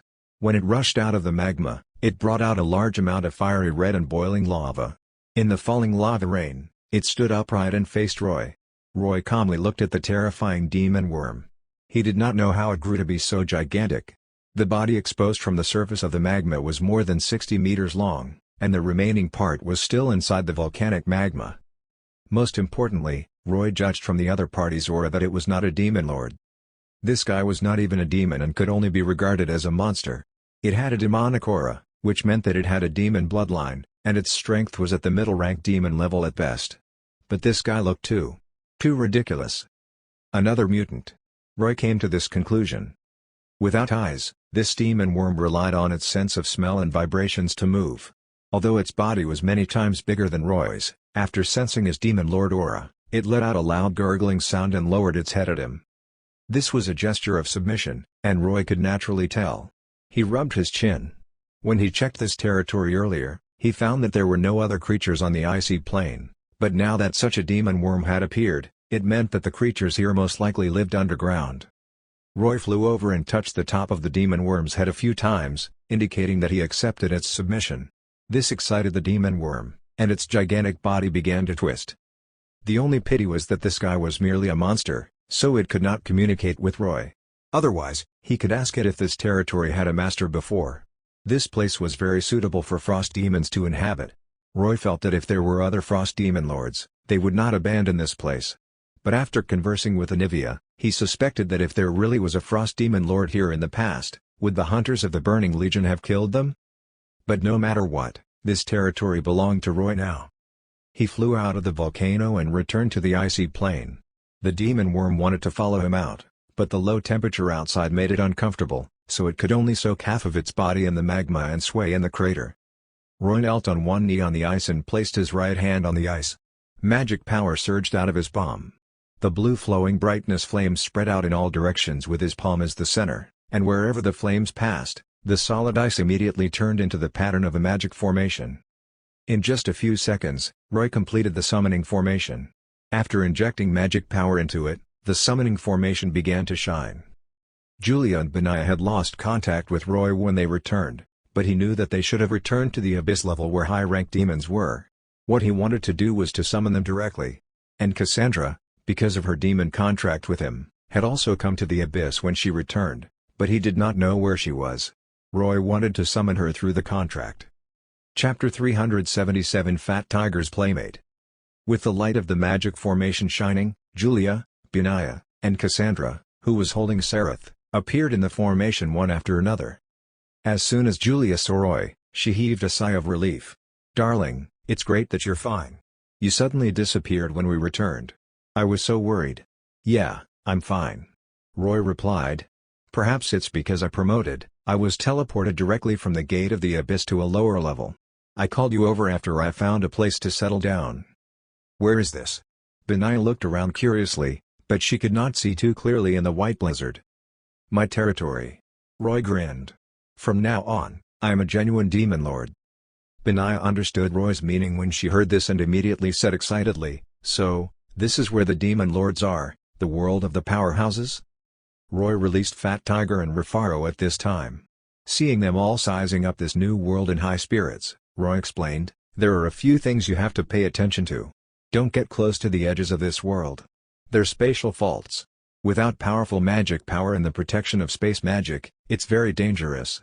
It might cause your body to be separated from space, or you might accidentally intrude into other worlds. You might also be sucked into spatial turbulence. Not every fault plane is safe."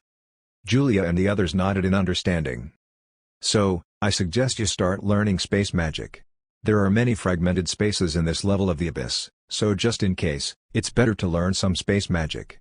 Roy continued, "In addition, I'm still not sure if this territory connects to the territories of other demon lords, so we have to set up sentries.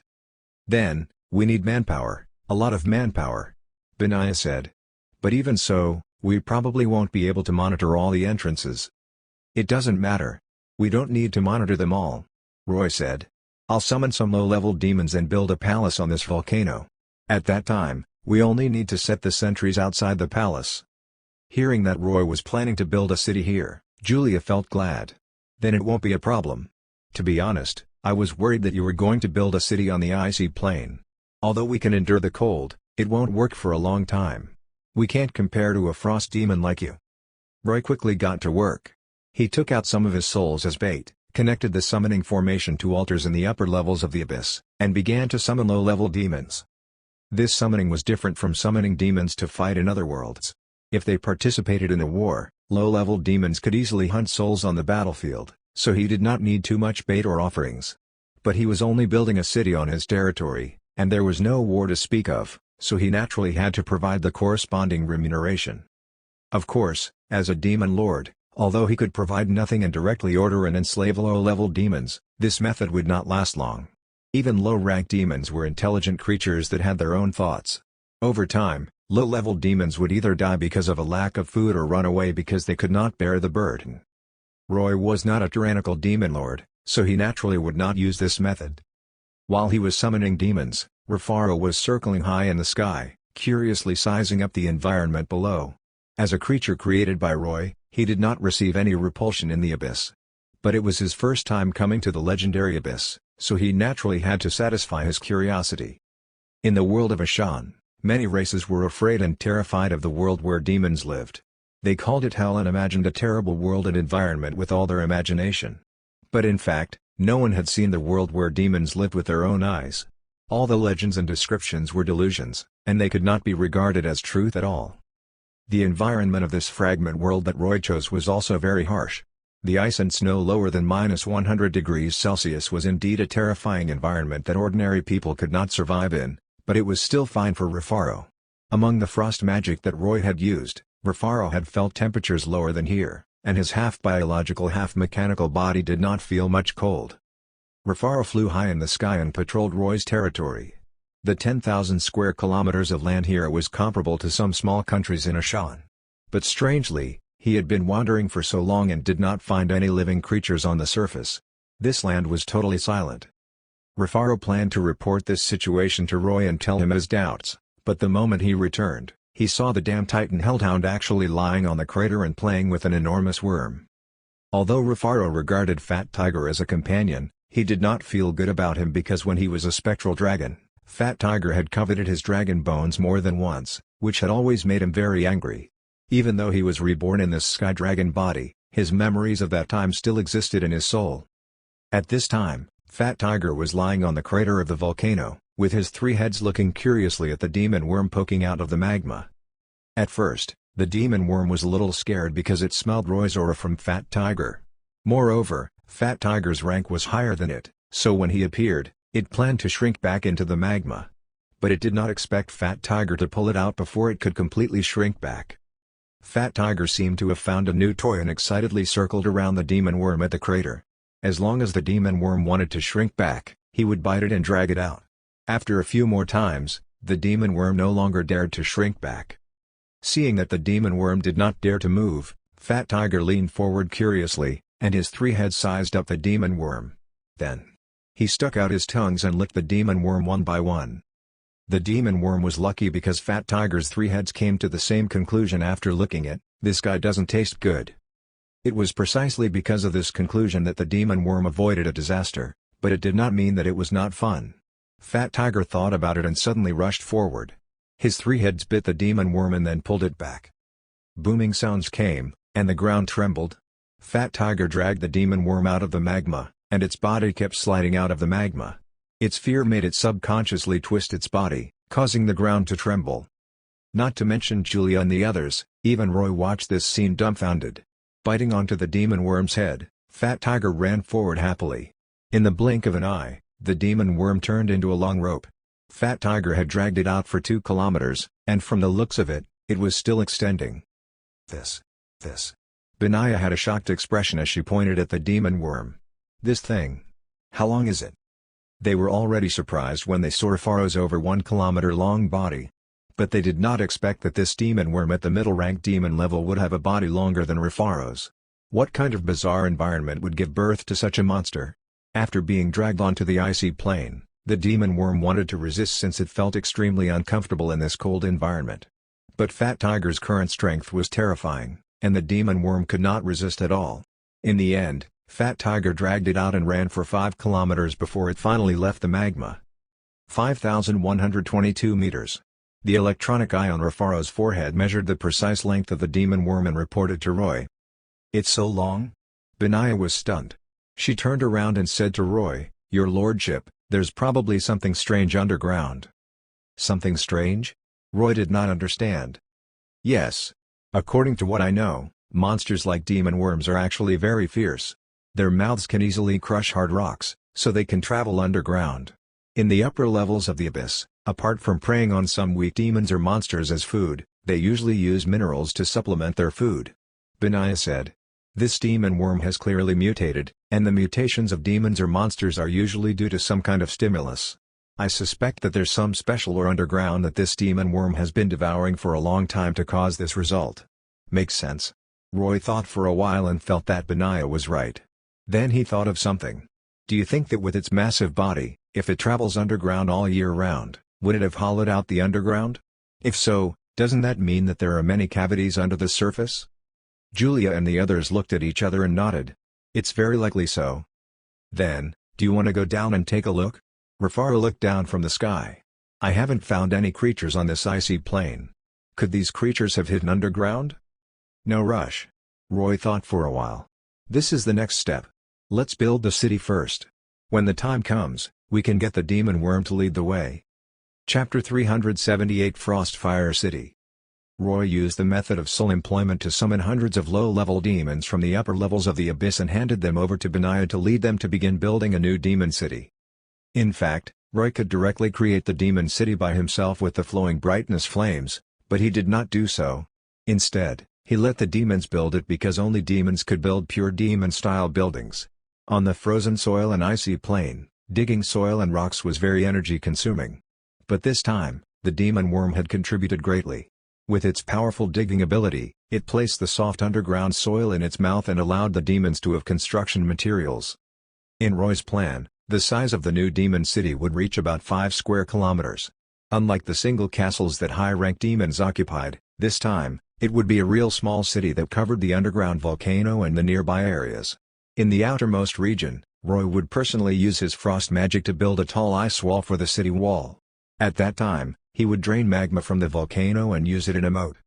This would be a spectacle where ice and lava existed at the same time. Even in the entire abyss, such an environment was rare. And Roy named this new demon city Frostfire City. It was naturally impossible to build such a large city overnight. The construction period would last at least a year, but Roy had plenty of time now, so he was not in a hurry and took it slow. In the short term, Roy did not intend to go to another world.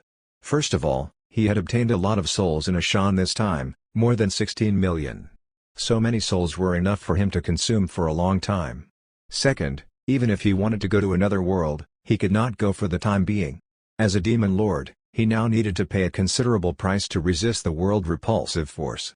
If he had no effective way to resist the repulsive force, even if he went to another world, he would probably be a little restrained. Before solving this problem, Roy did not want to go to other worlds for now. So while waiting for the completion of Frostfire City, Roy took out the demon Bible steelies to research when he had nothing to do. He vaguely felt that he needed to collect other steelies and gather them together, but he had no clue because of the lack of intelligence. This was also the most challenging place for young demon lords like Roy. Since they were not old enough, when they wanted to investigate some ancient matters, they often did not know where to start. After all, demons rarely communicated with one another unless they were working together with a certain force. There was no internet and the like here, and there was only a one-to-one communication method like the projection pool.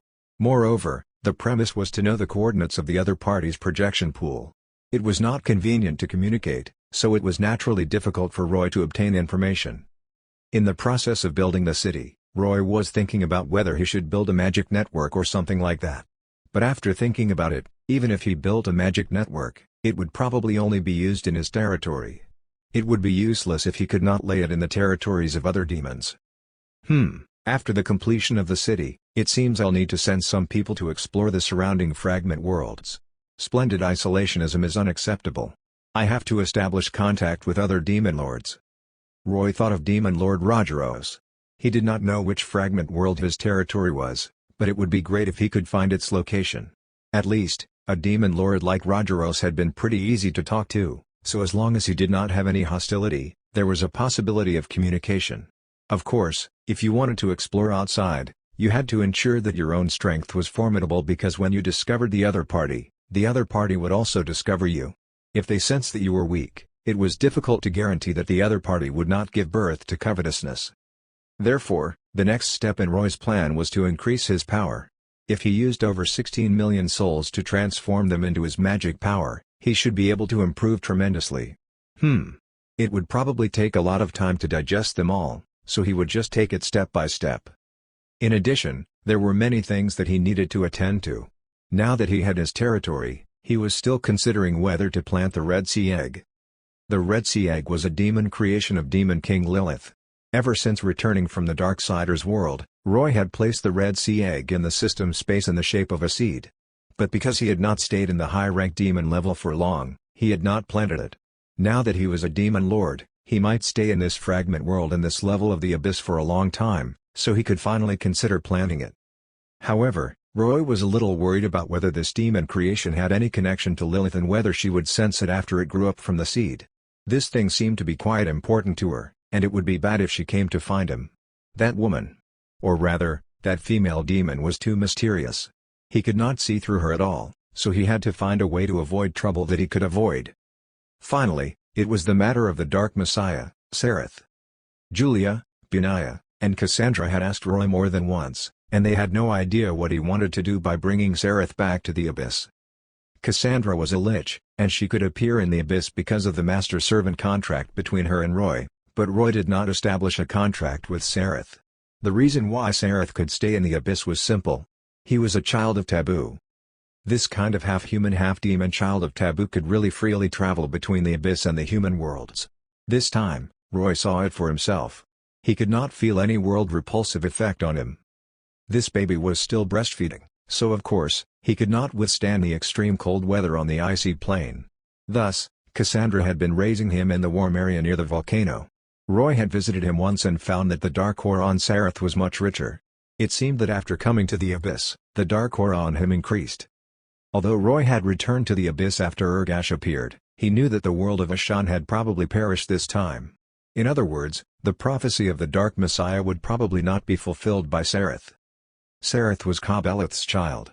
Roy brought him back not because he wanted to raise Ka-Beleth's son, but because he was really curious. If a demon-human hybrid like Sareth grew up in the Abyss in the company of demons, would he be more like a demon or more like a human? Would he acknowledge his demon bloodline or his human bloodline? It could not be said that it was a human bloodline. Although Isabel was human when she gave birth to Sareth, she later became a seraph. Thus, strictly speaking, Sareth should be the child of a seraph and a demon lord. In that case, Sareth should be considered a Nephilim or Nephilim. He is a proper main character template. Roy was not too concerned if Sareth was the main character template, but he had to say that Sareth was definitely a very precious experimental sample for him.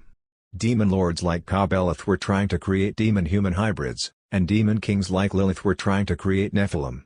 Roy could finally observe with his own eyes how powerful the child of Taboo was. Now that he had become a demon lord, he naturally had to cultivate his own forces, so he planned to raise Sareth. If Sareth was really that powerful, then perhaps he could become a sharp sword in his hand. Think about it. With Sareth's ability to travel freely between the Abyss and the human worlds, if Roy wanted to go to other worlds in the future, he could send Sareth to be the vanguard. After he went to a human world, he could think of a way to summon him. As long as Roy solved the problem of the world repulsive effect, he could go to any world. Perhaps this was the ultimate reason why many demons created demon-human hybrids. They were thinking of the same thing as Roy. Of course, Roy was not stupid. In many novels, this kind of child of Taboo had awakened his humanity because of love or various reasons, and he eventually turned around and killed the boss behind the scenes. There were many stories. Although these novels were from the standpoint of humans and catered to human mentality, and the situation would not necessarily become true, Roy still had to guard against it. Roy needed to observe the psychological changes in Sareth at all times. Time quickly passed by while he was busy. A year later, Roy's Frostfire City gradually took shape. Chapter 379 Julia's Obsession. The cold wind howled, and a violent blizzard raged on the white icy plain. It was a frozen land that was even crueler than the North and South Poles, and the environment was so harsh that even monsters could not survive in it. Apart from the howling winds, there were no other sounds here, just like a deathly silent world. It was unknown when this world had formed, perhaps thousands or tens of thousands of years ago. It had maintained this deathly silence for a long, long time. But this deathly silence seemed to have been broken. In the southwest of the frozen icy plains, a black city stood quietly. It was Frostfire City. If you looked down from high above, you would find that this black city was two circles, one large and one small. The large circle was a tall black ice wall that stretched for hundreds of kilometers, and the small circle was a volcano that was still emitting black smoke. The large circle enveloped the small circle, making it seem so out of place on the vast expanse of whiteness of the frozen icy plain. A gap had been dug out of the volcano, and high-temperature magma streamed out through it to form a river slowly flowing into the city. The heat emanating from the magma neutralized the cold of the frozen icy plain, producing a unique area with a warm climate. The ones living in this warm area were the low-level demons that Roy had summoned from the upper levels of the Abyss.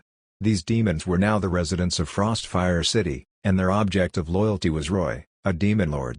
As demons, there were very few existences that were obedient, but under the whips of the demon overseers, they still did their work well. From the flowing magma river, the demons fished out the magma with sulfur and toxic smoke that was about to cool and solidify.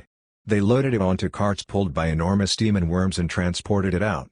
They used this lava to build houses and buildings, and the black lava that looked like asphalt rapidly took shape under the cold wind. These demon worms were the same race as the massive worm that Roy had first discovered.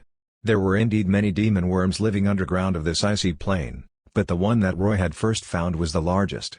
In order to distinguish between them, Roy even named the demon worm Big Black. Big Black had already become Fat Tiger's playmate, mainly because Fat Tiger kept dragging it out to play.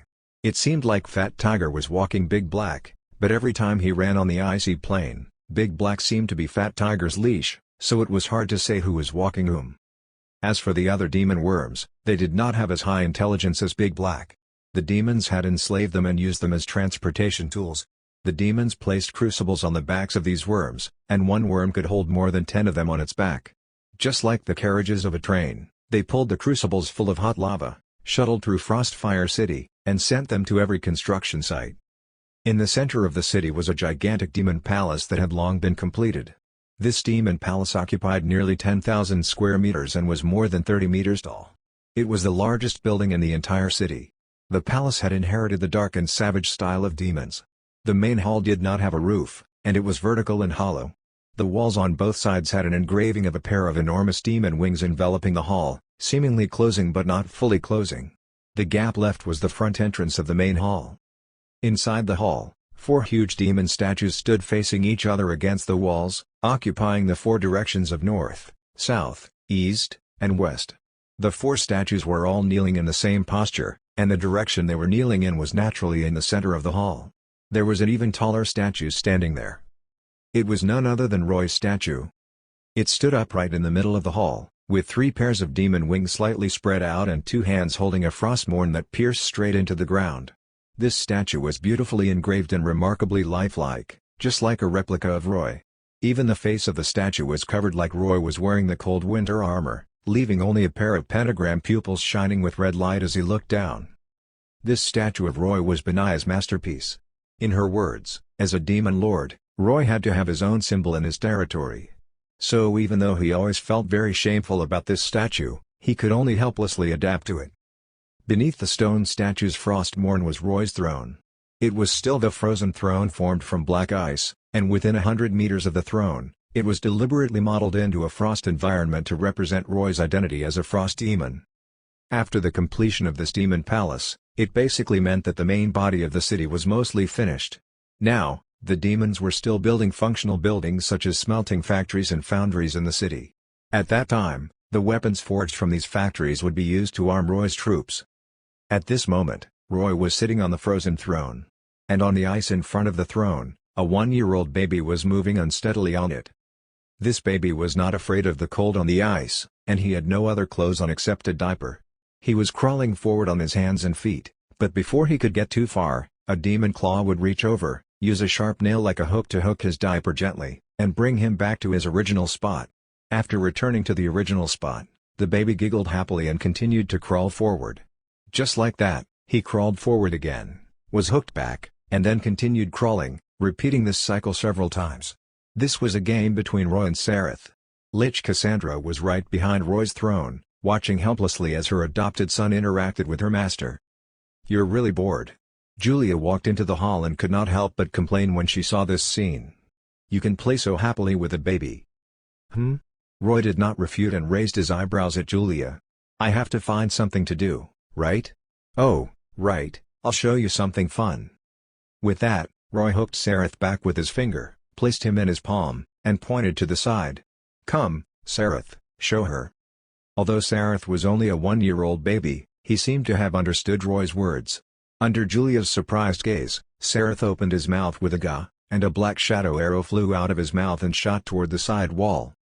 Although the shadow arrow was not powerful enough and dissipated after just flying to the wall, it was enough to shock Julia. "He can already release magic."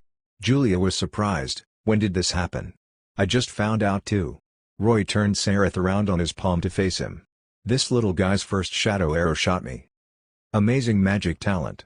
Julia walked over, put her hands under Sareth's ribs, and raised him to observe repeatedly. "Is this the power of a child of taboo?" Roy stood up from his throne.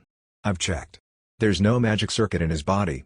The magic he releases is purely based on his affinity with dark power. Besides dark power, Can he use other magic? Julia asked. Flames as well. Roy nodded. Perhaps it's because his father, Ka-Belith, was a flame demon. However, I've found that he seems to have affinity with all elemental powers. So, you're training his affinity with frost now?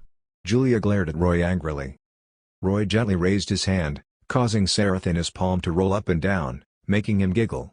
He seemed to like this game very much. Roy replied to Julia while teasing him, of course. As you can see, his physical fitness is super strong.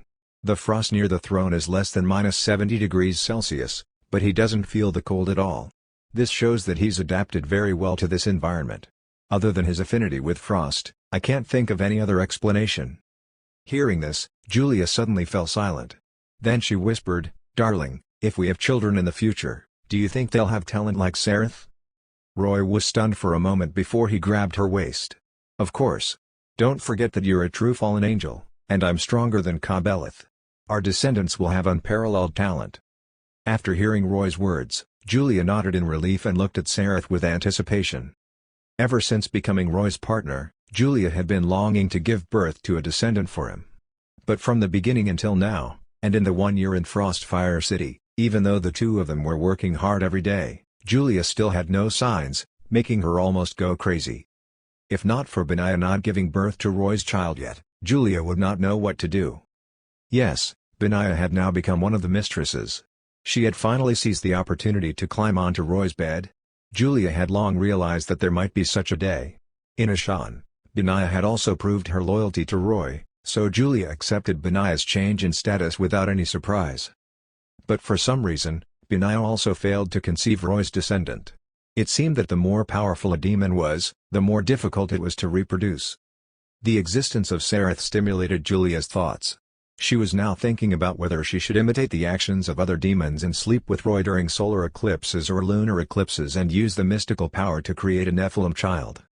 Shaking her head, Julia threw out the complicated thoughts in her mind and said to Roy, Since you have nothing to do now, go underground with Benaiah.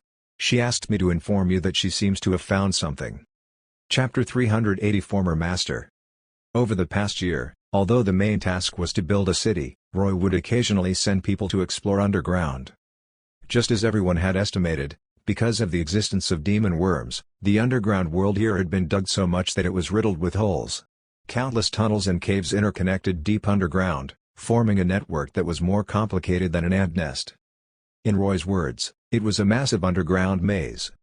Previously, he had used demon eyes to explore underground. But unexpectedly, even he became lost. There was no light in the dark underground world at all, so he lost his sense of direction after exploring a few places and did not know where he was. He had no choice but to send people to explore. He had sent out a total of 4 waves of low-ranked demons. But unfortunately, these low-ranked demons were either eaten by demon worms or other underground creatures, or they were totally lost in the maze and could not find the way back. In the end, he could only summon them back. The efficiency of the entire exploration plan was shockingly low, and so far, only about a kilometer underground had been explored. After the underground exploration suffered successive setbacks, Roy could only put this matter aside for the time being. But after Frostfire City was most or less completed a while ago, this matter was once again on the agenda. It could not be helped. After a year of exploration, Roy found that the surface of this fragment world was too barren. The extremely cold climate had caused no creatures to survive on the surface, and he had not even seen any frost element monsters. Occasionally, some mineral veins were found, but all of them were poor, and there were traces that they had been excavated a long time ago. This made Roy wonder if this fragment world had other masters before. If he wanted to excavate these mineral veins, thick layers of ice would have to be dug open, but these newly dug ice layers would soon freeze again. It was extremely troublesome, and the mining efficiency was very low. In the end, Roy gave up on them and turned his eyes underground. The good news was that he had the colossal demon worm, Big Black. Although this mutated demon worm could not speak, it had high intelligence, and some simple communication could be done with it. During this period of time, Benaiah had been communicating with Big Black and training it. Her goal was at least to get Big Black to understand her requests and guide her in the underground world. Now that Benaiah had asked Julia to inform him, it meant that there was progress. Roy and Julia left the demon palace and flew toward the crater. On the ground at the foot of the volcano, an enormous cave had been dug. By the side of the cave, Benaya was already waiting. Not far behind her was the obese Big Black. And Fat Tiger, this silly guy, was lying beside Big Black, and from time to time, he would get up and reach out his claws to touch Big Black, as though he wanted Big Black to play with him. But after being reprimanded by Benaya twice, he lay down unhappily. Roy found it slightly unbearable to look at this scene. After landing, he tried his best not to look at Fat Tiger's aggrieved eyes and asked Benaya, "Are we going to go down personally?" "Yes." Benaya raised her wings and floated over to hug Roy's arm. "Now that Big Black basically understands my command, I think we can go down and take a look." "Okay, let's go." Roy nodded. "Julia, stay here. I'll leave a demon eye with you. If anything happens, I'll contact you. You can look after Fat Tiger." Julia nodded. "Okay." Benaya placed her right hand in her mouth and whistled at Big Black. Big Black's immense body slowly bent down, and Roy and Benaya jumped onto its head. After sitting down, Benaya patted its hard skin, and it headed into the enormous cave. Roy's vision suddenly darkened as he entered the underground on Big Black. Big Black had dug out this cave, so it looked gigantic. Even though he was sitting on Big Black's head, it was still tens of centimeters away from the top of the cave. Big Black carried Roy and Benaya and headed downward diagonally. At this moment, Roy's dark vision began to play its role, and the dark underground gradually became visible. Along the way, Roy saw a large number of forks flash past. Needless to say, demon worms had dug out these underground tunnels. He did not know where they led. Moreover, magma was still flowing in some of the tunnels, as though the demon worms had dug through the volcano wall and caused magma to flow out. "The passage we're in should be one of the tunnels that Big Black dug before," Benaya said to Roy. "These demon worms have a sharp sense of smell. They will leave their own scents in the tunnels they dug themselves to help them determine their paths. I originally wanted Big Black to bring us to find the mineral vein that caused it to mutate, but this description was too complicated for it to understand, so I asked it to bring us to the place where it goes most often." "Yeah, if Big Black mutated by devouring ores, the vein is definitely where it goes most often." Roy nodded. Big Black was not too fast. Roy could feel that it was not going straight down all the way and instead often made turns. It seemed that it had basically dug tunnels randomly in the past. Now that it wanted to go back again, it could only go along these tunnels since the tunnels dug by the other demon worms were too small for it. Even so, Roy and Benaya went down by about 2 kilometers in a short time. Roy was not sure how much it was exactly, but he roughly estimated it through the temperature changes. Since there was a volcano, it meant that the veins of the volcano connected to the magma layer underground. Generally speaking, magma formed in the depths of the crust or in the upper mantle. This distance was about 30 to 50 kilometers from the surface. There was a large amount of high-temperature liquid here, which was magma. If the magma layer connected to the volcanic channel, then under the pressure of the tectonic plates, it would transmit bit by bit to the upper part of the volcano. When the pressure of the tectonic plates was too great, the volcano would erupt, which was why seismic activity often accompanied volcanic activity. Now that Roy and Benaya were going down, the temperature they felt did not decrease but instead became hotter and hotter. This heat came from the heat emitted by the magma layer. It was extremely stuffy in this tunnel that did not have much ventilation. As Big Black continued to go deeper, the temperature in the air had already risen to about 100 degrees Celsius. This temperature had already exceeded the temperature of the abyss, and even Benaya felt slightly uncomfortable, so Roy put an ice armor on her to help her resist the heat. "How far is this guy going?" Benaya was surprised. "Is the mineral vein it forged from not in the magma layer? If that's the case, it'll be difficult for us to mine even if there are ores." Before Roy could speak, he suddenly saw an object flash past in a passage. He was shocked and quickly said, "Stop. Stop. Benaya, get Big Black to stop." Benaya did not know what was going on and quickly kicked Big Black a few times. Big Black received the signal, so it stopped rushing down and slowly stopped in the tunnel. Roy did not wait for it to stop before spreading his wings and flying back along the tunnel. Benaya followed behind him. Then she saw him suddenly stop at a fork and look in it in surprise. "What's wrong?" Benaya caught up to Roy. He did not answer and pointed at the fork for her to see. With this glance, Benaya was extremely surprised because she saw something obviously artificial in the fork. There was a broken wall, or rather, a part of a building. This thing was embedded in the rock wall of the tunnel, revealing only a portion. If not for Roy's sharp eyes, they would have missed it. After flying over, Roy pulled this thing out of the rock wall and carefully observed this fragment. It's a demon creation. Benaiah said with certainty. This style is very familiar. It should be part of some statue. In other words, there were really demons in this fragment world before. Roy said. It should be a demon lord, but he was different from us and put his lair underground. In fact, Roy had suspected this from the beginning. This fragment world was very suitable for frost demons to settle down in. It did not make sense that no other frost demons had found this fragment world over the years. But he had been here for more than a year, and he had never seen any demon come out and say that he had invaded their territory. Recalling what Demon Lord Anivia had said before, that someone was hunting frost demons, Roy thought that even if other frost demon lords had occupied this fragment world before, they would have probably been killed. But when he saw the fragment of this demon creation, he realized that he had guessed completely wrong. It was not a frost demon who had occupied this fragment world. On the contrary, this former master had placed their lair in the very hot underground world. Is it a demon lord of some insect-type demon? Benaiah clearly thought of this and guessed. In my impression, only insect-type demons like to place their lairs underground. Won't we know after looking around? Roy raised the statue fragment in his hand. But even if it's really an insect-type demon lord, I think it's most likely gone. This thing looks very ancient. Who knows how many years ago it was? Chapter 381 Insect Egg. Ever since Roy and Benaiah discovered an object of a suspected underground ruin, they had been paying attention to everything in their surroundings. Fortunately, Roy found that Big Black seemed to be heading in the direction of the ruin because more and more artificial traces appeared along the way. The size of this possible demon ruin seemed to be enormous. From the moment they discovered the first artificial trace, Big Black had already gone about 20 kilometers deep, and they had yet to touch the core of the ruin. The deeper they went, the fewer tunnels dug by the demon worms. In the end, there was only the path that Big Black had dug. Roy guessed that Big Black might have accidentally found this ruin and touched something there to mutate. Ultimately, only it could reach this ruin, and the other demon worms did not have the ability.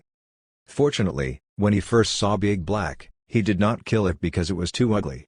Otherwise, he might never have discovered the secrets deep underground. After an unknown amount of time, the rumbling and movements of Big Black finally stopped. It finally stopped in a large underground cavity. It was not large, and above it was an arc-shaped dome with numerous crystal-shaped fiery red stalactites hanging down. They might be lava crystals that formed due to the high pressure underground. The ground below was uneven, and crystal clusters of various sizes were growing. Not only was the entire cavity not dark, but it was emitting fiery red light, and the source of this light was a flowing underground magma river. They could only see about 200 meters of the magma river in this cavity. The source and downstream were in the ground, and they could not tell where it came from or where it went. After Big Black stopped in the cavity, it slowly crawled to the magma river. Its body sent out a muffled rumble, indicating to Roy and Benaiah that they had arrived. Roy jumped down from Big Black's head and stood beside the magma river. He looked around in confusion. He did not understand why Big Black stopped here. It was clearly not where the ruin was. But Benaiah understood. It seems to mean that it often comes here to eat. Eat? Roy looked at the magma river in surprise. Don't tell me it's here to drink magma? I don't know. Let's wait and see what it does. Benaiah was a little unsure. Left with no choice, Roy and Benaiah waited and observed Big Black's actions, only to find that Big Black was wiggling its body idly. There was still a very long portion of its colossal body outside the cavity, and as it slowly squirmed, its body was shrinking into the cavity bit by bit. Just as Roy and Benaiah were wondering what this guy wanted to do, Big Black suddenly seemed to smell something, and its body, which was initially moving slowly, immediately accelerated. It opened its big ring-shaped mouth, straightened its head, and stared intently at the river. Its actions attracted Roy and Benaiah, and they turned their attention to the river. Not long after, they saw a long grayish-white thing in the magma. This thing was slowly floating out from the entrance of where the magma flowed out. This long grayish-white object was about 1.5 meters long, and it looked like a baguette. When the magma brought it out, it kept rolling in the magma. Patter patter. Roy looked up and saw a large amount of green saliva flowing out of Big Black's mouth. This saliva seemed to be strongly acidic. After dripping onto the ground, it immediately made sizzling sounds and corroded large pits on the ground. That thing is Big Black's food? Roy immediately understood. When the long object arrived at the center of the magma river, Big Black ignored the magma as it extended its head and grabbed it with its mouth. Then it raised its head and wanted to swallow it. But at this moment, Roy moved. He spread his wings, flew up, and kicked Big Black's head, kicking out the thing that it wanted to swallow. After being kicked by Roy, Big Black let out an aggrieved sound but then cowered in fear. Roy ignored it, reached out to catch the thing it spat out, and landed. How should he put it? As soon as he touched it, he felt that it was as hard as rock, and its height could reach Roy's waist. It was quite big. Benaiah walked forward curiously and observed with Roy. Roy held this thing and carefully sensed it. Strange. Although this thing has magic power, it's too weak. It doesn't make sense for Big Black's mutation to be caused by eating it, Roy said. It doesn't look like ore. It looks like a fossil of something. Benaiah pointed at the long stick. Look at this. There are very regular and fine stripes on it. It doesn't seem like something natural. Roy looked at where Benaiah was pointing and found that it was indeed so. Before the two of them could study it, there was another commotion by Big Black. Roy and Benaiah realized something and looked at the river. Sure enough, an identical long object was flowing out along with the magma. This time, there was no need for Big Black to do anything. Benaiah flew over and grabbed this thing from the magma. Then she placed the two objects side by side and found that apart from the slight difference in size, the rest was identical. There were fine lines and the same stone texture. Ah! Benaiah suddenly thought of something and exclaimed, this thing. It can't be. An insect egg, right? An insect egg? Roy was surprised by Benaiah's guess. What the hell? Are there such big insect eggs? Of course it's possible. Benaiah nodded. Don't forget. According to my previous guess, if there was once an insect-type demon lord here, its insect eggs might be this big. Benaiah's words convinced Roy. If it really was an insect-type demon lord, it might really be possible. In that case, this place really did have a master a long time ago. Roy held one of the insect eggs. But it seems that it's been so long that they've all fossilized. At least 10,000 years, or even longer. Benaiah nodded. The good news is that, after such a long time, the previous master likely died. We don't need to fight for territory. Can you tell what insect the eggs are? Roy asked Benaiah. Benaiah shook her head. How can I tell? But judging from the size of the insect eggs, the demon lord was probably huge. Generally speaking, the size of insect-type demons is dozens of times larger than the insect eggs it lays. Another big fellow hundreds of meters. Roy was a little speechless. Since these insect eggs were brought out by magma, it means that the upstream of the magma is where the insect-type demon lord was. At least, it was where it laid its eggs. Who knows how many descendants it gave birth to and how many years Big Black has been devouring the insect egg fossils. Not descendants. Benaiah shook her head. Even an insect-type demon is a true demon, not a bug. If it really wanted to give birth to descendants, it would have laid demon eggs instead of insect eggs. Then these eggs. Roy was a little puzzled. Soldiers. Or rather, something similar to clones. Benaiah said. I've fought some insect-type demons before. Although they have low intelligence, they are often an army alone. They will bring a large number of insects similar to them to attack together, which is their unique attack method. Generally speaking, they can use magic power to quickly hatch the eggs they lay. Moreover, if the insect-type demons are willing to split soul fragments and give them to these insects, the insects will be stronger. Hearing Benaiah's words, Roy remembered. Wasn't the spider demon Arania like this back then? The spiders she carried with her should be hatched from her eggs. However, Roy looked at the insect egg in his hand. It was much bigger than Arania's spider eggs. Let's go in and see what kind of insect-type demon it is. Roy called Benaiah and jumped onto Big Black's head. However, what the two of them did not expect was that when they commanded Big Black to continue drilling into the stone wall where magma was flowing out, they found that it was unwilling. It appeared terrified. Benaiah tried to communicate with Big Black for a while, but it still did not move. Even though Roy was releasing his aura to make it submit, it was still unwilling to move forward despite being equally terrified. I'm afraid that the insect-type demon lord might have been much stronger than me, Roy said. There's no other explanation for Big Black's fear. Then what should we do? Should we continue going? Benaiah asked. Of course. Even if the insect-type demon lord was stronger than me, it should be dead. There's no need to worry about anything, Roy said. Big Black is just a monster. Since it doesn't want to move forward, then let's not force it. Let it stay here while we continue forward. Although Big Black was no longer digging for them, Roy and Benaiah could pass through the magma river. Although the temperature of the magma was very high, it was not a big problem for them. Instead of using frost to resist the magma, Roy chose the flowing brightness flames. He attached it to his body, hugged Benaiah with one hand, and stretched his other hand forward to split a path in the magma.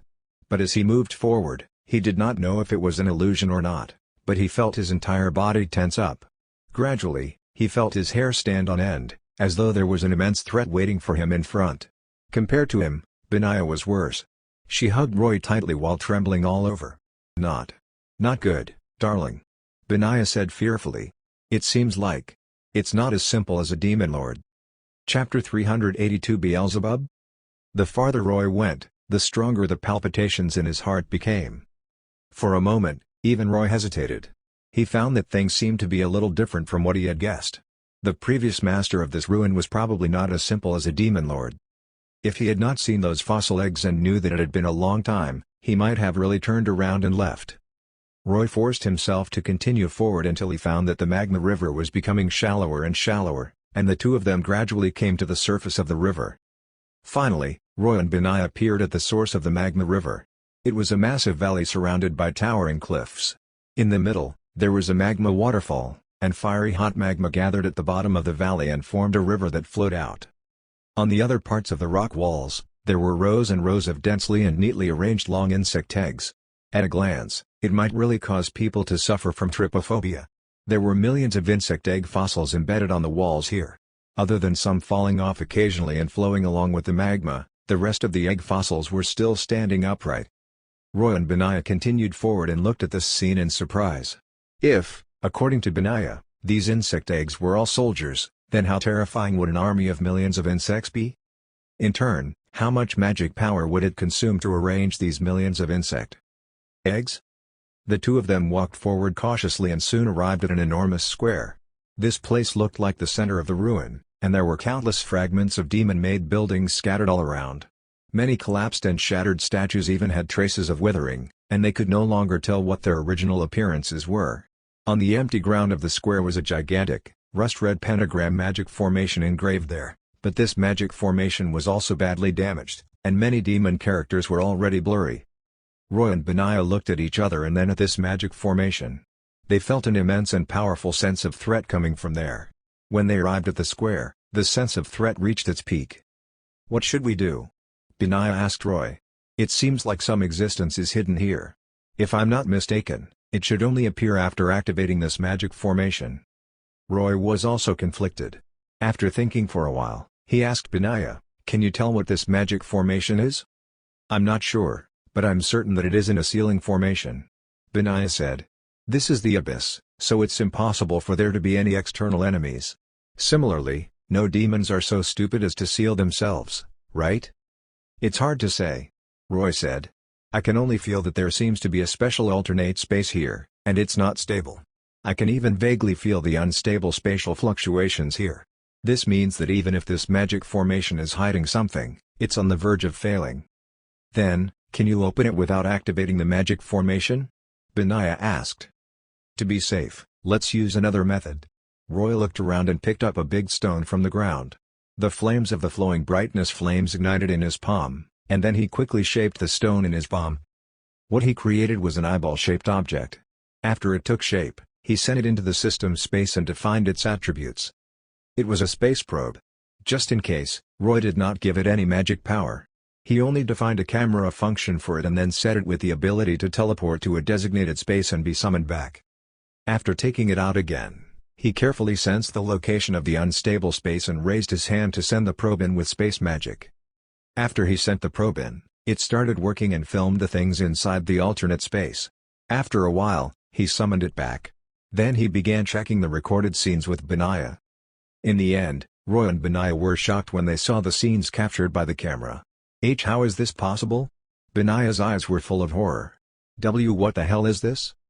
"I don't know, but I can confirm that there shouldn't be any danger." Roy's eyes revealed a thoughtful expression. He gritted his teeth, gathered his magic power on his hands, and directly used space magic to tear open the alternate space. The next second, an enormous black object suddenly appeared on the square. With the appearance of this black object, an astonishing magic power flooded the entire space. Under the impact of this magic power aura, Benaiah took a while to regain her senses. She suppressed her fear and uneasiness and raised her hand to shoot out dozens of fireballs to illuminate the surroundings. Then the two of them finally clearly saw what was in front of them. The thing that appeared on the square was a gigantic insect corpse. No, it was not an insect corpse. Roy and Benai realized that it was actually just an empty shell because there was a huge hole in the back of this thing, as though something had drilled out from the inside. Did it molt? Benai asked uncertainly. Should have. Roy nodded and carefully observed the empty shell. But as he looked at it, his eyes became stranger. Because he found that the insect-shaped shell in front of him looked like a fly. There was a pair of large eyes next to each other on its head. From the shape of these eyes, he could make out countless densely packed visual receptors. On its lower body, there were 6 insect legs with innumerable bristles. Apart from not being able to see the wings, the shell in front of him really looked like a fly. But it was countless times bigger than a real fly. However, the molted empty shell in front of him actually exuded an incomparably powerful magic power aura. The more Benai looked, the more surprised she became. She could not help but look at Roy. He also looked at her in surprise. Seeing this thing and the powerful magic power it still exuded, the two of them simultaneously thought of a name. Demon King Beelzebub? In many human myths and legends, Beelzebub was known as the Lord of the Flies. People said that he was an enormous fly, and just like Demon King Samael, who represented wrath, he was also one of the most famous demon kings and was regarded as the embodiment of gluttony. Roy and Benaiah never thought that they would find a shell that Beelzebub had shed underground. Of course, this thing in front of them could not be Beelzebub himself. It was just an empty shell that he had left behind, and his main body had long disappeared. Does a fly shed its shell? Roy asked curiously. Of course, a real fly won't. Benaiah said. But Beelzebub isn't a real fly. He's just a fly-shaped insect-type demon. That makes sense. Roy nodded and walked forward to stand in front of this shell. His 3-meter-tall body seemed tiny in front of it, but he still stretched out his hand and gently one of the legs of the shell. There's no reaction. Roy waved his hand. The massive amount of magic power on it seems to have been left passively. With the protection of this magic power, as well as being hidden in an alternate space, this shell didn't transform into a fossil like the insect eggs but instead looks new. Benai said slightly dejectedly, it seems that Big Black could become so huge not because there are rare minerals underground, but because it devoured the insect eggs left behind by a demon king Beelzebub. Even though the insect eggs have turned into fossils, and their magic power is already very weak, it has been devouring them for a long time. In addition, it's also an insect-type monster, so the eggs stimulated it into mutating. Seems so. No wonder it didn't dare to come here. It only dares to eat the insect eggs that float out to the periphery. The magic power of a demon king's shell is enough to deter it, Roy said. I wonder if this shell was left behind when Beelzebub promoted to demon king. After all, if it's merely something left behind by Beelzebub when he was a demon lord, this magic power is too astonishing. Benaiah's eyes lit up after she heard what Roy said. Darling, in that case, perhaps you can find a way to become a demon king from this shell? How can it be so simple? Roy shook his head. If you can find a way to promote by relying on a demon king's shell, then wouldn't the demon lords be searching all over for similar things? But have you ever heard of demon lords doing this? That's not necessarily the case. Benaiah said. Don't forget. In the entire abyss, only Beelzebub is an insect-type demon king. There's only one case. It's impossible for other demon kings to shed shells and leave them behind like Beelzebub. The demon lords have nowhere to find them. Hearing Benaiah's analysis, Roy could not help but be stunned. Then a strange feeling rose uncontrollably. Yes, if what Benaiah said is right, and there's only one case of Beelzebub's shell, so why did I find it? When I chose this fragment world, I never thought that such a surprise would be buried here. What is this? Is it providence in the dark? Or is it purely luck? Or is it chosen one of the abyss at work again? Shaking his head, Roy threw out these chaotic thoughts and began thinking. This shell was something left behind from an extremely ancient era. Although Roy had not seen Beelzebub with his own eyes, he knew that Beelzebub should already be at the very top, at the deadly Sin Demon King level. This shell was not his clone and only had some of his magic power left. It was very rare and unique, but Roy could not think of any real use for it. Roy looked around and saw the dense-packed insect egg fossils. Suddenly, his heart stirred. With a flip of his wrist, a flesh seed appeared in his palm. After the flesh seed appeared, it beat rhythmically like a heart. Benaiah had never seen this thing before, so she asked out of curiosity. "This is the seed of the Red Sea egg. I secretly took it from Lilith," Roy replied as he poked a hole in the ground and then buried the seed. Then he relaxed the muscles on his palm and scratched his palm with his nail. After the demon blood started flowing out, Roy dripped the blood on the place where he planted the seed. A moment later, under Benaya's surprised gaze, the ground trembled slightly. The next second, countless tentacles surged out of the ground and quickly spread in all directions. These tentacles were the flesh roots of the Red Sea egg. Under the nourishment of Roy's demon blood, they quickly grew and spontaneously began moving toward the rock walls, intertwining and wrapping the densely packed insect egg fossils in them. Chapter 383 How to Return? Seeing the roots of the Red Sea egg wrap around the insect egg fossils, Roy thought that it was indeed so. Beelzebub was known as the Lord of the Flies, so the eggs he left behind should have most likely hatched into giant flies.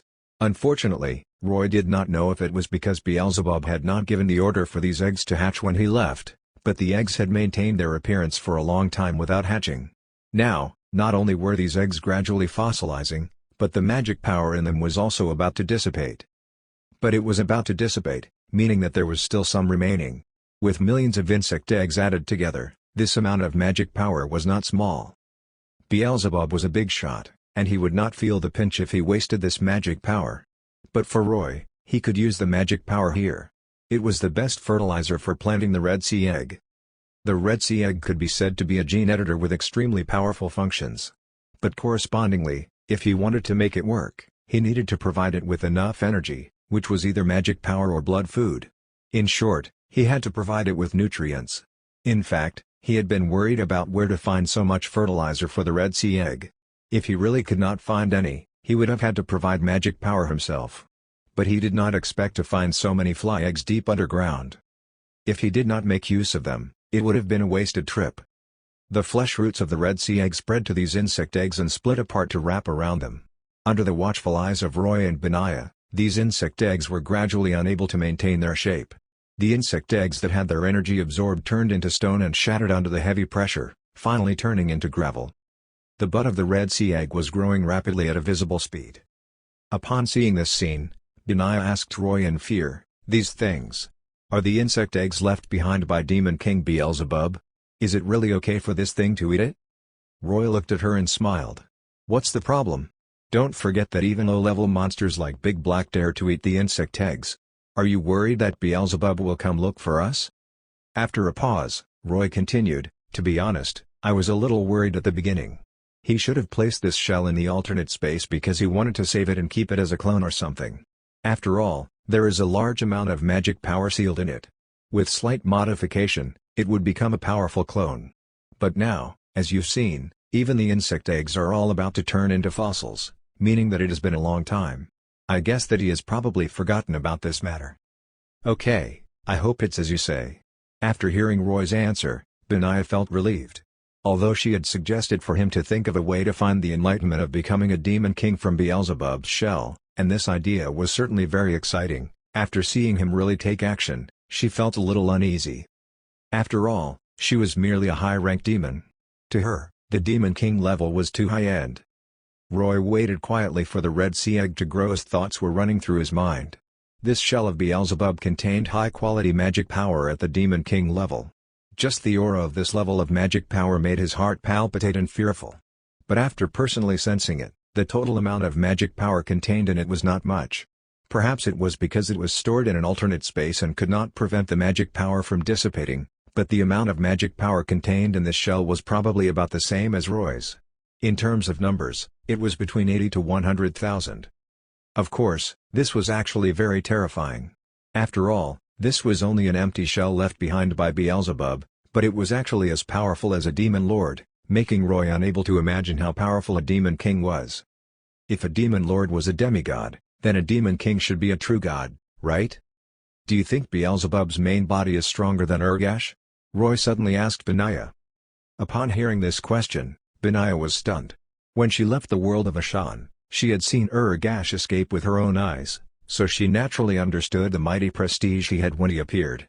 But suddenly getting her to compare them, she really could not say anything. After thinking about it, Benaya shook her head. "I really don't know. After all, Ergash isn't a demon born in the abyss, and his strength and nature should be different from those of demons, so it's hard to compare. Moreover, the true body you mentioned should be referring to Beelzebub's deadly sin demon king level body. That level has already far exceeded my imagination. If you want me to say it, then I'll bet on Beelzebub. I think he's stronger. Oh, why? Roy asked with interest. Ergash is a dragon of creation. Can't he compare to Beelzebub like this? It's different. Benaya shook her head. Although Ergash is a dragon of creation and a god, I feel that he's like a fish raised in a fish tank. No matter what he does, he's only in a shan. In other worlds, no one has heard of his name.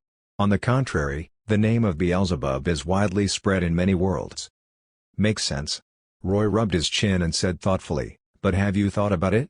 The Abyss has always talked about the deadly sin demon kings, but so far, I've encountered 2 demon kings, Samael and Lilith, plus the current Beelzebub, making 3. And the feeling they give me is that they should all belong to the demon king level, so I've always thought that they were their clones. Does the true deadly sin demon king level still exist? In the myths and legends of humans and even all the other races, there were stories about the 7 lords of hell. They were Lucifer representing pride, Leviathan representing envy, Samael representing wrath, Beelzebub representing gluttony, Baal Peor representing sloth, Mammon representing greed, and Asmodeus representing lust. People also called the 7 lords of hell the 7 demon kings. But in fact, in the abyss of hell, there were not only the 7 of them who were called demon kings. Apart from them, the Red Sea Queen Lilith was also a demon king.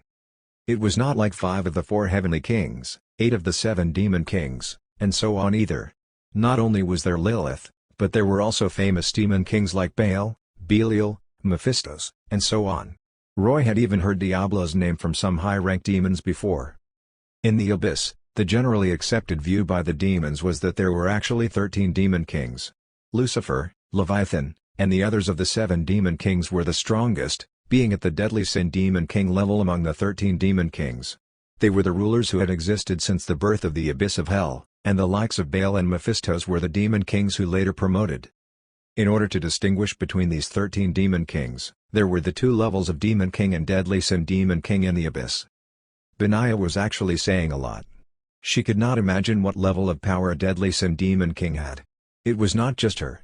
It could be said that 99.99% of the demons in the entire abyss had not seen a deadly sin demon king with their own eyes. Just like how Roy had encountered Samael when he entered the Darksider's world, demons would occasionally encounter the 7 demon kings of hell when they went to other worlds. From this, it could be seen that the 7 demon kings more or less existed in multiple worlds at the same time. The reason for this was simple. Since it was not possible that the demons had encountered the true bodies of the 7 demon kings, they were only clones of the 7 demon kings.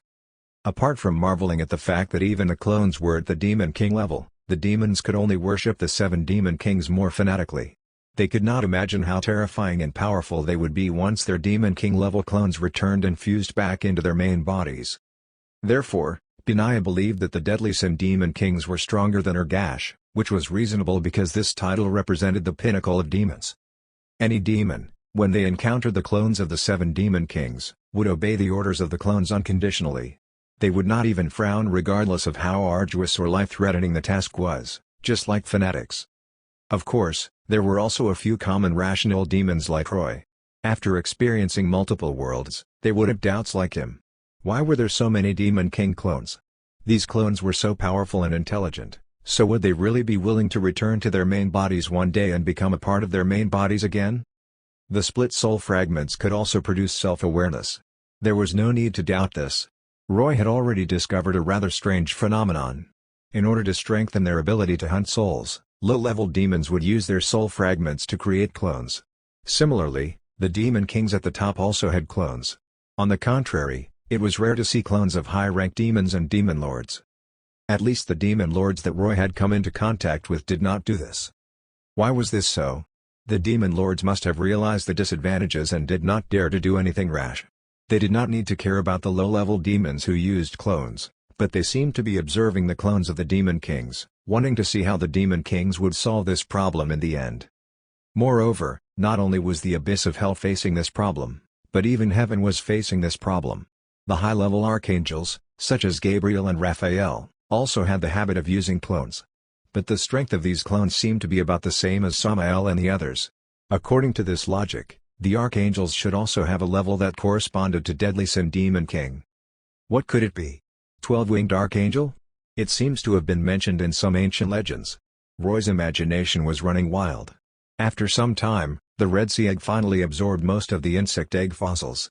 The rhythmic thumping like a heart beating came from the enormous bud again. Chapter 384 Soul Split.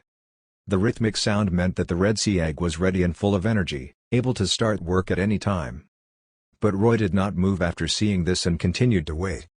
Sure enough, after a while, the roots of the Red Sea egg continued to explore for other nutrients instinctively after absorbing the insect egg fossils. And the source of these nutrients was the insect shell of Beelzebub standing on the square. What does it want to do? Benaiah asked in surprise. Don't tell me it wants to absorb the shell? Won't you know after seeing it? Roy crossed his arms, but he had infinite hope in his heart. Regarding Beelzebub's shell, although Benaiah had suggested that Roy try to see if he could discover a little bit of the essence of Demon King level power through it, after careful consideration, he found that there appeared no good way to do this. Because this shell was purely biological tissue, apart from the magic power left behind, there was no soul fragment of Beelzebub. Be it memories or legacies, they had to be carried by souls or soul fragments. Without souls or soul fragments, it was simply a joke to comprehend the essence of high-level power. This was not like martial arts or fantasy novels where Roy could just sit down, say I understand, and really understand. Even if it was possible, it was still uncertain if he had that kind of perception or not. Therefore, Roy's first thought was to turn the remaining magic power in this shell into his own. As for whether he could comprehend anything from this magic power, it would depend on luck. Demons devouring souls would increase their magic power, but this might not necessarily be the case for devouring corpses, let alone this shed and dead shell of Beelzebub. This way, if he wanted to turn the magic power in the shell into his own, he would have to find another way.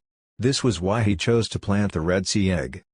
Roy felt that since the remaining amount of magic power in this shell was about the same as his total magic power, why not use the Red Sea egg to absorb this magic power? Then he could use his body tissue to create a new clone and transfer the magic power into this clone. Wouldn't he get a ready-made Demon Lord level clone like this?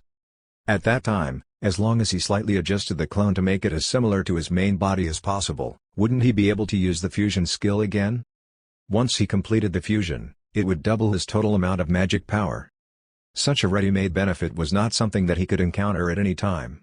Under normal circumstances, if he wanted to create a Demon Lord level clone, he would have to invest tens or even hundreds of millions of souls to increase its magic power. Now that he had this shell, wouldn't he save those souls? No matter what, he had to give it a try first. Roy had planted the Red Sea egg, and now, it began to become interested in the shell, just as he had expected. But it seemed to be afraid of the Demon King or emanating from the shell, so its roots only dared to linger around it. If it were a living creature, it would definitely be furious and attack these roots after sensing the intentions of the Red Sea egg. In that case, the Red Sea egg might retreat in fear. Unfortunately, the shell could not move at all and would not have any hostility toward the Red Sea egg. This caused the Red Sea egg to probe it continuously and discover that the target did not react at all, so it began to become more and more daring. Its roots continued to extend toward Beelzebub's shell at a slow speed and finally touched it. When it first touched it, its roots shrank back in fear. But when it discovered that there was really no reaction and no counterattack, the roots suddenly swarmed forward and ferociously pounced at the shell. This action was like a wild beast hunting prey in the natural world. After confirming that the prey was really not dangerous, the Red Sea egg was abnormally greedy and impatient. Numerous roots quickly climbed up along the shell like crazy ivy and soon covered it. While covering it, these roots began to absorb the remaining magic power in the shell. These numerous roots seemed to have been hungry for a long time as they used all their strength to extract the magic power in the shell and transfer it to the bud. At the same time, Roy saw this scene and stepped forward. He placed his hand on the wall of the bud and used weak electric currents to guide and adjust it. He wanted to absorb the magic power, so of course, he could not allow the Red Sea egg to absorb it. Otherwise, it would use this magic power for self-growth and become even larger. Roy had to stop it from doing this and get it to store the magic power it absorbed. With his adjustments, the Red Sea egg's extraction of magic power slowed down a little, but it still continued to absorb it tirelessly. When Roy felt that it was about time, he removed his hand, summoned Frostmourne, and slashed at his left arm. Blood spewed out, but it stopped in less than half a minute. Then the muscle tissue at where he severed his arm produced countless meat sprouts as it began to enter the regeneration state. It would probably take at most an hour to regrow this severed arm. While sighing that Male's demons had to be ruthless to themselves, Roy picked up his left arm that had fallen to the ground, flew up a bit, and put this severed arm into the opening on the bud. With Roy's body tissue, the Red Sea egg truly entered the working state, and the rhythm of its pulsations accelerated. Within the flower bud, the Red Sea egg quickly analyzed Roy's arm and began cloning. At the same time, the magic power absorbed from the shell began to infuse slowly into the new clone. Roy returned and waited quietly. Benaya did not understand the functions of the Red Sea egg, so she asked curiously. He did not hide it from her and explained it to her. Benaya did not understand the term replicate too well, but she could roughly understand it and asked with doubt, "According to what you said, the Red Sea egg will use your severed arm to create a flesh and blood clone, right? But the magic power of this clone will come from Beelzebub's shell." "Right." Roy nodded. "But don't forget that the shell is also biological tissue. During the absorption process, will it affect your clone?" Benaya asked curiously. "Will this cause your clone to have Beelzebub's bloodline?" "That's possible." Roy hesitated for a moment before nodding. "In fact, I was worried about this just now. I could have entered the bud myself and absorbed the magic power, but I didn't go in rashly. After all, the outcome is unknown, so it's best to experiment with my clone. Even if something goes wrong, it won't affect my main body." "Then, we'll see what happens to the clone," Benaya said. "By the way, the clone you create won't have a soul, right? Looks like you'll have to prepare a fragment of your soul." This was indeed a problem. The first clone Roy created with the Red Sea egg had Uriel's soul driving it. But now, he did not have such a suitable soul in his hands. Moreover, he was also considering a problem. The soul in the clone would ultimately fuse with his soul through the fusion skill. In this way, too many souls mixing together too much would not be good. So after thinking about it, Roy decided to use his own soul fragment this time. Roy knew the method of splitting soul fragments. This method naturally came from the inherited memories of the spider demon Arania, but he had never tried it personally. Roy condensed magic power on his intact right arm and recited the demon language incantation. Under the effect of the incantation, the magic power radiance on Roy's right arm changed slightly, and his entire arm turned translucent. This was the Soul Touch spell. It was a special spell that allowed others to touch the souls of living creatures. Roy slowly inserted this translucent right hand into his chest. The moment his fingertips touched his chest, ripples appeared on the surface of his chest. Without breaking through any skin, his right hand went into his chest. Even though it was touching his own soul, it was quite uncomfortable. But Roy endured it, grabbed his soul, and slowly took it out. The moment his soul left his body, he felt that his entire body was not good, and an extreme sense of emptiness filled his whole body. At this moment, Roy finally saw his soul for the first time. It was a huge soul emitting black light. This size represented his status as a demon lord, and it was different from other demons. If he had to compare it, Ka-Balith's soul was about the same size. But what was strange was that there were thin golden lines on the surface of his soul ball. When he observed carefully, he discovered a faint blue light other than the golden lines. Roy's heart tightened. Needless to say, he knew that the golden lines were due to him fusing with Uriel's soul. It was the remnant of the angel's soul and displayed as golden lines. As expected, he could not do soul fusions too many times. Because after the fusions, these souls did not totally disappear. Instead, they attached to his soul in this way. Who knew if too many fusions would cause problems for his soul? As for that almost imperceptible blue light, it was the most shocking because he had seen it before. This blue light was the light unique to human souls. It was probably because of this light that Roy still had memories of his previous life even though he was born a demon. Of course, despite these two lights, his soul was still mainly black, which was the color of a pure demon soul. There was a thread connecting the entire soul to his body. Not daring to expose his soul for too long, he quickly cut off a small piece from his soul and then stuffed his soul back into his body. The small piece he cut off gradually became round in his hands, becoming a much smaller soul ball. Although he was holding this soul fragment in his hand, he still felt as though he had lost something important. His body felt empty, and even his spirit was a little dispirited. Roy understood that this was the effect of splitting his soul. Fortunately, after adapting for a while, this feeling gradually disappeared. Moreover, when he thought about how he would take back the soul fragment when he used fusion with his clone later, he felt better.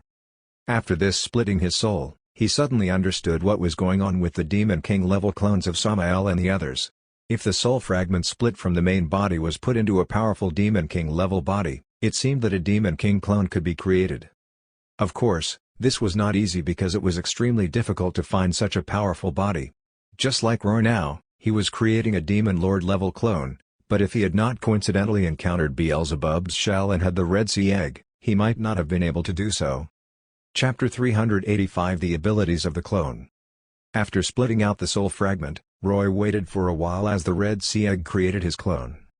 The butt of the Red Sea Egg ejected out a translucent embryo covered in a slimy liquid.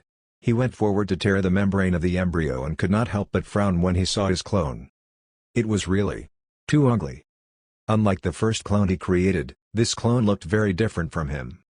The wings on this clone's back were not normal demon wings but 3 pairs of thin cicada wings. In addition to the transparent parts on them, there were also some strange black patterns. The clone's eyes were big and bulged out. Looking carefully, he could even see the tiny lattices on them, which was the structure of the compound eyes. And 2 sharp pincer-like parts pierced out from the mouth. The pair of thick demon horns on the head was no different from Roy's, but the upper limbs were insect limbs. The 2 palms on his left and right had become serrated blade arms with many bristles on them, and there was a long demon tail. The clone was about 3 meters tall and looked a little hunched. It looked like a monster that had combined a fly and a praying mantis. Roy wanted to curse but held back as he said with a gloomy face, "This thing is my clone?" Benaiah did not find it strange. It seems like Beelzebub's shell affected it, so it has the characteristics of an insect-type demon. The bloodline of the Demon King seems more aggressive and stronger than yours. That's right. It seemed that during the process of merging inside the Red Sea Egg, not only did it absorb the magic power of the shell, but it also absorbed a portion of the bloodline genes the shell carried. During the merge, Beelzebub's bloodline naturally affected the clone, so it displayed the characteristics of an insect-type demon on the outside. This was simply unavoidable. Although the clone was truly ugly, he was indeed full of powerful magic power. From the aura the clone exuded, he was definitely Lord-level magic power pressure. In other words, what the Red Sea Egg created this time was a successful fusion. Roy was a little conflicted. The thought of fusing with such an ugly clone made him feel bad. In fact, from another perspective, judging from the aesthetics of demons, his clone was actually quite domineering. His appearance was ferocious, terrifying, and full of intimidation. He was the idol-level appearance that many demons dreamed of. To be frank, if this clone were anywhere else in the abyss, he might attract countless female demons to lick him. But the problem was that it was the aesthetics of ordinary demons, not Roy's. Roy was an abnormal demon, so he found it really hard to accept. He sighed and pressed the soul fragment into the clone's body. Regardless of whether the clone was ugly or not, he had to see what abilities this clone had first.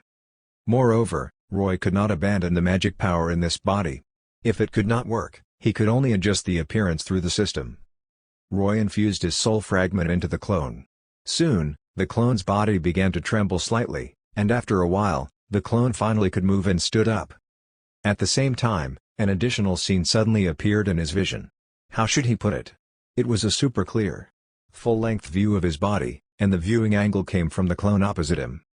In other words, he could actually see what his clone was seeing. This scene came from the compound eyes of his clone. Roy found that this observation method had an extremely sensitive dynamic capture effect, and the compound eyes would receive feedback of any minute changes in his movements.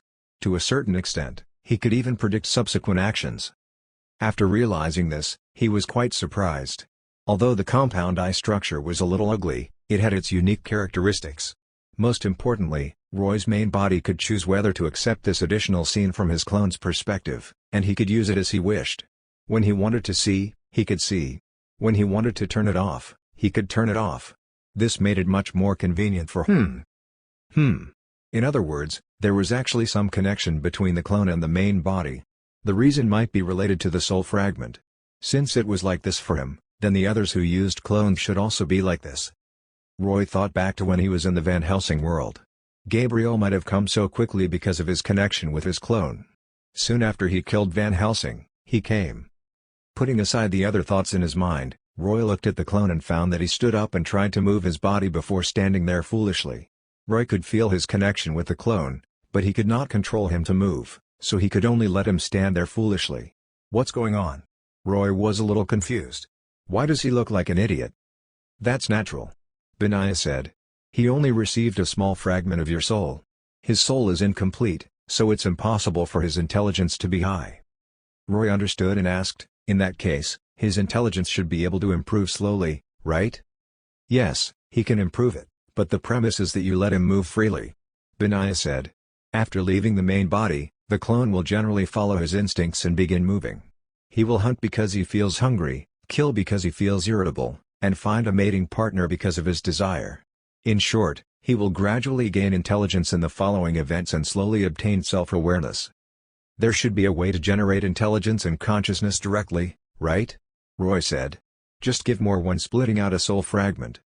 Yes, the size of the soul fragment determines how much intelligence and consciousness you bestow. Benaya said. If you can give him half of your soul directly, he will be no different from your main body when he wakes up. Be it in terms of thinking or actions, he will be exactly the same as your main body. Roy nodded and did not dwell on this problem any longer. The feeling of splitting out a soul fragment was not pleasant, so he had not intended to give much. It was just enough to drive this clone. Although he could not communicate with the clone because of his intelligence, just as Benaya said, the clone still had the corresponding instincts. As long as he received external stimulation, he could respond accordingly. In order to test the abilities of this clone, Roy attacked the clone under Benaya's suggestion. Then a shocking scene happened. When Roy slashed Frostmourne at the clone did not move at first. But the moment the blade was about to touch his body, he turned into countless insects with a buzz.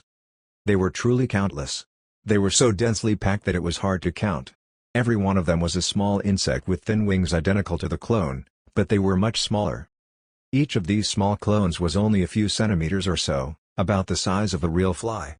The moment Roy's sword slashed down, the clones turned into a dark cloud of insects and scattered, making the attack miss. Then these small clones flew to the back and gathered again, forming the 3-meter-tall clone. Seeing this scene, Roy did not know why, but a phrase suddenly popped into his mind, "Swarm of flies." Awesome! Benaya could not help but exclaim in excitement when she saw this scene. Darling, it seems like this clone of yours really inherited some of Beelzebub's abilities, in addition to the magic power. This way of dispersing and gathering must be one of Beelzebub's abilities. Roy was inclined to agree with Benaya's words. After all, Roy did not set any settings when the Red Sea Egg created the clone, so the ability the clone displayed just now definitely had its source. What else could this source be? Naturally, it was Beelzebub's shed shell. Chapter 386 Continuous Pleasant Surprises. After regrouping again, the clone did not stand on the ground foolishly like before. Instead, he floated in the air, with the 3 pairs of cicada wings on his back vibrating at high frequency. The clone already knows how to fly. This should be instinct, right? Under this high-frequency vibration, the black patterns on the clone's wings showed a strange phenomenon. Under Roy and Benaya's observation, an afterimage appeared beside the clone's body. Although this afterimage only had a slight outline, it made it difficult to distinguish the true position of the clone in the air. Displacement illusion? Benaya was a little unsure. Won't we know if we try? Roy raised his hand and shot a black frost arrow at the clone. He aimed at the location of the clone that he observed, but strangely, the clone did not move in the air as the frost arrow passed through the clone's body and shot out the back. It's really a visual displacement. It should be due to the patterns on his wings. Benaya said. Darling, don't rely on your eyes to observe. Roy nodded and activated his radiation perception. This time, he saw something different. His vision was full of the radiation source released by his clone, and the visual displacement effect disappeared. Roy opened his mouth and fired a lightning cannon. Because it was very close, and the lightning cannon was extremely fast, as soon as the clone opposite him reacted and turned into a swarm of insects, the lightning cannon blasted him, and half of his body was gone in an instant. In order to understand the abilities of the clone fully, Roy was ruthless. This was truly being ruthless to the point of even hitting himself. After the lightning annihilated half of his body, the clone moved again. The insect swarm that formed his upper body suddenly split in half, as though it was instantly self-multiplying. This swarm of split insect clones quickly gathered at the destroyed spot, and in almost an instant, the clone completely recovered. Benaya was very excited. I know. This should be some kind of regenerative ability. If I'm not wrong, as long as there's a single small clone, this clone can't be completely eliminated. Not to mention Benaya, Even Roy was a little surprised. In the abyss, insect-type demons were recognized for their tenacious vitality. He did not expect that his clone would have such an ability after inheriting a bit of Beelzebub's bloodline. Roy's current recovery ability was very strong. A demon lord's demigod-level immortal body would not die even if it was cut into pieces. But even he did not dare to say that he could still recover if there was only a small piece of flesh left. But the current ability of the clone was different. In the insect swarm state, even if millions of small clones were destroyed, as long as any small clone remained, it could condense back through the splitting and multiplying. It was as though every small clone had recorded and possessed the complete information of the body. Finally, it could change into 2, and from 2, it could change into 4 and keep replicating continuously. This method of regeneration was different from that of other demons, and Roy could not help but think of Majin Buu.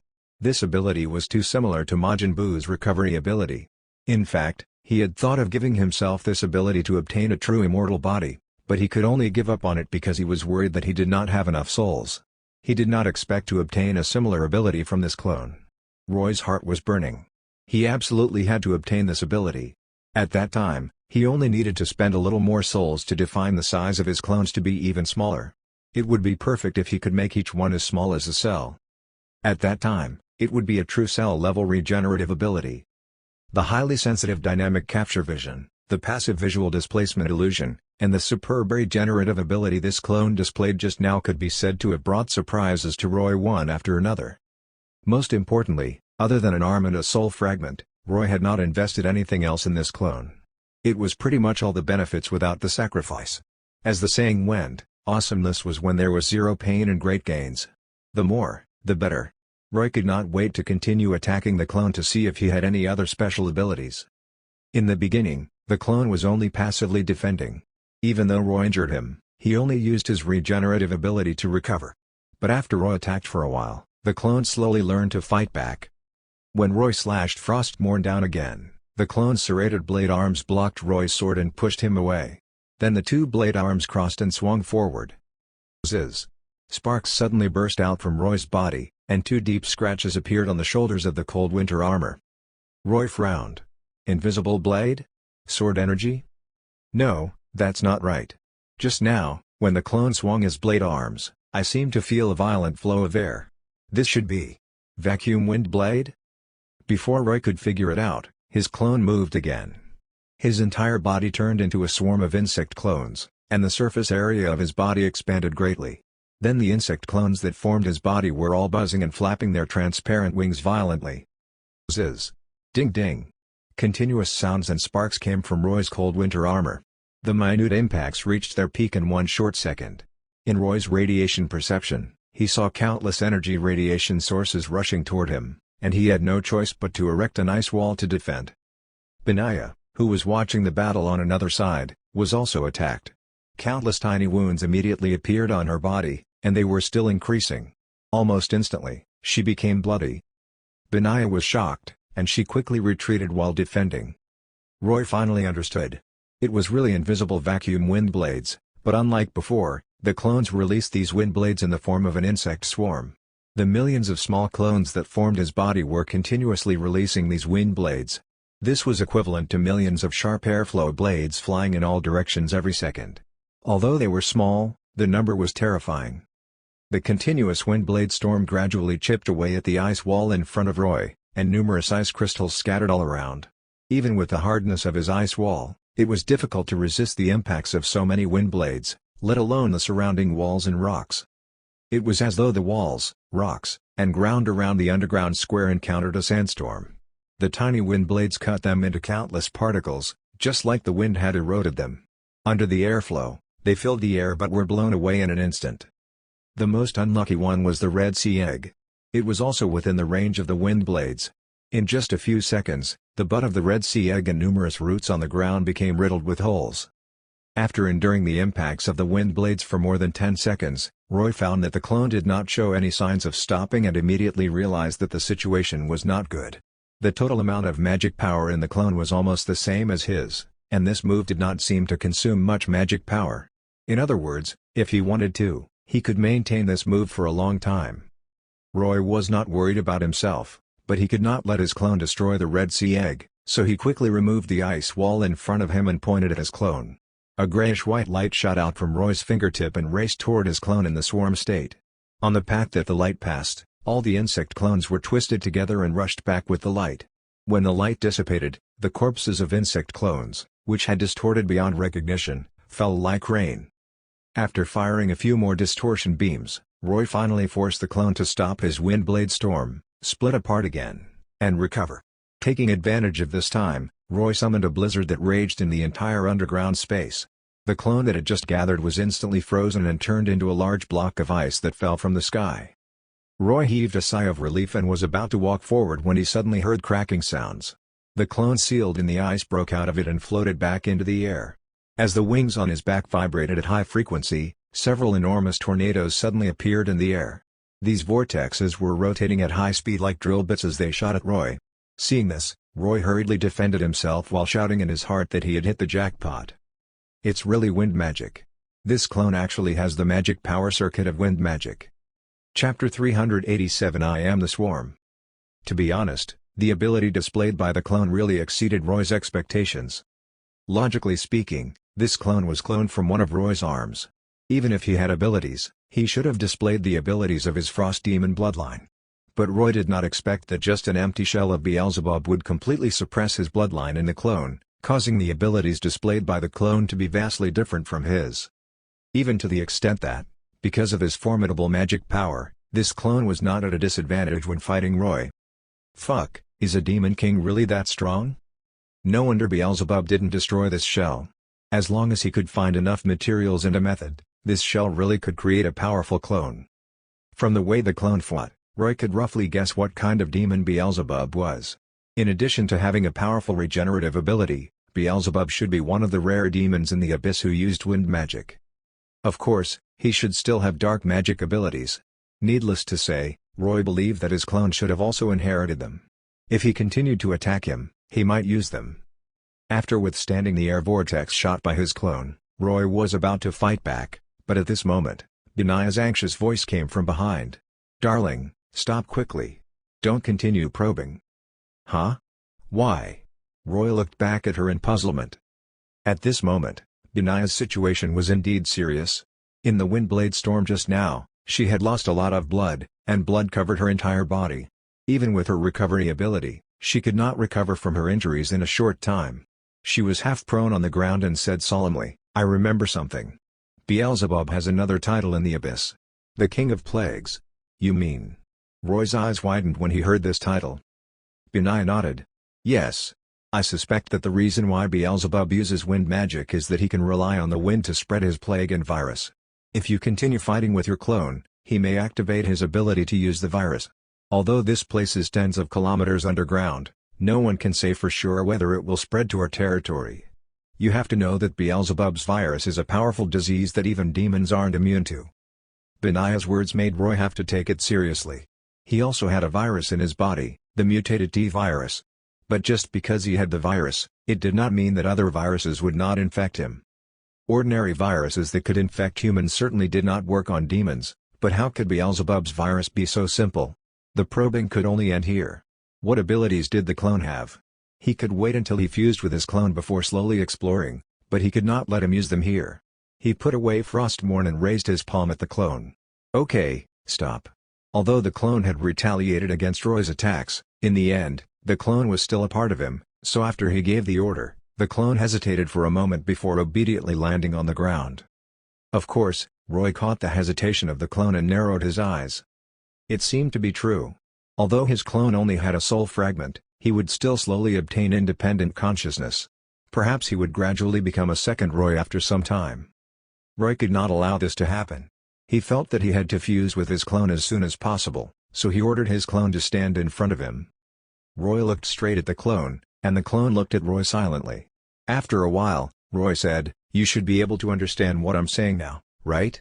Then you should understand that we are one, and I will always be the main body. This is something you can't change." Roy was right. He, who had the system, was forever the absolute main body. This was a fact that the clone could never change. As a clone with Roy's soul fragment, he naturally knew this. Seeing the clone nod, Roy heaved a sigh of relief. For insurance, When I want to create a clone in the future, it's best to establish a loyalty contract beforehand. While thinking, he said to the clone, "Fuse. Everything is to make us stronger and better survive in this world." The clone did not resist Roy's order. He nodded and stood on the other side of Roy, and they both used fusion together. Just like the clone of Uriel's soul, Roy had given the fusion skill to the clone when he first created him, so the clone naturally knew how to use it. Although the clone's form was different from Roy's main body, it did not matter, and they could still fuse. Fortunately, the clone had not existed for long, so his self-awareness was not too strong. He still obeyed the orders of Roy's main body, so when he used the fusion skill, he completed it meticulously. In the back, Benaya did not know what Roy was going to do. She only looked at Roy and his clone in confusion as they made the same strange movements together. When their fingertips and tail tips poked together at the same time, a burst of light suddenly illuminated the entire underground space, making Benaya unable to look straight at them. After the light dissipated, Benaya found that Roy's clone had disappeared, leaving only Roy standing there. Moreover, his current appearance was different from before. On the demon wings behind Roy, the strange patterns on the clone's cicada wings had appeared. At the elbows of his two arms, two shiny serrated bone blades were embedded at the back of his elbows, looking as though Roy was holding two scimitars upside down. In addition, Roy's demon horns had become much thicker and longer than before. These demon horns were gradually becoming like a crown as they surrounded Roy's head and stood upright. These were the most obvious three changes, and the place that Benaya could not see was Roy's eyes. Under Roy's switching, his demon eyes would have a complex compound eye structure from time to time. Of course, this structure was very detailed, and it was usually impossible to tell without getting close and looking closely. What Benaya saw now was naturally Roy's modified appearance. Of course, he could not allow other insect-type demon structures to appear on his body, especially those disgusting bristles. So the moment the fusion succeeded, Roy modified his appearance in the system space. After retaining some functional structures, what was left was his original appearance. Ah! Roy suddenly shouted and released all his magic power. In an instant, a magic power pressure that suffocated Benaya almost pressed her down again. The ground was trembling because of Roy's magic power, and a large amount of rubble fell from the top of the cave. Then the entire underground space began to shake violently, as though an intense earthquake was happening.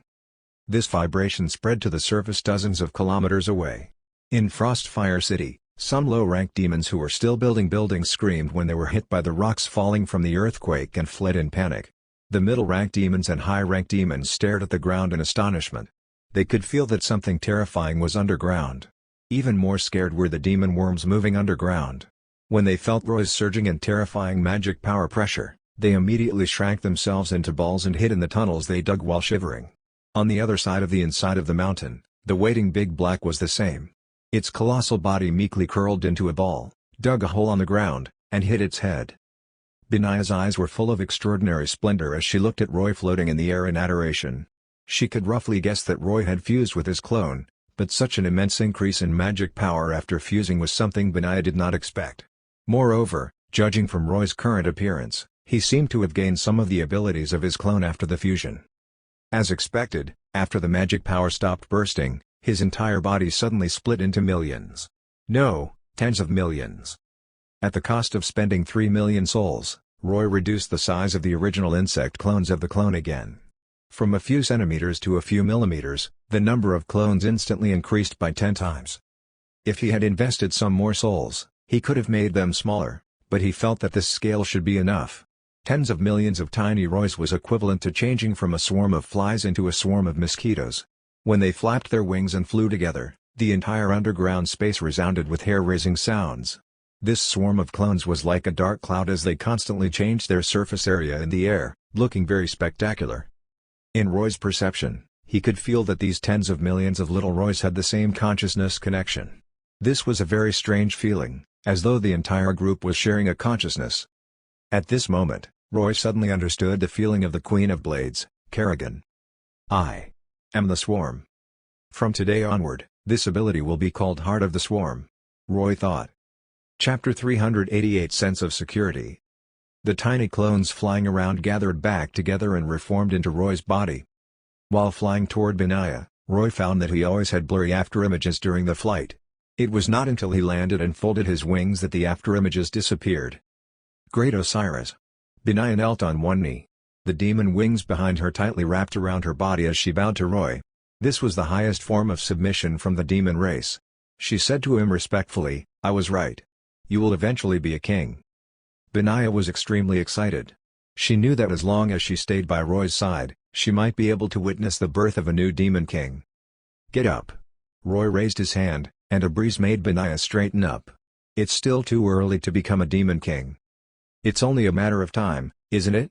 Benaya smiled sweetly, stepped forward, and pressed her entire body against Roy's. Her nimble tongue licked her fiery red lips as she reached out to touch Roy's chest while blowing into his ear seductively. "Darling, you've become stronger again. I like it. Do you want me to try a new position here?"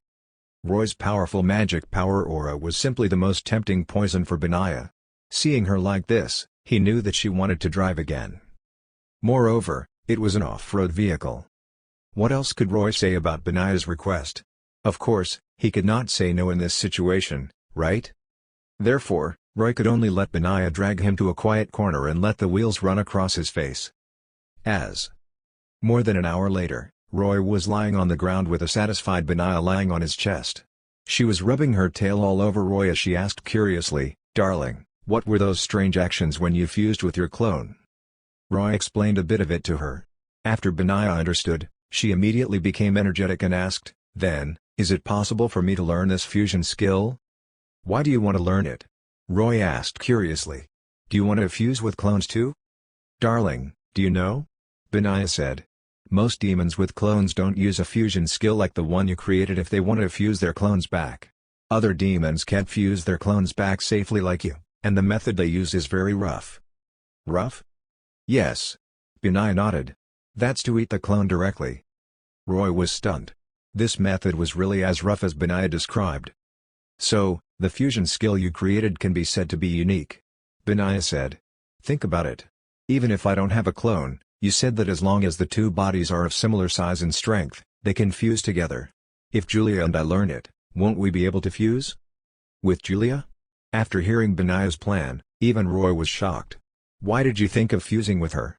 Julia and I may forever be at the high-rank demon level," Benaya said. "During this time, no matter how many souls I devoured, my magic power hasn't increased at all, so I might not be able to complete the promotion ritual and become a demon lord. It's the same for Julia. She's a fallen angel, and the way she promotes is different from that of demons. But I can tell that her magic power growth is slowing. If nothing unexpected happens, at least for 200 years, we won't have any hope of promoting." "So, you want to fuse with Julia through this fusion skill to improve your strength?" Roy understood what she meant. Benaya nodded. "I don't need to drink the forever potion that you mentioned when I fuse with her. This fusion is only temporary. It can bring us immense help in critical battles in the future, and we won't have to worry about not being able to change back after the fusion." Moreover, Benaya lay on Roy's chest and looked at him with her coquettish eyes. "After I fuse with Julia, it's equivalent to you being able to sleep with both of us at the same time. Don't you want to try?" "What the FCK?" Roy was caught off guard, and another wheel mark appeared on his face. The driving skills of Miss Succubus were simply terrifying. If he was not careful, he would lose his face. But when he thought of Benaya's suggestion, he had to admit that he was slightly tempted. "Ah, damn my insatiable hormones. Okay, I'll think of a way to teach you." Roy nodded in agreement. Benaya was satisfied. She kissed Roy and then got up to tidy up her clothes. Roy took advantage of his Sage Time 1, to open the system panel to check his harvest and changes. Name, Roy.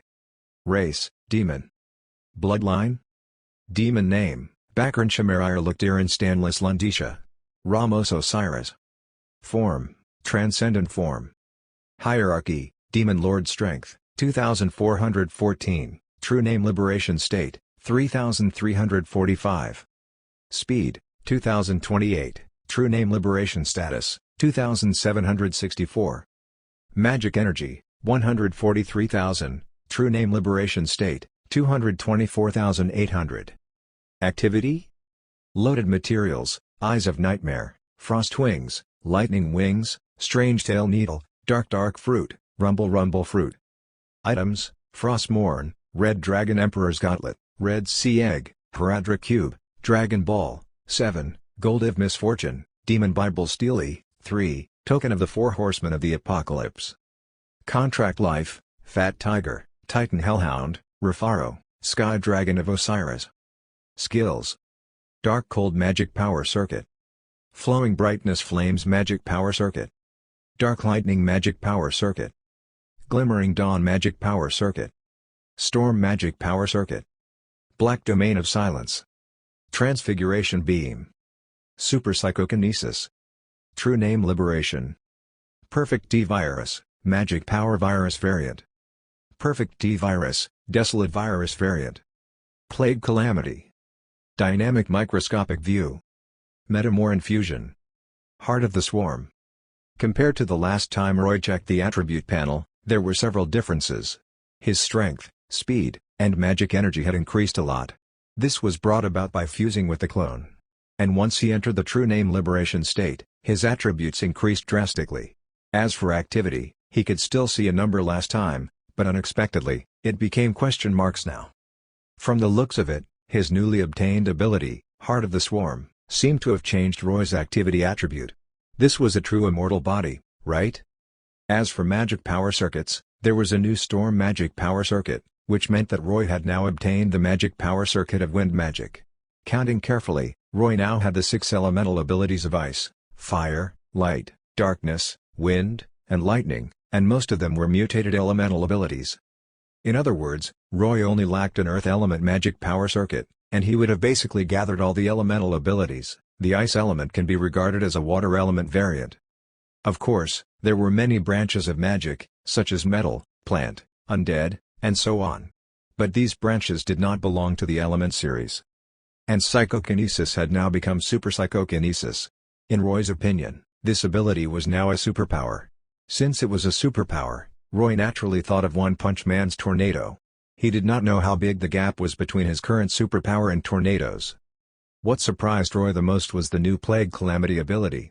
Benaya had guessed before that Roy's clone might have the ability to release plagues. As expected, after completing the fusion, this new ability appeared for Roy. Roy tested this Plague Calamity ability a bit. It seemed that he could nurture pathogens in his body and blood, and he could use magic power to discharge these pathogens from his body. With the help of wind magic, these pathogens could spread with the wind to cause a large-scale plague disaster. However, there was a problem. Roy needed to acquire the pathogens first to nurture them, and how to distinguish the pathogens required his newly obtained Dynamic Microscopic View ability. When he switched to the compound eyes, his eyes could observe the possible viruses and bacteria in the air, which was undoubtedly convenient for him to obtain pathogens. Just thinking about this ability makes me a sick demon, right? Roy chuckled a bit at that. Perhaps I can add Plague Tyrant to my titles. Looking through the changes in his attributes and abilities, Roy felt very safe. In fact, ever since he was born in this demon world, he had always had a sense of imminent crisis. Now, he finally obtained the capital to protect himself in this cruel abyss. How could Roy not feel at ease? However, as he looked at it, Roy suddenly felt that something was wrong. He suddenly asked, Benaya, I remember that Beelzebub is the deadly sin demon king known as Gluttony, right? Yes, what's wrong? Benaya asked. The clone obtained his powers from Beelzebub's shell, so why didn't the Gluttony ability appear? Roy asked the doubt in his heart. Hearing this question, Benaya was stunned for a moment before shaking her head. I'm not sure about this. Perhaps this is the greatest difference between the deadly sin demon kings and other demons? Only Beelzebub has the Gluttony ability? Roy was deep in thought. You mean this is a type of authority? Chapter 389 Flame Obsidian. Authority was the only word that Roy could think of currently. After becoming a demon lord, Roy found that although the difference between demon lords and high-ranked demons was only one hierarchy, the feeling they gave him was that they were two completely different beings. Advancing from high-ranked demon to demon lord was a qualitative change, so the same logic could apply. The gap between demon lords and demon kings should also be ridiculously large. Demon lords were called demigods, but demon kings were true gods. As existences like gods, demon kings definitely had some extremely powerful and irresistible power. Roy suspected that this might be the so-called authority. If his guess was right, and the so-called Gluttony ability was Beelzebub's authority, then he indeed could not easily obtain the power of such authority from the shell. Fortunately, he was not greedy and did not have the mentality of endless desires. Although he felt that it was a bit regretful, he would not take it to heart after understanding. Next, Roy and Benaiah got up and continued to explore this ruin. Since this place was once Demon King Beelzebub's palace, Roy guessed that there should be a reason why he chose to stay here, and there should be other good things here besides the shell. Sure enough, in the following exploration, they found a relatively special mineral. This mineral was actually in the space around Roy and Benaiah, in the rock walls where Beelzebub's eggs grew. Benaiah had only tried to dig out some rocks and found this mineral. They were scarlet crystals sandwiched in the rock. These crystals were very thin and unevenly distributed under the rock walls. Moreover, these crystals seemed to have the ability to store flames and heat. These crystals had absorbed the heat of the magma flowing through the rock walls and then slowly released it, causing the entire underground ruin to have a constant temperature. Benaiah recognized this mineral. This should be flame obsidian, a relatively rare crystal mineral. Don't look at how the heat released in this crystal is constant. In fact, once you activate it with magic power, the flames and energy stored inside will be instantly released. For demons who are good at using fire magic, it's very useful. When using fire magic, it can greatly increase the power, and it's usually used to forge flame weapons and armor. Following Benaiah's instructions, Roy held a small crystal and infused magic power into it. The next second, his fist erupted with dazzling light, and a layer of blazing flames that burned fiercely covered his entire fist. This change shocked Roy. He quickly threw the flames away and then looked down at his burnt hand. Roy had already mastered the flowing brightness flames, so logically speaking, fire magic should not cause much damage to him now. But he did not expect the flames to burn his entire hand black and directly destroy the tissue. Roy used his other hand to pull off his burnt palm.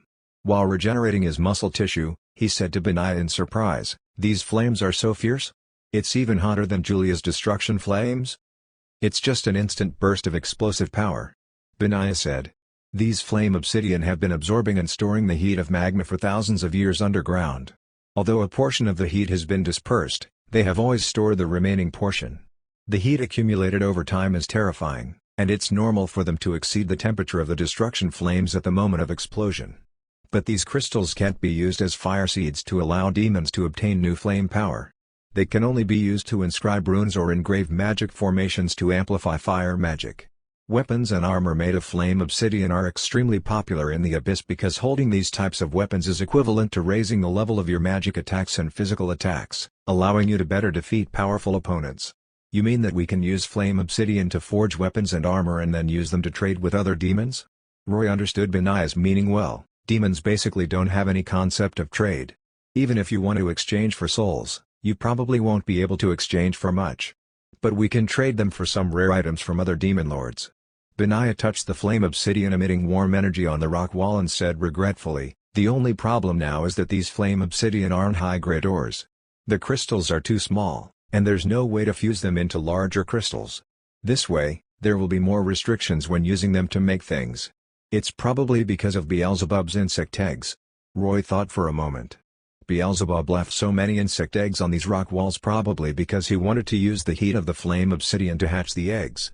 But perhaps because he suddenly encountered something and left, there was no continuous supply of magic power. These insect eggs had an environment of constant temperature, but they couldn't hatch and eventually turned into fossils. What happened to Beelzebub that he would abruptly leave behind a shell containing powerful magic power and so many eggs? And he hasn't returned for so long? Benaiah asked in puzzlement. Roy shrugged. Who knows? With how many years it has been, it's useless to guess. It may even be just that he has forgotten. After all, to us, figures like Beelzebub are the true tycoons. The shell and insect eggs have immense magic power in our eyes and are a fortune. But to Beelzebub, they're just insignificant relics, so he abandoned them. I hope so. Benaiah was no longer worried about it. Then, let's mine the flame obsidian here. Although the quality isn't high, it's still a specialty of the territory. We have to find something for those summoned demons to do anyway. Roy nodded and did not say anything else. The two of them left the ruins and returned to where Big Black was. Big Black had been waiting obediently. After seeing Roy and Benaiah return, it carried the two of them back to the surface. As for the Red Sea egg, it stayed underground for the time being. There were still many insect egg fossils that the Red Sea egg had not digested.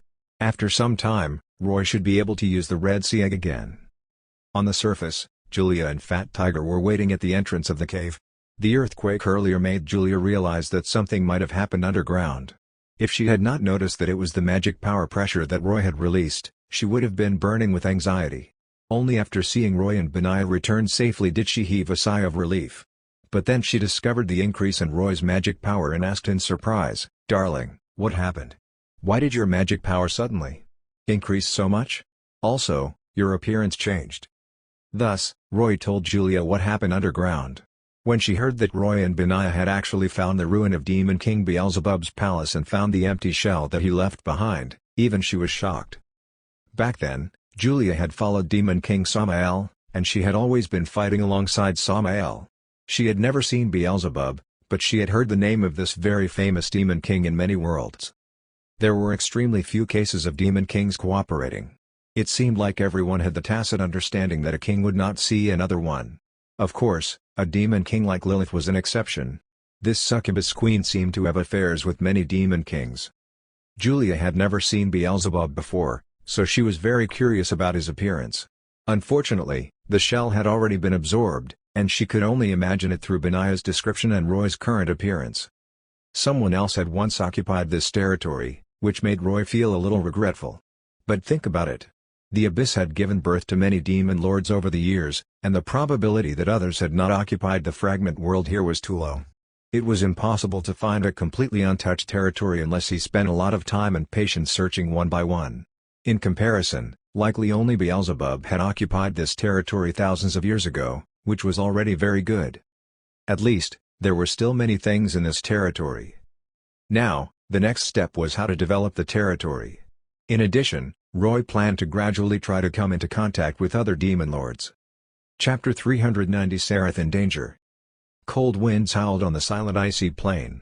It seemed that the snowstorm here was becoming increasingly violent because of the arrival of Roy, a frost demon lord. In such extreme cold, even demons did not dare to go out casually, and they could only hide in Frostfire City, the only relatively warm area. But recently, only a few scattered demons occasionally appeared in Frostfire City, and the lively scenes of the past had disappeared. Not only were most of the demons gone, but even Roy, the Lord of Frostfire City, was not in the city. In the demon palace where Roy's statue was, Fat Tiger was lying on the ground with his three heads resting on his forelimbs.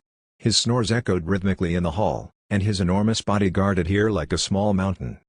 Who knew what Fat Tiger was dreaming of in his sleep, but he would whimper from time to time, looking very aggrieved. Occasionally, he would grunt as though he was complaining that his master, Roy, did not bring him out to play together, causing him only to be able to sleep to pass the time every day. While sleeping, Fat Tiger's left head suddenly felt an itch in his nose and could not help but sneeze. This should have been nothing. After sneezing, Fat Tiger still did not wake up and continued to sleep. But then, the noses of the middle head and right head began to itch at the same time, and the three heads sneezed one after another. Fat Tiger finally woke up because he heard laughter. He opened his eyes and saw a small person holding a long stick and wanting to continue poking his noses. This little person had red hair. It was long and hung messily over his shoulders. His appearance was rather wild, and he was less than a meter tall. In front of Fat Tiger's enormous body, he was just a little child. When Fat Tiger saw the familiar hair color, he felt helpless and could only glare fiercely at the child with his three heads. However, facing Fat Tiger's fierce eyes, the child was not afraid at all. He threw away the stick in his hand, giggled, and then climbed onto Fat Tiger's leg while saying, Fat Tiger, stop sleeping. Let's go out and play." Fat Tiger snorted twice, indicating that he did not want to go, but the child did not care. He climbed up from Fat Tiger's leg to his back, then lay on his head in the middle of Fat Tiger and lowered his head to say, Let's go, let's go. Let's go out for a run and see if foster father, Mother Julia, and the others are coming back." Before Fat Tiger could say anything, a voice suddenly came from the distance. "Sereth? Sereth? Where are you?" Upon hearing this voice, the child's expression changed as he said anxiously to Fat Tiger, "Quick! It's Mother Cassandra. We won't be able to leave if she catches us." As he spoke, he patted Fat Tiger's head with his little hand. Helpless, Fat Tiger could only get up and carry him out of the hall. After arriving outside, Fat Tiger spread his wings, flew out of Frostfire City, and brought the child to the icy plain. Facing the howling cold wind, not only was the child not afraid, but he even shouted excitedly. His immature voice echoed in the silent icy plain. "That's right. This child was Sareth. 8 years had passed, and the baby who could only crawl around in front of Roy had successfully grown into a brat. As a child of Taboo and a demon-human hybrid, although Sareth was only 9 years old, he had a very strong physique. The low temperature of dozens of degrees below zero was not much to him. He sat on Fat Tiger's forehead and tightly grasped his fur with one hand so that he would not fall off. He allowed the cold wind to blow against his face and raise his wild red hair. This red hair was naturally inherited from his biological mother, Isabel. Perhaps because he had lived in the abyss for a long time, Sareth now looked more like a demon than a human. The skin of his entire body was dark red, and there was a thick, scattered cuticle on his arms and legs. His 2 eyes were pure black, and only the irises of his pupils were blood red. His brow bone was gradually enlarging and protruding over the years, and if nothing unexpected happened, his brow bone might develop into the shape of demon horns in the future. Of course, Sareth actually had his human form. But in order to avoid unnecessary trouble, Cassandra had always taught him to maintain this demon form. But even though he used this demon form, the demons summoned by Roy in Frostfire City could naturally see through it, so they were very unfriendly to Sareth. They were only worried about the Lord, Roy, and did not dare to attack Sareth, but they had always kept far away from him and repelled him. So in the entire large Frostfire City, the only playmates Sareth could find were Fat Tiger and Big Black. However, Big Black had holed up underground recently, so Fat Tiger was the only unlucky one. Sareth was now at the age of a brat, and playing with a brat was not easy. Fat Tiger did not know how many times Sareth had harassed him. Fat Tiger, it's been almost half a year since foster father went to war. Lying on Fat Tiger's head, Sareth muttered, "If I knew that he would go out for so long, I should have begged him to bring me along." Flying in the air, Fat Tiger barked. Sareth understood what he meant. "I know that foster father won't allow it, but I won't cause trouble for him. I'll watch quietly from the side while he fights. Isn't that okay?" Fat Tiger barked twice, and Sareth immediately became dejected. "Okay, you're right. Mother Cassandra will worry." Among everyone, the relationship between Sareth and Cassandra was the deepest. When Isabel was human, before she had died, Cassandra had been beside her and watching over her. Cassandra had personally delivered Sareth with her own hands, so her affection for him was extraordinary. Perhaps some people might say, wasn't Cassandra a lich? Weren't liches always full of hatred for the living? Indeed, undead creatures like liches had a strong hatred for the living, but don't forget that Cassandra was also a woman when she was alive. After becoming a lich, she also had her memories of when she was alive. Although she hated her father, she also missed her mother, who had protected her. Such memories would not vanish because she became undead. The moment she saw Sareth, she realized that if she did not do anything, her misfortune might also happen to him. This was also the reason why Cassandra had been worried about Roy's attitude after she hugged Sareth back. Fortunately, Roy was different from other demons. Although he had the intention of using and observing, he still let Sareth stay. Demon hybrids were the taboo of the demon race. Perhaps it was because of the concept of bloodlines or merely envy of the talent of hybrids. Ordinary demons could be said to be disgusted and covetous of hybrids. Their attitude was actually quite contradictory. But with Roy's current status as a demon lord, this so-called taboo was actually nothing. Since Roy was the murderer of Sareth's biological father, Ka-Beleth, and was hostile to Isabel, he actually maintained a little distance from him. But the strange thing was that the more distant he was, the more Sareth wanted to get closer to him. Perhaps it was because of Sareth's demon bloodline, and the nature of demons worshipping the strong in their bones made Sareth naturally worship Roy, the strongest person he could come into contact with. To be honest, Roy was a little surprised by the intimacy displayed by Sareth, but he eventually acquiesced to Sareth calling him foster father. Roy had already thought about it, and he did not intend to conceal the situation. After Sareth grew up, he would tell him about his background. At that time, what Sareth would do would be up to him. Because Sareth called Roy his foster father, he also called the two mistresses, Julia and Benaiah, mother. Julia treated him better because she had always wanted to have a descendant with Roy, so she happily accepted what he called her. At the same time, she loved and doted on him. But Benaiah was different. She still maintained the concept of pure demon bloodlines, and she could not approve of Cassandra's human-like parenting method of keeping the child by her side. She felt that they should place Sareth in the upper abyss and let him grow up in places suitable for his strength like other demons.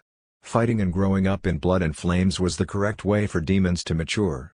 When Benaiah put forward this suggestion, Roy rejected it. Roy knew very well what it would be like to place a child of taboo like Sareth in the upper abyss. Perhaps before he matured, countless demons would gather together to attack and tear him into pieces. Sareth naturally felt Benaiah's strictness, so among them, Sareth found it the hardest to get close to Benaiah. In short, the growth environment of Sareth was very strange. After flying around above the icy plain, Sareth was finally satisfied. He did not have wings in his demon form, so he was very envious and yearned for the feeling of flying. This was why he often pestered Fat Tiger to come out and play. He had wanted Fat Tiger to bring him to find Rafaro, but recently, Rafaro had gone to war with Roy. Some time ago, Frostfire City had a conflict with the demon lord of another territory, and a war had broken out between the two sides. Roy had taken away the main combat forces, which was why Frostfire City was empty recently. Fat Tiger wanted to turn around, but he could not resist Sareth's pleas, so he could only bring him to the southwest of the icy plain. There was a spatial link that led to another fragment world, and Roy had left from here with his army. Whenever he was free, Sareth would want to come and wait here, wanting to see his foster father return with his own eyes. After waiting for more than 4 hours in the howling cold wind, the spatial link remained unchanged. Sareth sighed and patted Fat Tiger's head in disappointment. "Let's go back." But at this moment, Fat Tiger's 3 heads sniffed vigorously at the front. Then he assumed a vigilant stance. He raised his tail high and looked forward fiercely while growling enemies. Sareth was shocked. He looked up and saw ripples suddenly appear in the landscape in front of him. Then a group of tall figures emerged in a panic. It was a group of 8 demons covered in blood. Their armor was badly damaged, and 2 of them even had broken horns. They ran forward in a panic and looked back in horror from time to time. After discovering Fat Tiger, they hurriedly stopped and quickly gripped their weapons in their hands while facing Fat Tiger. Fat Tiger, this Titan hellhound, was very intimidating. These demons looked at Fat Tiger in horror and despair. "What's going on? Why are there enemies blocking here? Where did we run to?" Chapter 391 The Brat Should Be Beaten. Of the 8 demons that suddenly appeared, 3 of them were high-ranked demons with 4 wings on their backs, and the other 5 were middle-ranked demons. They seemed to have experienced a brutal battle, and their bodies were full of the strong smell of blood. When they first discovered Fat Tiger, they panicked. But when they found that Fat Tiger was alone without any other enemies, they regained their senses and calmed down. "Don't panic. Leave one to hold back this big dog. The rest, leave quickly," one of the high-ranked demons said. But at this moment, another high-ranked demon looked around and said thoughtfully, "It's so cold here. Is this the territory of Demon Lord Osiris?" The demons looked at each other and the surrounding environment and felt that it might be true. "Is that so? We actually ran to his territory." The high-ranked demon who spoke first stretched out his long tongue and licked his lips as his eyes lit up with greed. "Listen to me. Osiris has already killed Lord Cerato's. We can't go back anymore. Why don't we seize this opportunity to plunder Osiris's territory and then join another demon lord?" Yes, this group of demons was actually a group of defeated soldiers. They were originally subordinates of Demon Lord Cerato's, the enemy who Roy had fought this time. The war between the two sides lasted for a few months, but Roy finally broke through Ceratos's territory and killed Ceratos himself. The demons under him fled in all directions. This group panicked after being hunted down and actually crossed a few fragment worlds to run to Roy's territory. "Damn it! Your idea is so stupid." Hearing this guy's suggestion, another high-ranked demon immediately refuted. "If we do this, when Osiris returns, he'll hunt us down to the death." "Humph! The fragment worlds are so vast. How can he know where we're going?" the high-ranked demon said disdainfully. "No. Either continue running or stay here. I won't agree with your stupid idea, you brainless idiot. He's a demon lord, and he can send out a large number of executioners at any time. Where can we escape to? Bastard! You coward, we lost so miserably this time. Don't you want revenge?" "Revenge for whom? Haven't you realized that the lord we're loyal to is dead?" The demons were arguing incessantly, but it was mainly the 3 high-ranked demons who were arguing. The middle-ranked demons did not have the right to speak. Fat Tiger was hesitating as he looked at these demons. If it were just him who had only encountered these demons here, he would not hesitate to attack them and kill them for Master Roy. But the problem was, Sareth was still on him. There were many enemies, so once they fought, Fat Tiger would unlikely have the time to take care of Sareth. If anything happened to him, Master Roy would definitely punish him when he returned. According to Fat Tiger's idea, the best way was to drive these demons away and not fight. But at this moment, Sareth, who had been hiding in the fur on Fat Tiger's neck, suddenly stood up. With one hand on his waist and the other pointing at the demons below, he ordered arrogantly, "Hey! You damn guys actually dare to come to my foster father's territory. Are you tired of living? Surrender immediately." If the high-rank demon who proposed to plunder Frostfire City was stupid, then Sareth, who stood up and said this, was simply brainless. Fat Tiger did not expect Sareth to appear. If he had kept hiding, Fat Tiger could still deal with them. But now that he stood up and spoke, Fat Tiger was dumbfounded. In Sareth's eyes, his foster father, Osiris, whom he worshipped, was a powerful demon lord, so these ordinary demons should surrender to his foster father unconditionally. But he, who had never experienced real battles, had no idea how cruel the abyss was. This naive and childish thought immediately brought him and Fat Tiger immense trouble. After these demons raised their heads and saw Sareth's arrogant appearance, not only did they not lower their heads and surrender as Sareth had imagined, but their eyes instead emitted a bloodthirsty and savage light. "It's actually a demon-human hybrid?" The high-rank demon who suggested attacking shouted in both surprise and anger. "Catch him!" Even the last high-rank demon who had not said anything stared at Sareth with greedy eyes. Bang! Bang! The three high-rank demons spread their wings, stomped on the ground, and flew toward Fat Tiger's head like cannonballs. Feeling the surging malice of the demons and seeing the ugly and cruel expressions on their faces, Sareth was scared silly. Even with his powerful magic power, his mind was blank, and his body could not react at all. Fortunately, Fat Tiger made the right choice to turn around and run. Carrying Sareth, Fat Tiger ran toward Frostfire City. Although Roy was not in the city now, Lich Cassandra was still there, and she was a powerful combat force. In addition, there were some demons who remained behind. As long as Cassandra brought these troops out, it would not be a problem to expel these defeated demons. At worst, Cassandra could protect Sareth and let Fat Tiger focus on fighting. As he ran, Fat Tiger raised his head and howled, warning Frostfire City. "Damn it! Quickly capture that hybrid." Seeing Fat Tiger's intentions, the three high-rank demons were anxious. They circulated their magic power into their palms and attacked Fat Tiger. Boom! Boom! Two huge fireballs bombarded the front of Fat Tiger. He did not care about the flying ice fragments brought by the explosion, but the large pit blasted out in front of him forced him to go around it. But the moment Fat Tiger turned, the remaining high-rank demon took the opportunity to move. He accelerated and swooped down from the sky, and his sharp demon claw reached out to grab Sareth. When Sareth saw this demon claw, his blank mind finally recovered. After realizing that he could not avoid it, he could only muster his courage and open his mouth to shoot a shadow arrow at the enemy. Bang! The shadow arrow slammed into the palm of the high-rank demon, burning his palm until it was sizzling with smoke. But Sareth had underestimated this demon who had come from the battlefield. The demon endured the severe pain and grabbed Sareth's neck without slowing down. Then he flapped his wings and flew into the air. Seeing that Sareth was captured, Fat Tiger could only stop and turn around urgently. He spread his wings and flew into the air to fight the three high-rank demons. Damn it! This dog is so powerful! In just a few exchanges, the three high-rank demons had almost lost. Fat Tiger nearly bit one of them into one of his mouths.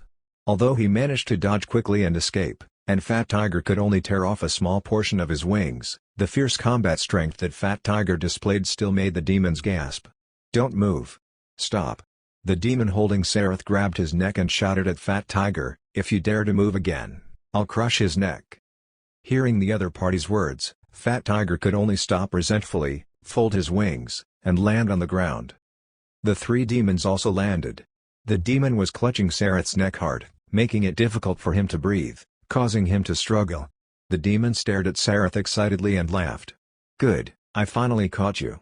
You're so young, yet you're already at the middle-rank demon level. Should I say that you're worthy of being a child of Taboo? Let go of me."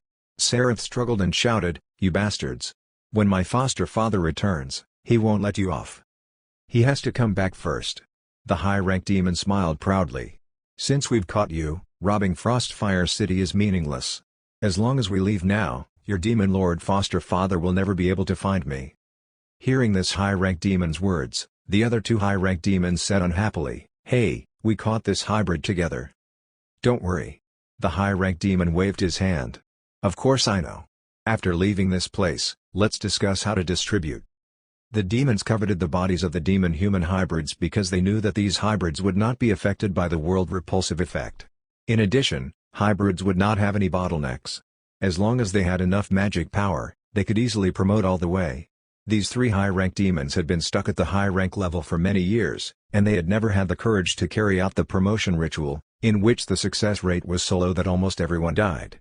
But it was different now. They had actually caught a demon-human child while escaping. This was simply a gift from the demon god. Sareth shuddered at the malice in the demon's words. At this moment, he finally felt regret. When he thought about how these demons would take him away and that he would never see his foster father or mother Cassandra again, he felt inexplicable fear. Driven by this fear, he suddenly burst out with powerful magic power. Ka-Balith was a flame demon, the Inferno Overlord, so Sareth naturally had this bloodline in his body, but he had never shown it before. Now, the flame demon bloodline hidden in Sareth's body finally activated. His entire body suddenly blazed with raging flames, turning him into a giant fireball. The temperature of the flames was extremely high, and the high-rank demon holding his neck was caught off guard as he let out a scream and subconsciously threw him away. This sudden burst of flame power was no less than that of a high-rank demon, startling the 3 high-rank demons. Realizing that things were bad, they quickly rushed toward Sareth, wanting to regain control of him. However, when the first demon rushed in front of Sareth and wanted to knock him out, his body suddenly left the ground. A large hand squeezed his head, easily lifted him up, and twisted him around to face the owner of this hand. When this high-rank demon saw the other party's face, his entire face turned pale, and his eyes revealed unparalleled despair. Darkness lamentation. As his voice fell, a storm suddenly appeared from this palm, enveloped the entire body of this high-rank demon, and then spun at high speed. The power brought about by the high-speed rotation of the storm was like countless sharp blades that quickly cut this high-rank demon's body. In just 2 seconds, a large amount of blood and minced meat filled the storm. After the storm dissipated, the only thing that remained of this high-rank demon was a pale demon skeleton. Such a cruel execution made the remaining 2 high-rank demons lose all hope. They trembled as they looked at the tall demon in front of them and said in disbelief, "Oh Osiris? How did you suddenly?" Before they could finish speaking, a thick bolt of black lightning smote them. Then the 2 high-rank demons' vision turned black and no longer knew anything. Fortunately, I made it in time. After killing the 3 high-rank demons, Roy heaved a sigh of relief. At this moment, his other hand was still holding the bloody head of Demon Lord Cerato's, proving that he had really just rushed back from the battlefield. It turned out that when the 3 high-rank demons were still arguing about how to deal with Sareth, Fat Tiger had taken this opportunity to call for help from Roy, who was far away in Ceratos's territory. After Roy learned through telepathy that something had happened to Sareth, he immediately teleported to Fat Tiger. Leaving Fat Tiger in the territory was Roy's backup plan, but he did not expect to really use it.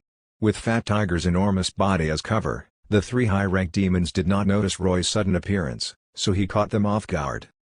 After Roy easily killed 3 high-rank demons, Fat Tiger quickly bit the remaining 5 middle-rank demons to death. Roy then turned to look at Sareth. After that short burst of flames, Sareth fell into a coma. Roy got Fat Tiger to pick Sareth up and returned to Frostfire City while asking Fat Tiger what happened through telepathy. After knowing what happened, Roy could not help but frown. After this incident, Roy found that Benaiah was actually right. If this child Sareth continued to stay in Frostfire City and grew up under his protection, he would probably become crippled. Although Roy, Julia, and Cassandra could teach Sareth how to fight, such teachings had a fatal flaw: it could not let him receive and feel the sharpening of being on the verge of life and death. It seems like it's time to consider letting this child go out to undergo the beatings of society, Roy thought. Chapter 392: A Demon Lord Named Sparta. The flame power that erupted at the end was the symptom of overloading magic power for Sareth, causing him to be unconscious for 3 days. After opening his eyes, Sareth saw a skull. But this face, which was terrifying to ordinary people, made him feel exceptionally close. Mother Cassandra. That's right. The one standing by his bedside was Lich Cassandra. Seeing that he had regained consciousness, she felt relieved. Sareth, why were you so reckless? Sareth recalled the scene and lowered his head in shame. Sorry, Mother Cassandra. I made you worry. Fortunately, your foster father teleported back in time. Or else, who knows where you would have been taken. Cassandra sighed. Get up. Master wants to see you. Okay. Sareth nodded and got up from the bed. It seemed that after this incident, he had matured and become a little more steady. After Sareth stood up, Cassandra handed him 2 balls of light. Eat something first. Sareth did not waste any time as he took the souls and threw them into his mouth. Feeling the souls transforming into magic power in his stomach and flowing through his body to replenish his exhausted magic power, he immediately became much more energetic. Due to his demon bloodline, Sareth could also use souls to strengthen himself. But unlike ordinary demons, he did not have soul-devouring addiction. In other words, souls were a perfect addition to him. Devouring souls would increase his magic power, but it would still slowly grow without devouring them. This growth was a talent that ordinary demons did not have. As demons survived longer, they would only increase their physical strength and not their magic power. This was the greatest difference between demon-human hybrids and demons. Cassandra stretched out her bony palm for Sareth to hold. Sareth did not mind the cold touch of her hand at all and happily held it. The two of them left the room and headed for the palace. In the hall of the palace, Roy was sitting on the throne, and Benaiah was reporting the results of the war to him. Benaiah and Julia had just returned today. Roy's sudden disappearance from the battlefield made Julia and the others realize that something might have happened to the territory, so they could only hurriedly gather the spoils of war and rush back. Unexpectedly, after returning, they found out that it was because of Sareth. Thus, Benaiah looked at Sareth with a foul expression when he appeared in the hall. Sareth did not dare to look at Benaiah. He could only look up at Roy on the throne and say quietly, "Foster father, you're back?" Roy grinned and waved at him. "Come here." Sareth cheered in a low voice, hurried to Roy's feet, and looked up at him. Roy placed his hands on his knees and looked down at the little guy. "Sareth, do you have anything to say?" "Sorry, foster father." Sareth's face collapsed when he heard this.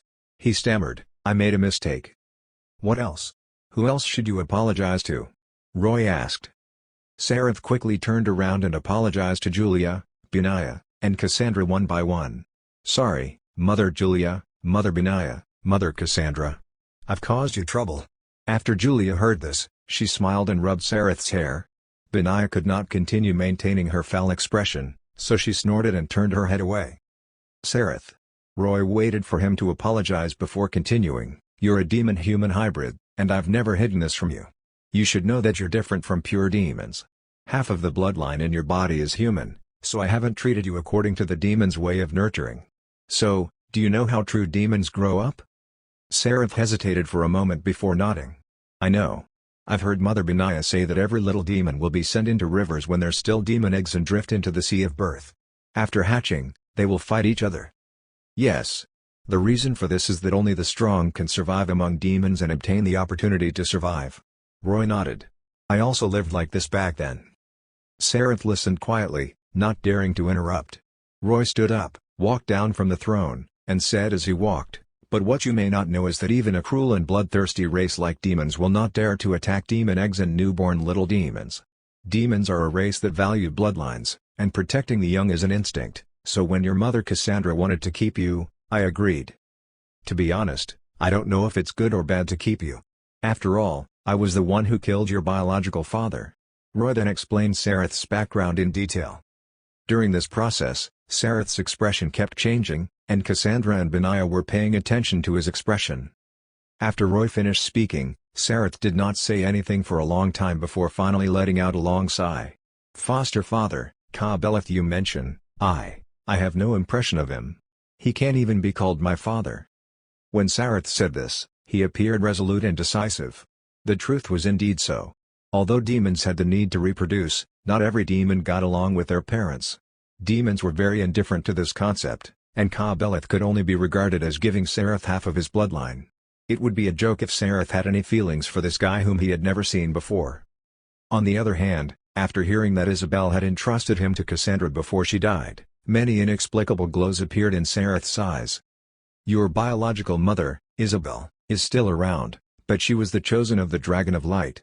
In the end, she was bestowed with power by Elrith, and after she died, she was reborn as a seraph," Roy explained. "But what's troublesome is that after we left Ashan, I've always been trying to find ways to inquire about the situation of Ashan, but there is no news. That world seems to have been completely destroyed because of the appearance of the Dragon of Chaos, Ergash. In the Infinite Worlds, I haven't found any news about Ashan, so I don't know how your mother, Isabel, is. No need. I won't look for her either. Sareth smiled self-deprecatingly and looked at his palm. Moreover, she has already become an angel. Is it possible for her to acknowledge me as I am now? Roy looked at him in surprise and found that Sareth seemed to have matured a little. It seemed like it was not only because of his near-death experience. Perhaps for a man, this bizarre life experience was really a catalyst for his maturity. If I had known, I should have told him earlier. Okay, you can think about these things yourself. Roy said. No matter what, since you call me foster father, I will always protect you. Regardless of whether you think you're a human or a demon, it's not important to me. But you acted recklessly this time and put yourself in danger, so it made me understand some things. I can't let you stay in Frostfire City anymore. It's time to let you go out and gain experience. Sareth raised his head in surprise and cried out bitterly, Foster father? Are you chasing me away? How is that possible? Roy laughed. He lowered his head and rubbed Sareth's hair with his fingers. I just want you to go out and live alone for a while. I believe that you've also seen that only powerful strength can guarantee your survival. You're half demon, and your bloodline is destined to cause you a lot of trouble. I can save you once or twice, but I can't save you forever. You have to learn to protect yourself and learn to use your powerful talent and strength.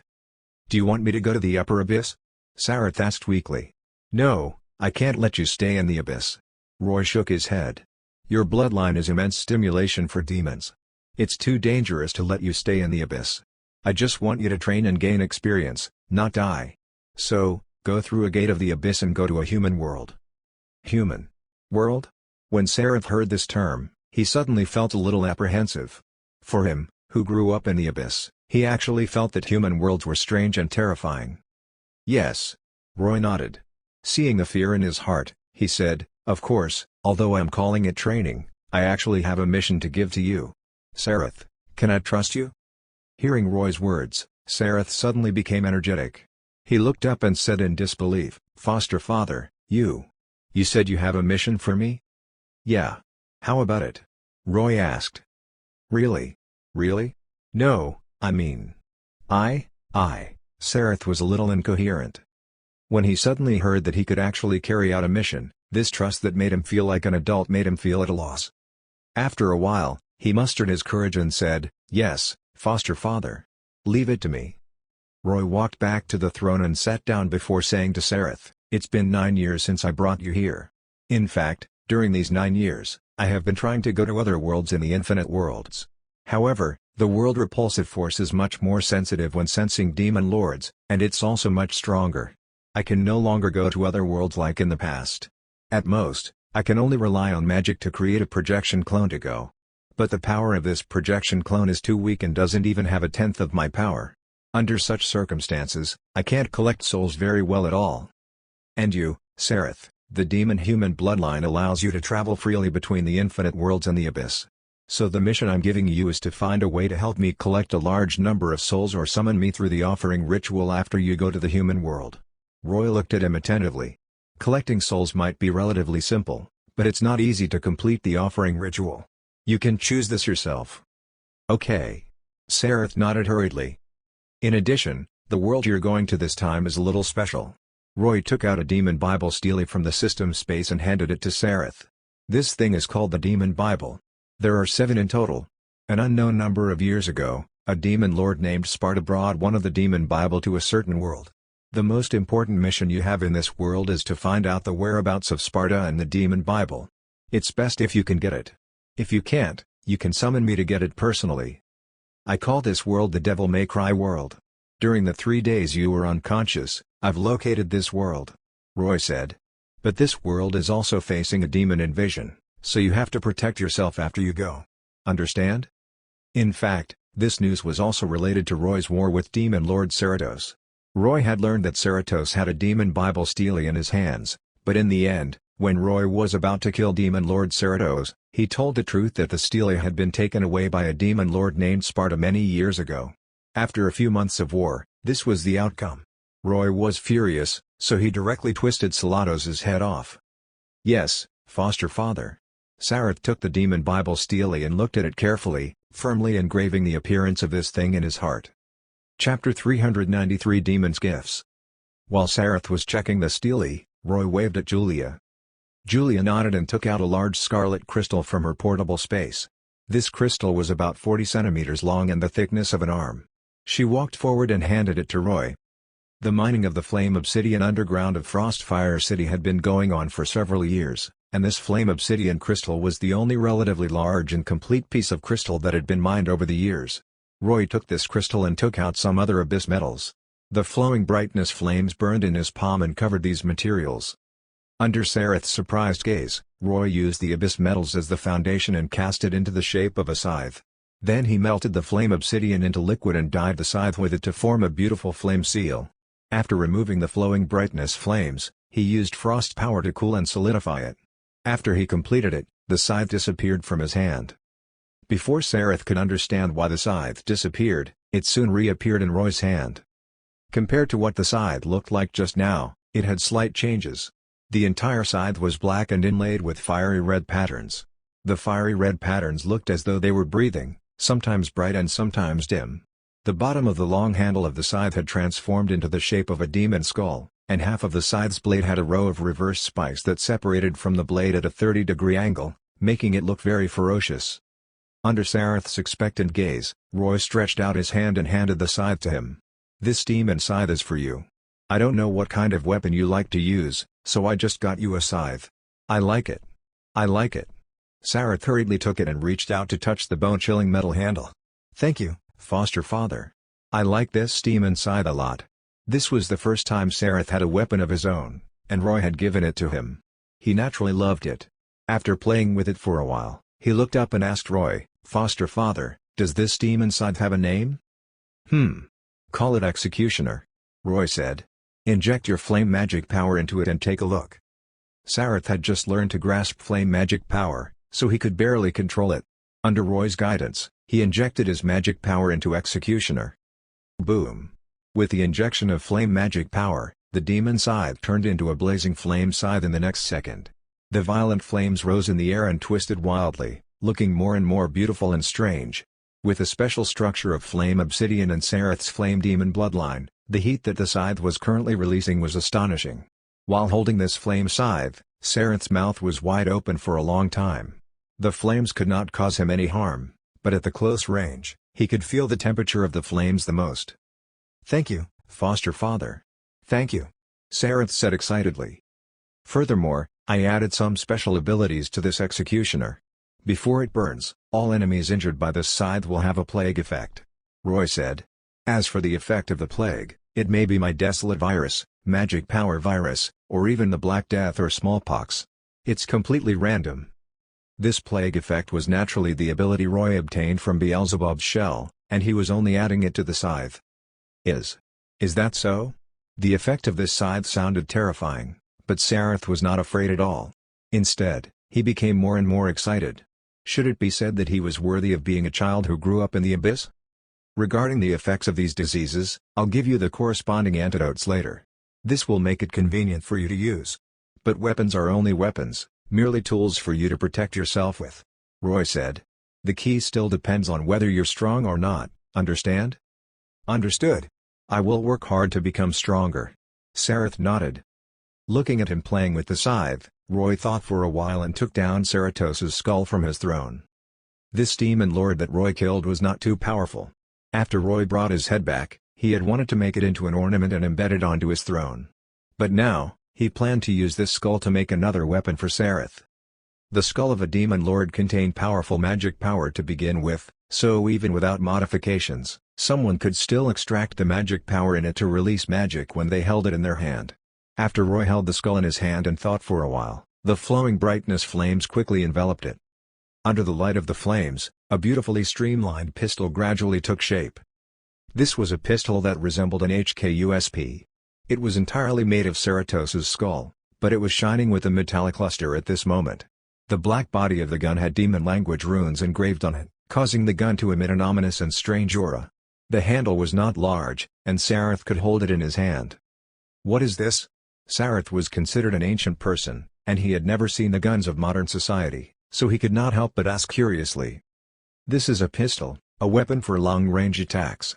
Considering that the world you're going to is a modern human society, I'm giving this gun to you."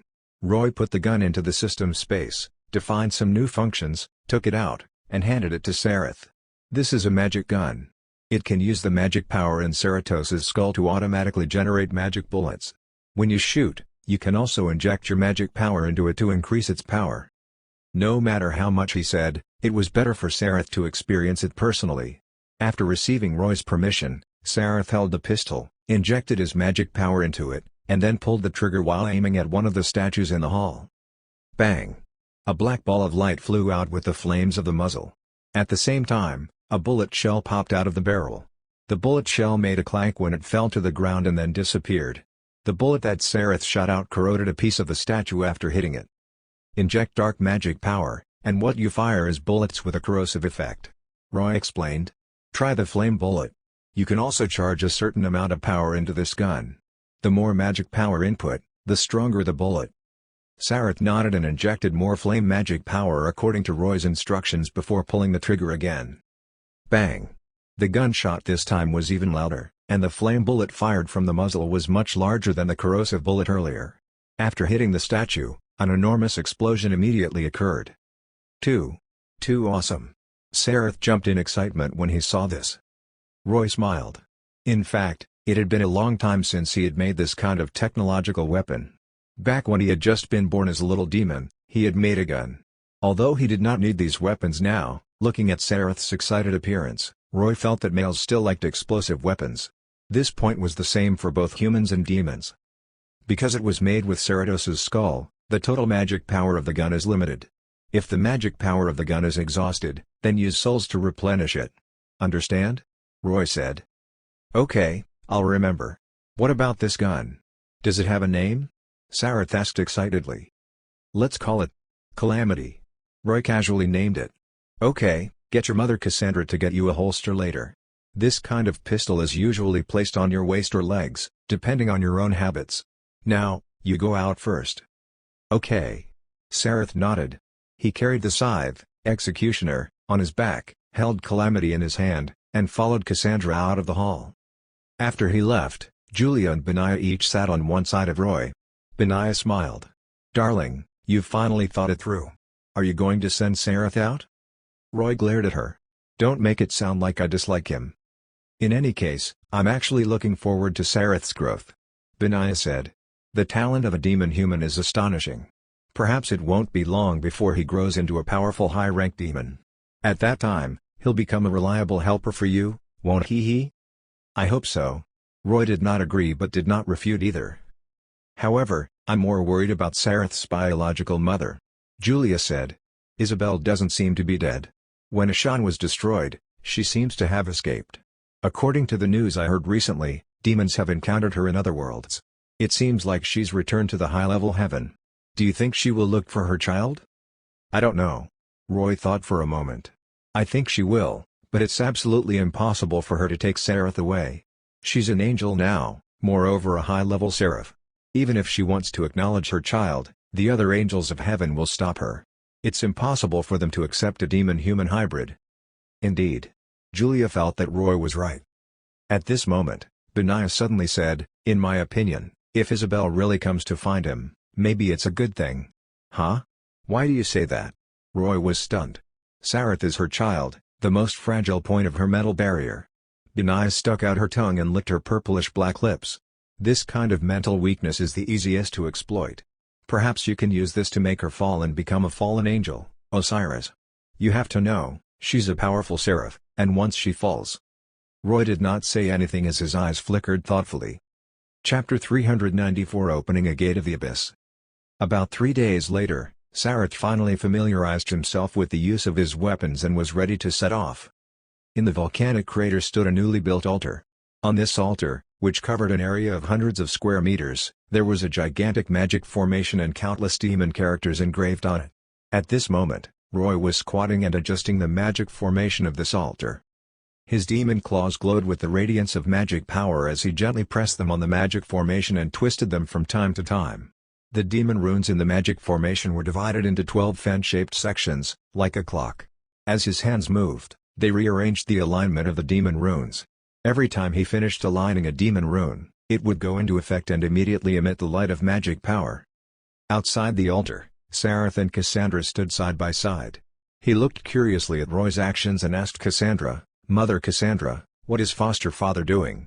"He's using space magic to adjust the altar and look for specific spatial coordinates." The one who answered was Benaiah, who stood a little behind them with Julia and Fat Tiger. "Your foster father reproduced this altar from the altars of the upper level of the abyss. Unlike the magic formations that simply summon demons, this one can open a gate of the abyss and connect to the infinite worlds. The adjustments he's making now is to find the spatial coordinates of the world you're going to." "It sounds complicated." Sareth scratched his head in confusion.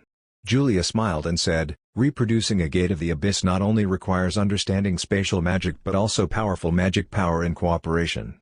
Only a demon lord like your foster father can do this. As for you, little guy, you don't need to understand this now." "Oh." Sareth nodded, not really understanding. Adjusting the altar took Roy more than 2 hours. After all 12 sections of the altar lit up with the light of magic power, he sighed and stood up. Even though Roy had been constantly researching space magic in depth over the years, it had taken him a lot of effort to arrange this altar. "Okay, Sareth, the altar is ready. I'll help you open a gate of the abyss later." Roy turned his head and said to Sareth, "But before that, I have something to tell you." "Okay. Say it, foster father." "I'm listening," Sareth said. Roy walked in front of him and sat cross-legged. "You have to understand that demons usually can't take the initiative to go to other worlds unless someone summons them in the other worlds with a ritual. This way, a spatial channel connecting both sides will form. This is the principle of the Gate of the Abyss. It represents that the abyss has connected to the spatial coordinates of another world." "What does this mean?" "It means that the worlds that demons go to are not chosen by themselves but passively chosen." Roy continued. "I can respond to any summons request, but before I pass through the Gate of the Abyss and reach the opposite world, that world is completely unknown to me." Upon hearing this, Sareth nodded thoughtfully. "Foster father, do you mean that the Gate of the Abyss you're opening this time is special?" "Yes." Roy nodded. "What I said just now is the general situation, and it's more like a blind guess to choose a world. But it's different if you want to enter a specially specified world. Either someone is summoning demons in the specified world, or demons are going according to the spatial coordinates of the specified world. To do this, the premise is that demons have the spatial coordinates of this world. These coordinates can exist in the form of a beacon," Roy said as he took out the Dragon Balls he made in the past and showed them to Sareth. "This thing is the beacon I mentioned. It's a demon creation I created. It will continuously provide me with positioning information. I used them to go to the Ashan world where you were born, and then I met you and brought you back." Sareth touched the smooth crystal Dragon Balls curiously and then looked up at Roy. "Then, foster father, the world I'm going to doesn't have these Dragon Balls for positioning." Roy smiled. "I haven't been to that world, but other demons have, and there are many of them. The reason why I obtained the spatial coordinates of that world was that I found a demon who had been there and remembered the coordinates. From him, I obtained the spatial coordinates." Yes, Roy had obtained the spatial coordinates of the Devil May Cry world from another demon, a rift demon who was good at space magic. Only this kind of demon knew how to record the spatial coordinates of the worlds that they had been to. Other than rift demons, there were also demon lords. As for other demons, it was unlikely. In order to find this demon, Roy had spent a lot of time searching for information and finally found him. The rift demon was also very smart. When he heard that Roy wanted it, he immediately offered it and obtained a reward. With the spatial coordinates, even without the positioning of the Dragon Balls, Roy could still connect a Gate of the Abyss to these coordinates and open a channel. He only needed to use his knowledge of space magic to adjust the magic formation. "It's my first time doing this, so I don't dare to say that I'm completely confident," Roy continued. "You may encounter some risks in passing through the Gate of the Abyss. There is a risk that a positioning error will cause you to be swept into spatial turbulence and then forever be lost in an alternate space. So, have you thought it through? It's still not too late to back out." Hearing this, Sareth could not help but gulp, but he still nodded. "I'm not afraid, foster father. As long as I can help you, I won't be afraid of risks." Children at Sareth's age usually had this mentality. They wanted to prove that they had grown up. If something could make him feel that he was useful, he would spare no effort to do it. Of course, Roy knew his mentality, so he nodded. "Don't worry too much. The risk I mentioned is only a possibility, an exceptionally small probability. I've done my best to adjust the magic formation, so there shouldn't be any accidents. Okay. Sareth relaxed a lot when he heard this. There's another thing. Roy lowered his head and continued, the Rift demon who gave me the coordinates told me that a large number of demons have invaded the world you're going to. There's an enormous parallel space outside the main world of that world. This kind of parallel space is pretty common, and demons generally call it the Purgatory world. It's just that the Purgatory world that exists in this world is especially large. It firmly envelops the main world, like a membrane covering the surface of a sphere. Many years ago, when numerous demons invaded, there was a very powerful demon who transformed this Purgatory world into a harsh environment similar to the Abyss in order to provide the demons somewhere to live and survive. There are many small channels between this main world and the Purgatory world. Some humans in the main world have accidentally fallen from the main world into it. So over time, humans also became aware of the existence of this Purgatory world, and they call it the Demon World. They firmly believe that the Demon World is the home of demons. The home of demons? The Abyss is home of demons, right? Sareth asked. Mother Julia told me about this. You can't expect fragile humans to arrive in the Abyss and understand this truth, right? Roy smiled. Moreover, there might not be any demons who have the patience to explain such mistakes to humans. Anyway, let's not get too far off topic. What I want to tell you is that this modified Purgatory world is similar to the outposts that demons usually use to invade main worlds.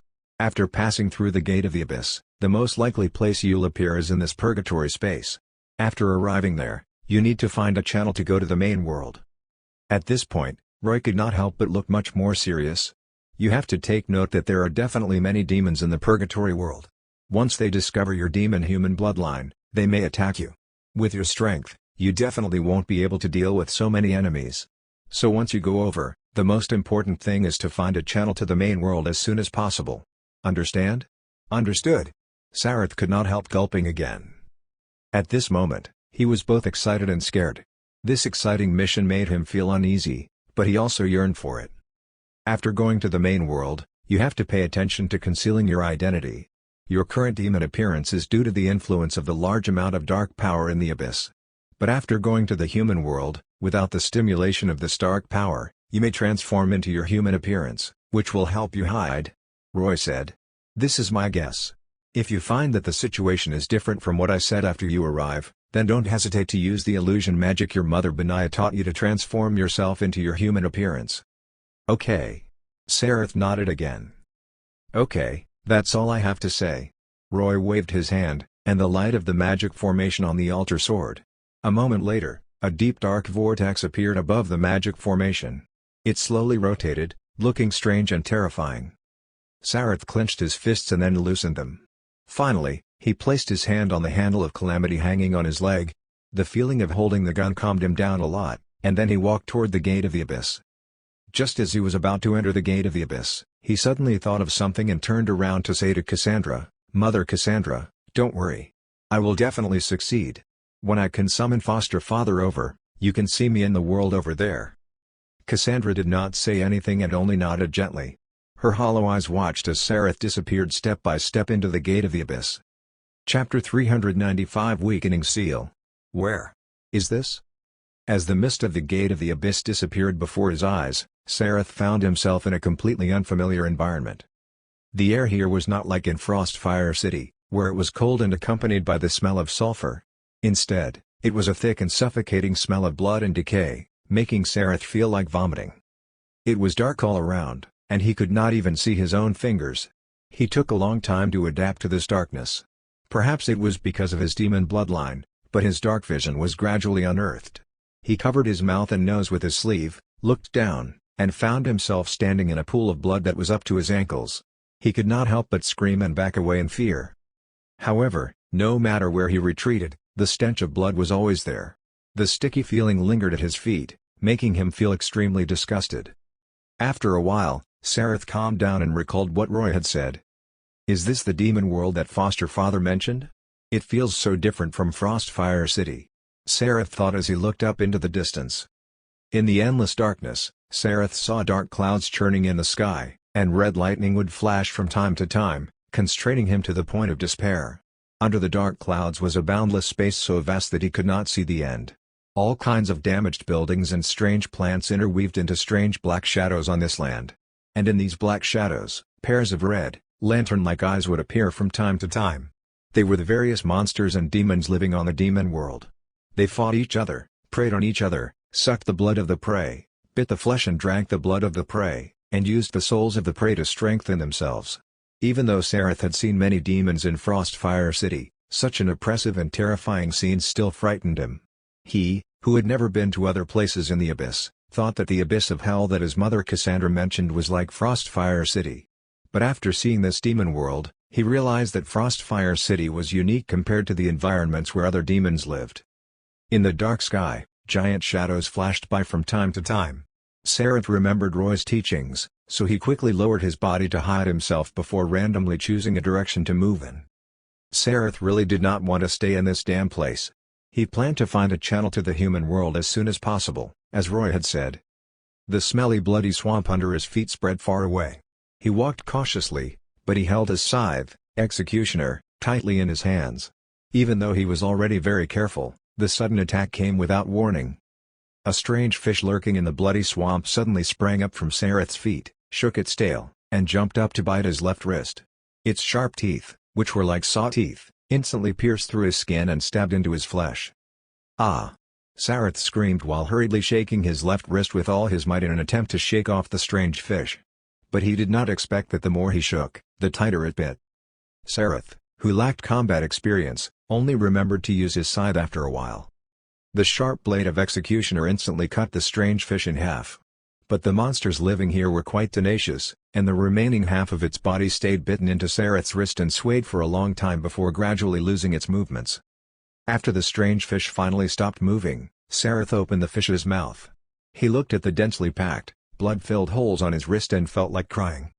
Although he had the powerful physique of a demon-human hybrid and would not take long to recover from such a small injury, when he saw his blood dripping into the blood below, he suddenly felt that something was wrong. As expected, there was a great commotion under the originally calm surface of the water. Due to the stimulation of the fresh blood, more strange fish emerged from the nests they were lurking in and gathered toward the smell of blood. All of them jumped out of the water ferociously and bit at Sareth. Sareth panicked and quickly waved the scythe to kill these strange fish. But his wild swinging only hit some unlucky ones. The fish that slipped through bit him all over his body. The constant pain made Sareth break out in cold sweat. With his current strength at the middle-rank demon level, it should not have been a problem for him to deal with these monster fish. Unfortunately, he really had too little combat experience, so he suffered numerous injuries due to his lacking response. Under the pain, Sareth finally exploded. Fierce flames rose from his body and burned all the strange fish that bit him into charcoal. Ha ha! Sareth panted, feeling dizzy. It was merely dealing with a group of monsters, but he had wasted a lot of magic power. But after his mind gradually cleared, he realized that he seemed to have made another mistake. The flames that suddenly erupted just now were extremely eye-catching in this dark demon world. It was equivalent to exposing his existence. After he withdrew the flames, he saw that some scarlet eyes in the distance were looking at him. Not good. There may be powerful demons coming to check. I have to get out of here. Sareth calmed down a little. He quickly held Executioner in one hand and his pistol, Calamity, in the other. As he prepared for battle, he left. But along the way, Sareth still encountered many monsters, forcing him to fight. When a group of flying monsters with strange wings attacked him, he could only use Calamity to fire back. It was fine to use the gun, but the problem was that the gunshots were ear-piercingly loud in this terrifying world, causing even more ferocious monsters to gather toward him. On the first day that Sareth entered the demon world, he was riddled with wounds and on the verge of death under the attacks of many monsters. If not for him finally finding a place to hide in the rubble, he might have died on the first day he came to this world. Is this what foster father had to experience? Is this how demons survive? Sareth thought before fainting. When Sareth woke up the next day and found that his wounds had all healed, he heaved a sigh of relief. At the same time, it was the first time he experienced the formidable recovery ability of his demon-human body. Sareth carefully looked out, left his hiding place, and continued moving on. But no matter how vast the space was, there were still many demons and monsters everywhere. What was even stranger was the plants contaminated by the dark power of demons. These plants were usually motionless, but once someone intruded into their territory, they would immediately attack, making it almost impossible to guard against. Sareth spent a week fighting continuously. Although he suffered wounds every time, it was undeniable that he had rapidly accumulated a lot of combat experience in such high-intensity battles. After some time, Sareth slowly became accustomed to these life-and-death battles. He gradually abandoned his fear and became able to fight. Moreover, in these days of fighting, he started to devour the souls of the monsters and demons he killed to replenish his stamina and magic power consumption. He found that the monsters and demons he encountered in this demon world were basically at the low-rank demon level, but there were too many of them. In this boundless and vast world, there were possible tens of millions or even hundreds of millions of low-rank demons. Even though they were hunting and killing one another every day, Sareth felt that their numbers were not decreasing at all. If so many demons go to the human world, they will probably destroy it in an instant, right? Sareth thought. I heard from Mother Julia that most humans are very weak, and they can't even deal with ordinary monsters. Thinking of this, Sareth could not help but rejoice. This was the first time he felt fortunate that he was a demon-human hybrid. If he were just a human, he would have died when he entered this place. Indeed, foster father was right. Only being powerful is the foundation of survival. After 2 weeks, the young Sareth had received a great baptism in his outlook on the world and life and his values in this cruel demon world, and his personality began to change. The rashness and recklessness that he had as a child had now become much more restrained, and he began to become calm and mature. Benaiah was right. Although the survival method of demons seemed cruel, it was the fastest way for Sareth to grow. After Sareth familiarized himself with the 2 weapons that Roy gave him, his crisis of survival was resolved. At least, before encountering stronger demons, he was now strong enough to protect himself. But after 2 weeks of searching, Sareth still did not find a so-called channel to the human world. On the contrary, Sareth discovered that the entire demon world seemed to be in a sealed state, and he did not know what was going on. Patience, stay patient. Sareth comforted himself. He wanted to prove his value in front of Roy and complete the mission Roy gave him, so he had to be patient enough. Time continued to fly by, and Sareth's perception of time gradually became blurry. He did not know how much time had passed, but as he continued exploring, he suddenly found a huge commotion among the demons and monsters nearby. Many of these demons and monsters were fighting and hunting each other. But suddenly, they all stopped moving and ran in the same direction without looking back, as though they had unanimously agreed to do so. The scene of hundreds of demons and monsters moving toward the same place at the same time was something that Sareth had never seen before, but this abnormality meant that there were changes, so he cleverly followed the demons. After running about 2 kilometers, he finally saw what the demons wanted to do. On the ground in front of them, an enormous, irregular, and jagged spatial rift was standing there and emitting a faint green light. Something seemed to be attracting the demons and monsters as they greedily rushed forward and squeezed into the spatial rift. As long as they jumped into the green light, they would immediately disappear. That must be the channel that foster father mentioned. Sareth was excited. He had finally found it after such a long time. As long as he followed the demons and monsters into the rift. What Sareth did not know was that he was actually unlucky this time. He had waited for such a long time before a rift opened, but in fact, if he had been lucky, it would not have taken him so long. In this vast demon world, spatial rifts like this appeared everywhere every day. It was just that the opening time could be long or short. When it was long, it could allow numerous demons to pass, but when it was short, there might not be even one. The reason why this rift appeared was not by chance, but because the seal of the Dark Knight Sparta was gradually weakening. Chapter 396 The Encounter between Sareth and Dante. Following the numerous low-level demons and monsters, Sareth plunged into the jagged rift. The moment he entered, he felt endless light flooding his vision. However, this light came and went quickly, disappearing in the blink of an eye. After the light disappeared, Sareth found that his environment had changed. He looked up and saw the starry night sky above, but below the night sky was a wide street. On both sides of the street were various buildings with their lights off. The entire street was a mess, and many vehicles were either overturned or trampled on. There were also some that were on fire, making popping and roaring sounds and illuminating the street with blazing flames. The entire street was full of demons and monsters, who had rushed out of the rift before Sareth. They were currently reveling on this street as they crazily chased after the fleeing and frightened humans. Screams, gunshots, and the roars of demons and monsters were resounding all the time. Is this the human world? Seeing this apocalyptic scene, Sarath could not help but be stunned. But before he could recover, a strong sense of strangeness spread throughout his body. "What's going on?" Sarath stretched out his hand in puzzlement, only to find that his arm, which had been full of cuticles, was gradually fading and turning into a white and smooth human arm. Sarath was a little scared. He hurriedly took a few steps back, only to bump into the wreckage of a car. On the driver's seat of this car, there was a shriveled human sitting motionless with his head drooping. It was a corpse that had its blood sucked dry. From the rearview mirror of the car, Sarath saw his body's tremendous changes. His brow bone, which had looked like demon horns, was shrinking at this moment. His dark and deep eyeballs gradually turned white, and the blood-colored iris in his pupils turned blue.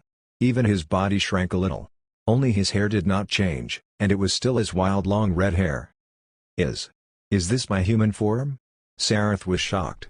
It was the first time he saw this appearance of his, and he immediately remembered what Roy had said. When he entered the purgatory world from the abyss, Sarath had not felt any obstruction. But when he entered the human world from the purgatory world, he changed from his demon form into his human form. Had foster father really guessed this change correctly? He could feel that after transforming into his human form, besides his appearance changing, his strength did not change much. This should be the so-called world repulsive effect, right?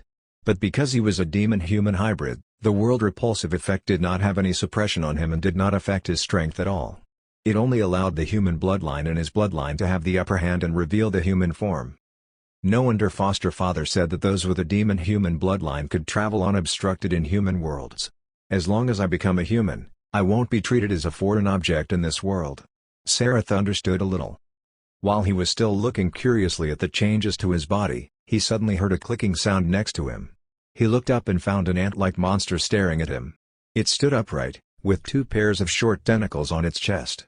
Whip-like appendages covered its bald head, and the tail of its lower body was a large lump of bulging sacs. It was a dense tissue formed from red blisters, and it looked absolutely disgusting. This monster was staring intently at Sarath with a look of greed in its eyes, and saliva kept flowing out of its pincer-like mouth. Sarath suddenly realized that the monster had mistaken him for a human because of his human appearance. Creaking sounds kept coming.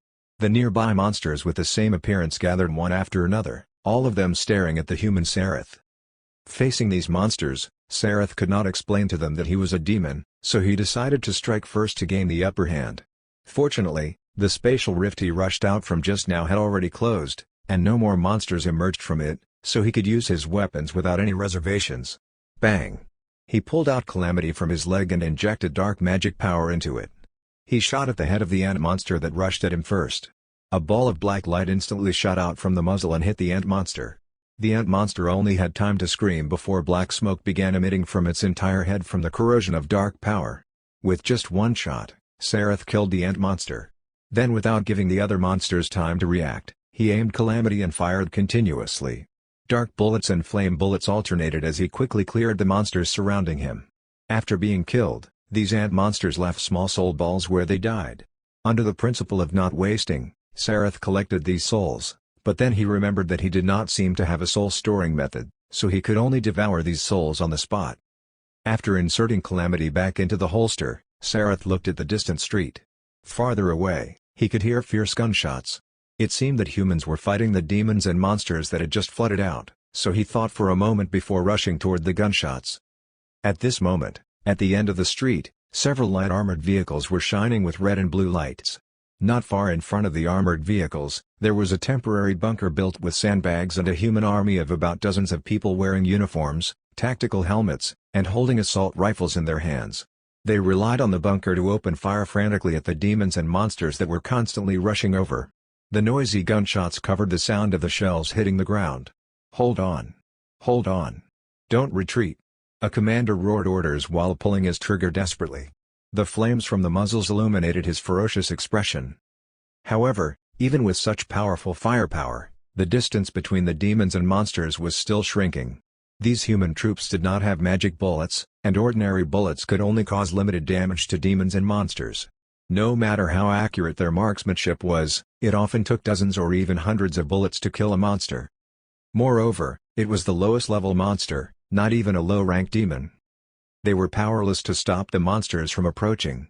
When the monsters reached a certain distance, they jumped up one after another. Facing the bullets, they trampled down on the human soldiers. With the cries of despair and fear of the human soldiers ranging out, the monsters lowered their heads to bite through the soldiers' clothes and protection and began to devour their flesh and blood. Soldiers died one by one as they screamed helplessly. Facing this situation, no one listened to the commander's order not to retreat anymore. A few soldiers were so terrified that they could not control themselves as they screamed, threw down their weapons, and ran to the back desperately. As soon as they ran, the defense line the soldiers had painstakingly built immediately collapsed. What followed was naturally a bloody massacre. The demons and monsters drowned the army's defense line and trampled on the armored vehicles. The fierce gunfire earlier was gone, leaving only the blood-chilling sound of the monsters eating. Humans are really so weak. At this moment, a voice rang out, startling the eating monsters. They looked up and saw a small figure carrying an enormous scythe on the street. The person who appeared here was naturally Sareth. He had actually arrived earlier, but he did not take action. He watched from the side and witnessed the entire process of the destruction of this human army. Although Sareth had also been in a sorry state because of the monsters when he first entered the purgatory world, he had the power of a demon after all. After adapting, these low-level demons and monsters could not pose too much of a threat to him. But now that he saw the human soldiers had been unable to fight back against the monsters and lost terribly, he could not help but have strong doubts about his human bloodline. Isn't this too weak? So the human bloodline in me actually comes from such a weak race? The doubts about his human bloodlines were, in turn, greater recognition of his demon bloodline. At this moment, Sareth was extremely glad that he had his demon bloodline. Otherwise, he might have died screaming in despair like these humans. I don't want this. While thinking about this, Sareth waved Executioner and charged into the group of monsters. The scythe infused with flame magic power was like a dancing fire dragon under Sareth's swings. One after another, monsters turned into black ash under his scythe.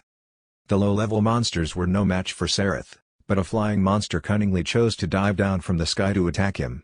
When it swooped down, he blocked the attack of the monster's machete. Just as he was about to attack, a gunshot suddenly rang out. The monster's head exploded into blood as it instantly died. Its heavy weight pressed down on Sareth and knocked him to the ground. Other than that, it could no longer do anything else. PFFT. PFFT. The monster's smelly blood splattered onto his face, and he spat out in disgust. He lifted the monster's corpse off his body, then he stood up and said angrily, "Which bastard did this?" A frivolous voice sounded. "What a rude little brat. I saved your life." Sareth raised his head and looked in the direction of the voice. On the top of a house to his right, a figure was standing there. It was a man in a red trench coat. He had a sword on his back, two pistols with white smoke rising in his hands, messy hair, and white beard stubble. "Who are you?" Sareth said unhappily. "What do you mean by saving my life? I already noticed that guy's sneak attack. Did you need to meddle?" He spun the two guns in his hands a few times and then instantly inserted them back behind his waist. The man jumped from the roof and landed on the street with a thud. The moment he landed, the ground seemed to have suffered an immense force, and countless cracks appeared all at once. This scene made Sareth's eyes narrow. After this man straightened his body, he walked over arrogantly. As he walked, he said to Sareth, "Brat, I didn't expect you to be a demon hunter at your age." However, what responded to this man was the muzzle of Sareth's gun. Bang! Bang! Bang! Several magic power bullets shot out from the muzzle of Calamity. The bullets containing the explosive power of flames flew straight at the man. "Twice now. You've called me brat twice." Chapter 397 Escape. Ha, little brats nowadays are really precocious. They know how to shoot at such a young age. Facing the bullets shot by Sareth, the middle-aged man in the red trench coat quickly drew the sword on his back and waved it continuously, cutting the magic power bullets in half one by one. At the same time, he did not forget to joke. Seeing this, Sareth was dumbfounded. He realized that this seemingly decadent man had sword skills beyond his imagination, and he subconsciously forgot to continue shooting. After seeing the flame bullets split in half explode into two balls of flames not far behind him, the middle-aged man could not help but frown under his white hair. Of course, he could feel the magic power contained in these bullets, so he looked at the gun in Sareth's hand. With a glance, he immediately discovered that the gun was extraordinary. Although this gun looked no different from ordinary human ones, the middle-aged man keenly discovered that the material used to make this gun did not seem to be metal. He frowned and asked, "Brat, where did you get this gun?" What does it have to do with you? Sareth said angrily. Also, I told you not to call me brat. Okay, okay. The young man wants to prove that he's grown up. But if you don't want me to call you brat, you have to tell me your name, right? The middle-aged man shrugged and spread his hands. Sareth. After hesitating for a moment, Sareth still uttered his name. He realized that the human in front of him was very strong, and he seemed unable to beat him. Sareth? The middle-aged man thought about it and confirmed that this name was totally unfamiliar to him. He became even more puzzled. Sareth, are you alone? Where are your parents? Upon hearing this, Sareth became vigilant again. Although he was inexperienced, he knew that he could not easily tell a stranger about his situation. In particular, Sareth felt immense pressure and danger from this middle-aged man who looked decadent. Without knowing what his intentions were, Sareth did not want to say anything. He put Executioner on his back, held his gun, and was on guard against the middle-aged man. Then he stepped back, wanting to leave. Hey, wait. Seeing that Sareth wanted to run, the middle-aged man could not help but take 2 steps forward. The next second, Sareth fired 2 shots. Left with no choice, the middle-aged man could only swing his sword and block the 2 bullets. But when he lowered the sword, he saw Sareth fleeing. Not long after he ran away, he turned at a fork and disappeared. The middle-aged man hesitated and was about to chase after him when a voice came from behind. Dante, are you done? Why did it take so long? The middle-aged man named Dante turned around and saw 2 slender figures walking over from behind. They were 2 women wearing sexy clothes. The one walking in front had a head of golden hair, and her upper body was only wearing a corset, accentuating her impressive figure. She was wearing leather pants and a pair of high boots. Her right hand was holding a gun on her shoulder, and her left hand was holding a gun by her leg. She stood there casually, and her curves were enchanting. The other woman had short, graceful black hair. She was wearing a white leather jacket with her sleeves rolled up to her elbows and a pair of black leather shorts that only reached her thighs. A pair of goggles hung around her neck, and her 2 guns were in their holsters and placed on the outside of her thighs. Especially eye-catching was the rocket launcher on her back, making her look a little violent. This woman with short black hair also had an explosive figure. She had a pair of strange eyes. Her left eye was red, and her right eye was blue, leaving a deep impression at a glance. The 2 women were still exuding the smell of gunpowder. They seemed to have just gone through a great battle. After seeing Dante, they walked over. Trish, lady. Dante sighed as he flipped his wrist and inserted the sword with a demon skull pattern on the sword hilt into his back before turning around. Huh? Upon seeing his actions, the eyes of the 2 women named Trish and Lady flickered. You even drew out rebellion. Did you encounter a troublesome enemy? No, I met a child. Dante replied. Child? Trish and Lady could not help but look at each other. Then the blonde Trish put her gun back into the holster, crossed her arms, and asked, You attacked a child? That brat isn't an ordinary human. Dante spread his hands. I don't know why, but when I saw that brat, I felt a strange feeling from him. It was very familiar, as though he was the same kind. Before he finished speaking, Lady, who had the rocket launcher on her back, suddenly narrowed her eyes. Strange feeling? Very familiar? Damn it, Dante. Is he your illegitimate child? What nonsense are you saying? Dante was dumbfounded. How is that possible? Of course, Lady knew that it was impossible, but she still teased, why not? Didn't you say it yourself? Since he feels like the same kind, doesn't that mean that the child is also a demon like you? Perhaps some woman gave birth after you fooled around with her. Stop messing around. I'm telling the truth. Dandy's face darkened, and he waved his hand. That brat killed the monster here. When I saw him, he was fighting the monster. Moreover, the gun in his hand seems to be made of demon bones. After hearing this, Trish and Lady looked at each other in surprise. Trish thought for a while and said, could he be a child raised by some demon-hunting organization? You know that the existence of demons has been exposed to the world over the years, and those demon-hunting organizations are constantly searching for ways to fight against demons. Using the body tissue of demons as materials to create weapons that can kill demons isn't too unusual now. No, it's different. The gun in his hand and the scythe on his back don't look like the workmanship of humans. Dante took out his rebellion sword from his back and looked at the blade. If I have to say, that craftsmanship is more like my sword. Demon creation? Trish and Lady were even more surprised and could not help but exclaim. Yes, demon creation. Dante laughed. Interesting. I didn't expect to encounter such an interesting thing after receiving the news and rushing here to kill demons. Dante, we have to find that child. Trish said solemnly. A large number of demons appeared here before, and they should have come through a spatial rift. That child also appeared here, so we can't rule out the possibility that he came from the demon world.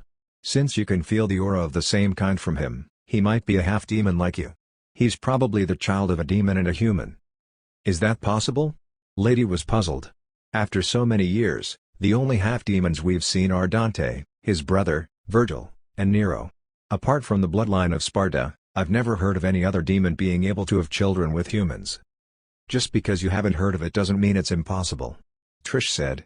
Although it's very difficult for demons and humans to have offspring, it doesn't rule out the extremely small probability. With that, she turned her head to stare at Lady. Your father, Arkham, undid Sparta's seal with the help of the demon world's tower, Temen-Negru, and then the Order of the Sword opened gates to the demon world. After so much, the power of Sparta's seal on the demon world has been greatly weakened. There must be some changes in the demon world that we don't know about. Hearing this, Lady could not help but become solemn. This woman with naturally heterochromatic eyes was actually a descendant of the priestess. After hearing Trish's words, she had a vague premonition. Let's find Morrison. Dante said. He's an information broker. Let's get him to pay attention to the child's whereabouts. There are still some sporadic demons running out of rifts elsewhere. Let's finish our work first. Chapter 398 Missing Mother. It's so dazzling. What is this?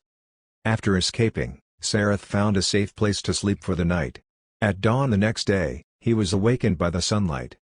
When he was in Frostfire City, he could not see a star like the sun. In that fragment world, Sareth had spent 9 years and never knew that there was something like dawn. So after waking up, he was flustered and quickly hid in the shadows of the nearby buildings while carefully peeping at the dazzling thing hanging in the sky. And this look almost blinded him. Sareth screamed. After rubbing his eyes for a while, he was finally able to see again. He felt lingering fear and wondered why there were strange things everywhere in the human world. After walking aimlessly on the streets of this city, Sareth found that the bright and dazzling thing in the sky was actually quite comfortable. He felt warm under the light, and the surrounding light became abundant, and his sight became clear. At dawn, the humans in this city finally dared to come out and move around, but they looked terrified, their expressions and emotions showing fear. Many people were talking softly to their friends about the explosions and the fires last night. And from time to time, words such as demon and blood came from their mouths. And more people gathered in front of their TVs worriedly, wanting to see the news about what happened last night. Sareth walked on the streets and saw humans in a hurry. Even on the streets, these people would try their best to avoid dark corners and choose places with sunlight shining to walk. It was as though they were afraid that something deadly would suddenly jump out from the dark corners. There are so many humans? Why didn't I see them last night? Sareth was puzzled.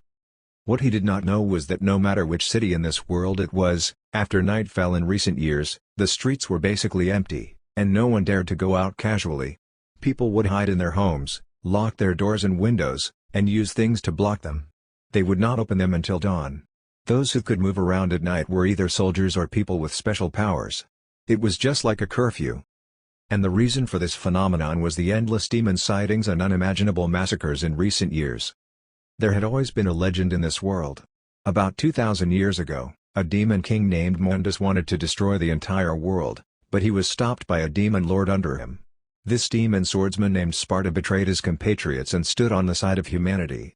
He sealed Demon King Mundus and also sealed the passage between the human world and the demon world. Thus, humanity welcomed more than 2,000 years of peaceful development. Humans called this demon lord who had betrayed his compatriots the Dark Knight to express their gratitude to Sparta, and they even respectfully called him the Savior.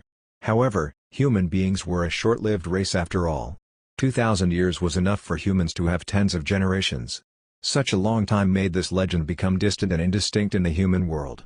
The humans now only regarded the legend of Sparta as a myth. That was until demons appeared in the world again. Around 30 to 40 years ago, there had gradually been reports of eyewitness accounts about demons appearing. At first, many people only regarded it as rumors and did not believe it at all. But later, there were more and more such rumors. From only one in the first few years, they would appear several times a year later on, or even dozens of times a year. Moreover, every time they appeared, there would be corresponding cases of the destruction of cities. The destruction of these cities was very inconceivable during the investigations. There were traces of battle everywhere, but there were no signs of thermal weapons such as bombs exploding. From the destroyed buildings, it did not look like humans had done it at all. In some rumors and photos with unknown origins, there were even corpses and remains of terrifying non-human creatures. Therefore, people gradually accepted the term demon invasion claimed in these rumors. They firmly believed that creatures called demons had appeared in this world where humans lived. They did not know where they came from, but they suddenly appeared in the human world, killed humans, sucked blood and souls, and caused immense destruction. Although the various countries had been sparing no effort to block the news and claimed that the so-called demons were nothing more than rumors, there were some things that they could not block at all. Especially about 20 years ago, an enormous tower suddenly appeared in a certain country. This tower suddenly appeared from underground and soared into the sky, far beyond any high-rise building in the city. It crazily extended thousands of meters into the sky, almost touching the clouds. At that time, almost all the millions of people in this city witnessed the appearance of this tower with their own eyes, so countless photos of this tower appeared afterward. In the pictures, people could see that this tower had a completely different style of construction from that of humans. It was rough, oppressive, savage, dark, and definitely not a human creation. But this was not the most terrifying thing. The most terrifying thing was that at the top of the tower, someone had seen scarlet lightning and a gargantuan vortex-shaped cloud. This vortex-shaped cloud was rotating around the tower like a giant gate. People had seen many fantastical and terrifying scenes through the center of the vortex. In these scenes, countless hideous enormous monsters appeared, and blood and flames surrounded their entire bodies. They were continuously letting out terrifying roars. Some people even had a nervous breakdown and went crazy after seeing these horrifying scenes. Although no one knew what happened, the tower finally collapsed, and the gargantuan vortex cloud disappeared with it. But the place where the tower appeared turned into a ruin. Afterward, the army sealed the city and relocated the surrounding residents. At the same time, numerous investigations were carried out. However, when people asked, the governments used all kinds of ridiculous facts and explanations to brush them off. Similar incidents happened more than once. Various reports of non-human sightings and the bizarre and tragic deaths of many humans made people believe that demons really appeared in the human world again. It was not until this time that people recalled the legend about Sparta. They believed that this legend was true. 2,000 years ago, there really was such the demon swordsman Sparta. Although he sealed the demon world and demon king Midas, because of human greed, someone coveted Sparta's powerful demon power, causing the seal to open. Facing the threat of demons, humans appeared to be so weak and helpless. Under these circumstances, worship and faith in Sparta was born, and the word savior emerged in the mouths of people once again. Many people believed that only faith in Sparta could allow them to survive the threat of the demon invasion, so various religious groups were born.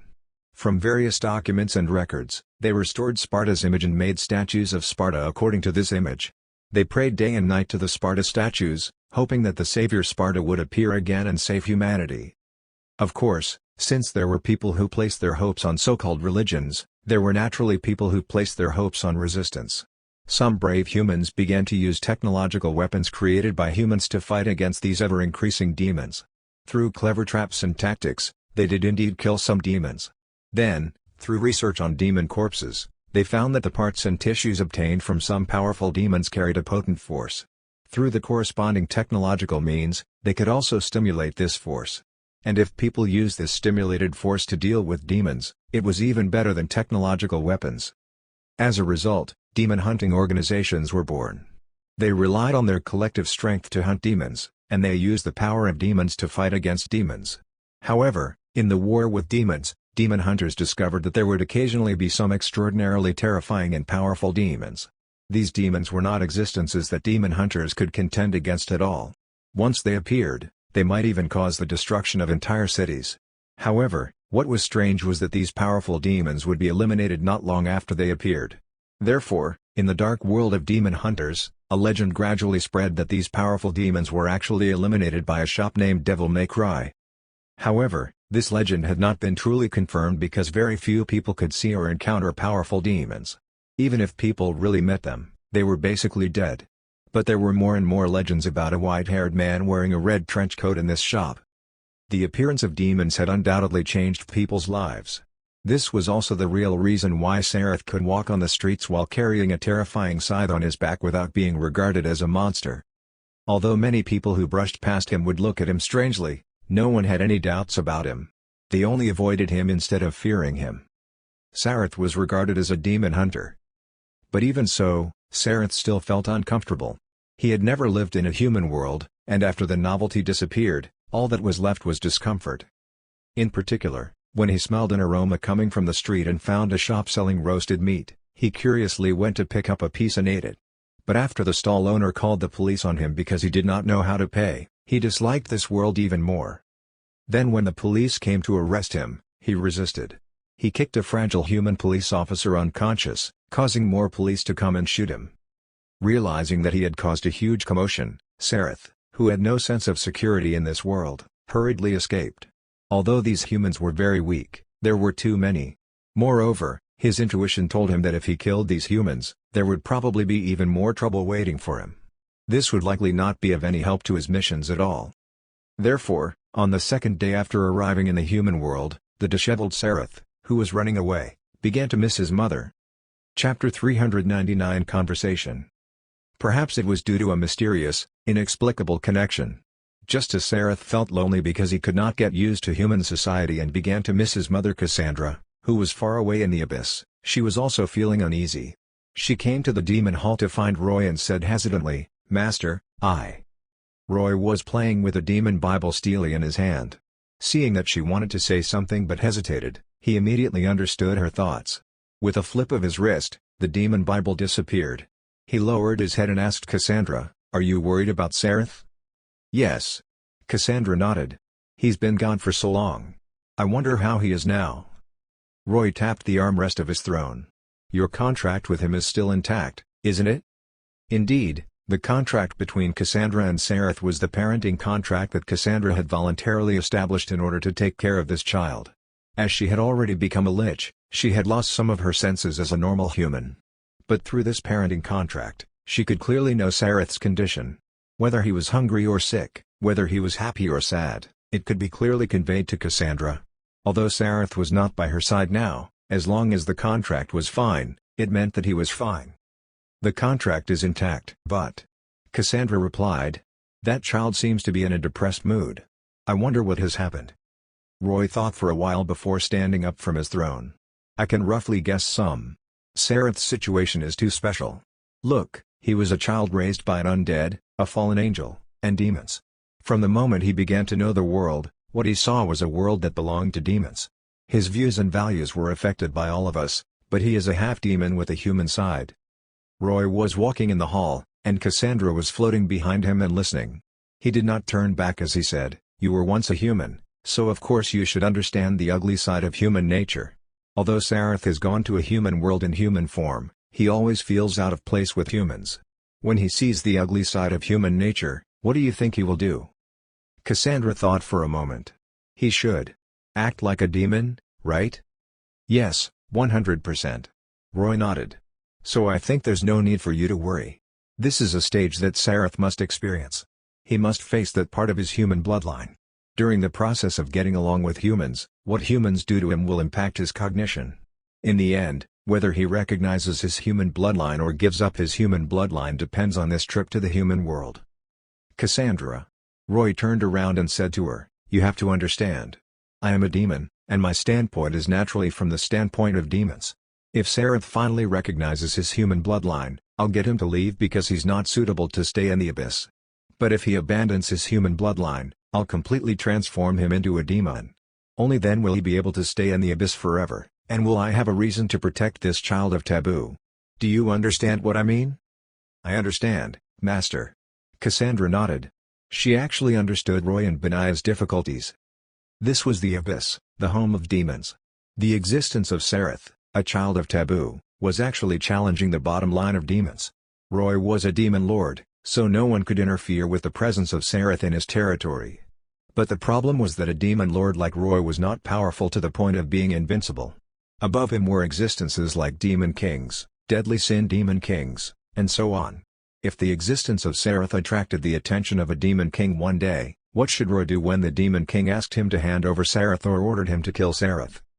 So this time, getting Sareth to go to another world was not only to get him to help Roy investigate some things, but it was also a training experience for him. Seeing that Cassandra was still worried, Roy suddenly said, "Do you know? In the world that Sareth went to, he's not the only half-demon. There are 2 others in that world." "What? How is this possible?" Cassandra exclaimed in surprise. "It's true," Roy said solemnly. "I told you before that I wanted Sareth to investigate Demon Lord Sparta. Do you still remember?" Cassandra nodded. She was also present when Roy explained the missions to Sareth. "Those 2 half-demons are Sparta's children. They are twins born to him and a human," Roy explained. "Demon Lord Sparta is a very famous traitor in the entire Abyss.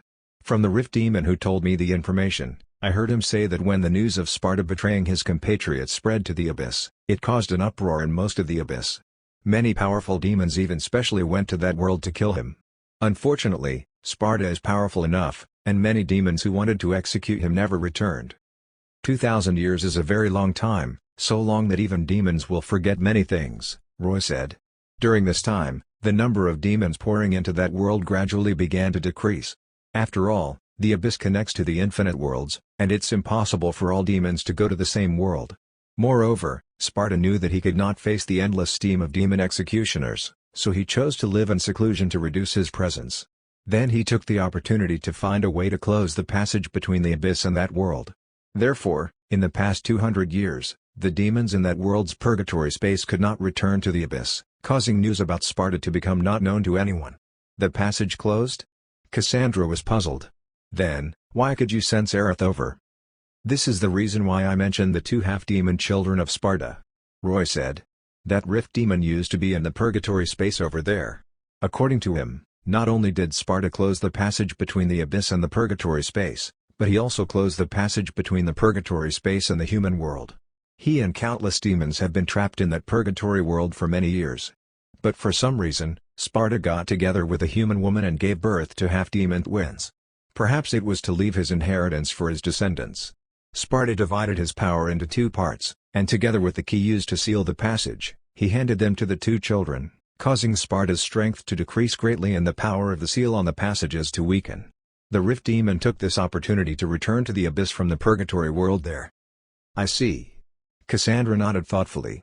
"This should be something that happened recently, right?" "Yes, it happened in the past few decades. The Rift Demon doesn't know how long exactly, as his notion of time is already chaotic," Roy said. "According to him, ever since the seal loosened, the demons in the purgatory space have been heading to the human world to kill the 2 half-demon children of Sparta under the instructions of Mundus." "In that case, doesn't that mean that the demons there are very hostile toward half-demons?" Cassandra suddenly realized the problem. Sareth is also a half-demon. Once the demons know his identity, won't he be in the same danger? Although Sareth is only a child, the 2 children of Sparta are already adults and have obtained great strength," Roy said.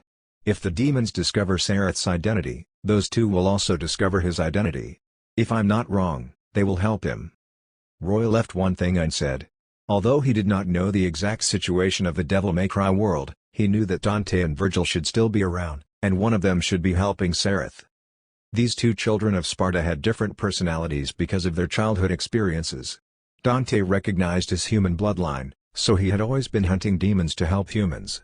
Virgil recognized his demon bloodline more, so he became cold and ruthless in pursuit of power. These 2 half-demons would be like Sareth's role models, depending on which one eventually chose. However, Roy's explanation could not make Cassandra feel relieved. Seeing her frost aura spreading all over her body due to her anxiety, he could not help but have a cold expression. "Cassandra, you have to understand that danger definitely exists, but this is Sareth's personal experience. You can't destroy it just because you're worried about him. Unless he summons you on his own, I won't allow you to go to that world to help him. Understand?" "Yes, Master." Cassandra sighed and floated out of the hall. Seeing her leave, Roy could not help but shake his head. When it comes to Sareth, Cassandra is still so emotional. Could she be a fake lich? I wonder if it's because of my demon blood. After all, Cassandra isn't a lich transformed through ritual. After putting aside his various thoughts, Roy sat back on the throne and continued studying the Demon Bible. And in the Devil May Cry world, Sareth, who did not know what was happening in the Abyss, was still working hard to complete Roy's missions. Chapter 400. Where did the angel go? Although Sareth felt awkward about this unfamiliar human world and found it difficult to integrate, he did not forget his missions. He was actually a pretty smart child. When he found that his behavior was vastly different from that of the humans of this world, he tried his best to minimize his contact with humans and instead hid to observe quietly. He found that humans would obtain information through some kind of paper called newspapers with words printed on it. In addition, there was also a moving image called television. These novel things gave him a sense of freshness, and he also found a way to complete his missions. When Sareth was in the abyss, he and the others always used the demon language, this method of soul communication. And when Sareth set off for the Devil May Cry world, Roy had considered his difficulties in communicating with humans, so he gave him a translation gummy created by the system. This item from Doraemon could solve Sareth's difficulties in communicating and also allow him to understand any text. Sareth did not know what Roy was feeding him at first, but when he found that he could understand human languages, he immediately knew what to do. He found that humans were different from demons. Because humans had short lifespans, they liked to use words to record ancient stories and legends. Therefore, he found a history museum in this city, sneaked in at night, and searched for information about the demon swordsman Sparta. Roy had given him 2 missions. The main mission was to search for information about the demon Bible Stele in the hands of the demon swordsman Sparta. Sareth believed that if Sparta really had it, then there might be records of it in his legend. If he could find any clues about this thing, then he would follow these clues to find the demon Bible Stele. If he could find it and bring it back to his foster father, then his foster father would definitely praise him. But if he really could not find it, then he could only think of a way to summon his foster father over and let his foster father find it personally. This was Sareth's compromise in a situation where he was truly helpless. However, even if it was a compromise, Sareth had to find a way to summon Roy to this world. Although the repulsive effect of the world had turned him into his human form and did not put him under greater pressure, it also let him feel the existence of world power. His foster father was a powerful demon, but it would not be easy for him to break through the repulsive effect of the world and descend into this world. As Sareth thought this, he carefully searched the silent and empty museum. The humans of this world were already used to hiding at night and not daring to come out, so even in this museum, no one dared to stay at night to guard. The so-called security did not exist at all, making it convenient for him to do things. Of course, although ordinary people already knew about the existence of demons, the governments had never dared to publicly acknowledge the existence of demons. The humans of this world still walked the path of science. Once supernatural existences like demons were revealed, it would have an immense impact on the current scientific concepts. Therefore, even though the governments had already begun to form armies to deal with the endless demon invasions, they still did not dare to publicly acknowledge that there were demons. As a result, it was impossible for any demon creation or demon item to appear among the historical relics displayed in the museum. What the museum displayed were basically human historical relics. However, these historical relics naturally had objects with writings. These writings came from objects from hundreds or thousands of years ago or even longer. After such a long time, written languages had undergone tremendous changes, and modern humans basically had to rely on archaeology and tracing the origins to be able to barely understand the meaning of these ancient texts. Under these circumstances, some information about the demon swordsman Sparta recorded in the ancient texts naturally remained in the museum openly. This was a loophole in government supervision. Ordinary people could not understand these words, so even if they saw them, they would not be able to recognize them. But for Sareth, who had eaten the translation gummy, there were no problems. Thus, he really found a lot of information about Sparta in this museum. Although the records in these historical relics were fragmented, he found that the historical impact Sparta had on this world was truly profound. In different periods and cultures, they all more or less mentioned the name of a savior. This name was Sparta. Although different cultures had different descriptions of Sparta, the savior, due to the mixture of worship and faith, what they mentioned about the salvation of Sparta was the same. They all said that Sparta had betrayed his demon compatriots and stood on the side of humanity, thus allowing human civilization to continue. In these historical records, they described Sparta as a demon with a noble soul. He possessed intelligence that other demons did not have. He drew his sword for the light of the world and wielded it to protect the weak humans. He was a hero that people revered, and he was called the legendary Dark Knight. Sareth found that there was mention of Sparta's demon sword in many records. This demon sword shared the same name as its master and was called Sparta. According to the records, Sparta's strength lay in his demon sword, which was the symbol of his great power. When he saw this, Sareth could not help but mutter inwardly, "How incredible! Is this demon sword stronger than foster father's Frostmourne?" Since Sareth was young, he had seen Roy's Frostmourne, and he had a deep impression of it. In his memories, he felt that his foster father's sword was the most powerful, so when he saw these records, his first reaction was, "Is it that amazing?" As he checked more and more information, he found that, like Sparta, there was another name frequently mentioned in these historical records, which was Demon King Mundus. But usually, there was only the name and no description of Mundus's appearance. At first, Sareth was still puzzled, but he gradually understood. Is this because Mundus has never appeared in the human world? It makes sense. Since it's abnormally difficult for a demon lord like Foster Father to appear in this world, as a demon king, Mundus probably has even more difficulty. No wonder in many records, they say that Sparta was originally the right hand of Mundus. So, in the beginning, it should have been Sparta who led the demon army to invade this human world. But for some reason, he later betrayed Mundus. Hey, transforming from an invader into a savior? This transformation is really interesting. Sareth chuckled. Demon kings could not appear in human worlds and could only remotely command the invasions of human worlds through demon lords. This reminded Sareth of the problem of the magic level of a world that Roy had mentioned to him. From the looks of it, this world should belong to a low magic world. Sareth thought. In this world, the upper limit of combat strength should be the demon lord level? But what about the later mention that Sparta defeated Demon King Mundus and sealed him? Sareth crossed his arms and sat on the ground in deep thought. If he can defeat a demon king, doesn't this mean that Sparta has the same strength as demon kings? Then if he became a demon king, how did he appear in this world? Or did he use unconventional methods to defeat Mundus? This kind of question was a little complicated. Sareth's little brain was still confused, so he shook his head and temporarily threw this question aside before focusing on searching. As he learned more, he gradually discovered a new problem. Strange. This world doesn't seem to have angels. Didn't Foster Father say that angels have always been enemies with demons? And wherever there are demons, there are angels. Then why has this world only heard of the existence of demons, but no one has ever mentioned the existence of angels? Moreover, the one who saved the world was a demon, not an angel. Where did the angels go? Sareth asked this question to himself. He did not expect anyone to answer him, but unexpectedly, a voice suddenly sounded above his head. Because the angels have fallen. They have been isolated in another parallel world. Hearing this voice, Sareth was shocked. He took out Calamity and aimed it above his head. On the beam above, a white-haired, middle-aged man in a red trench coat was lying there lazily. One hand was behind his head while the other was holding a gun. He lowered his head and looked at Sareth below. "You again?"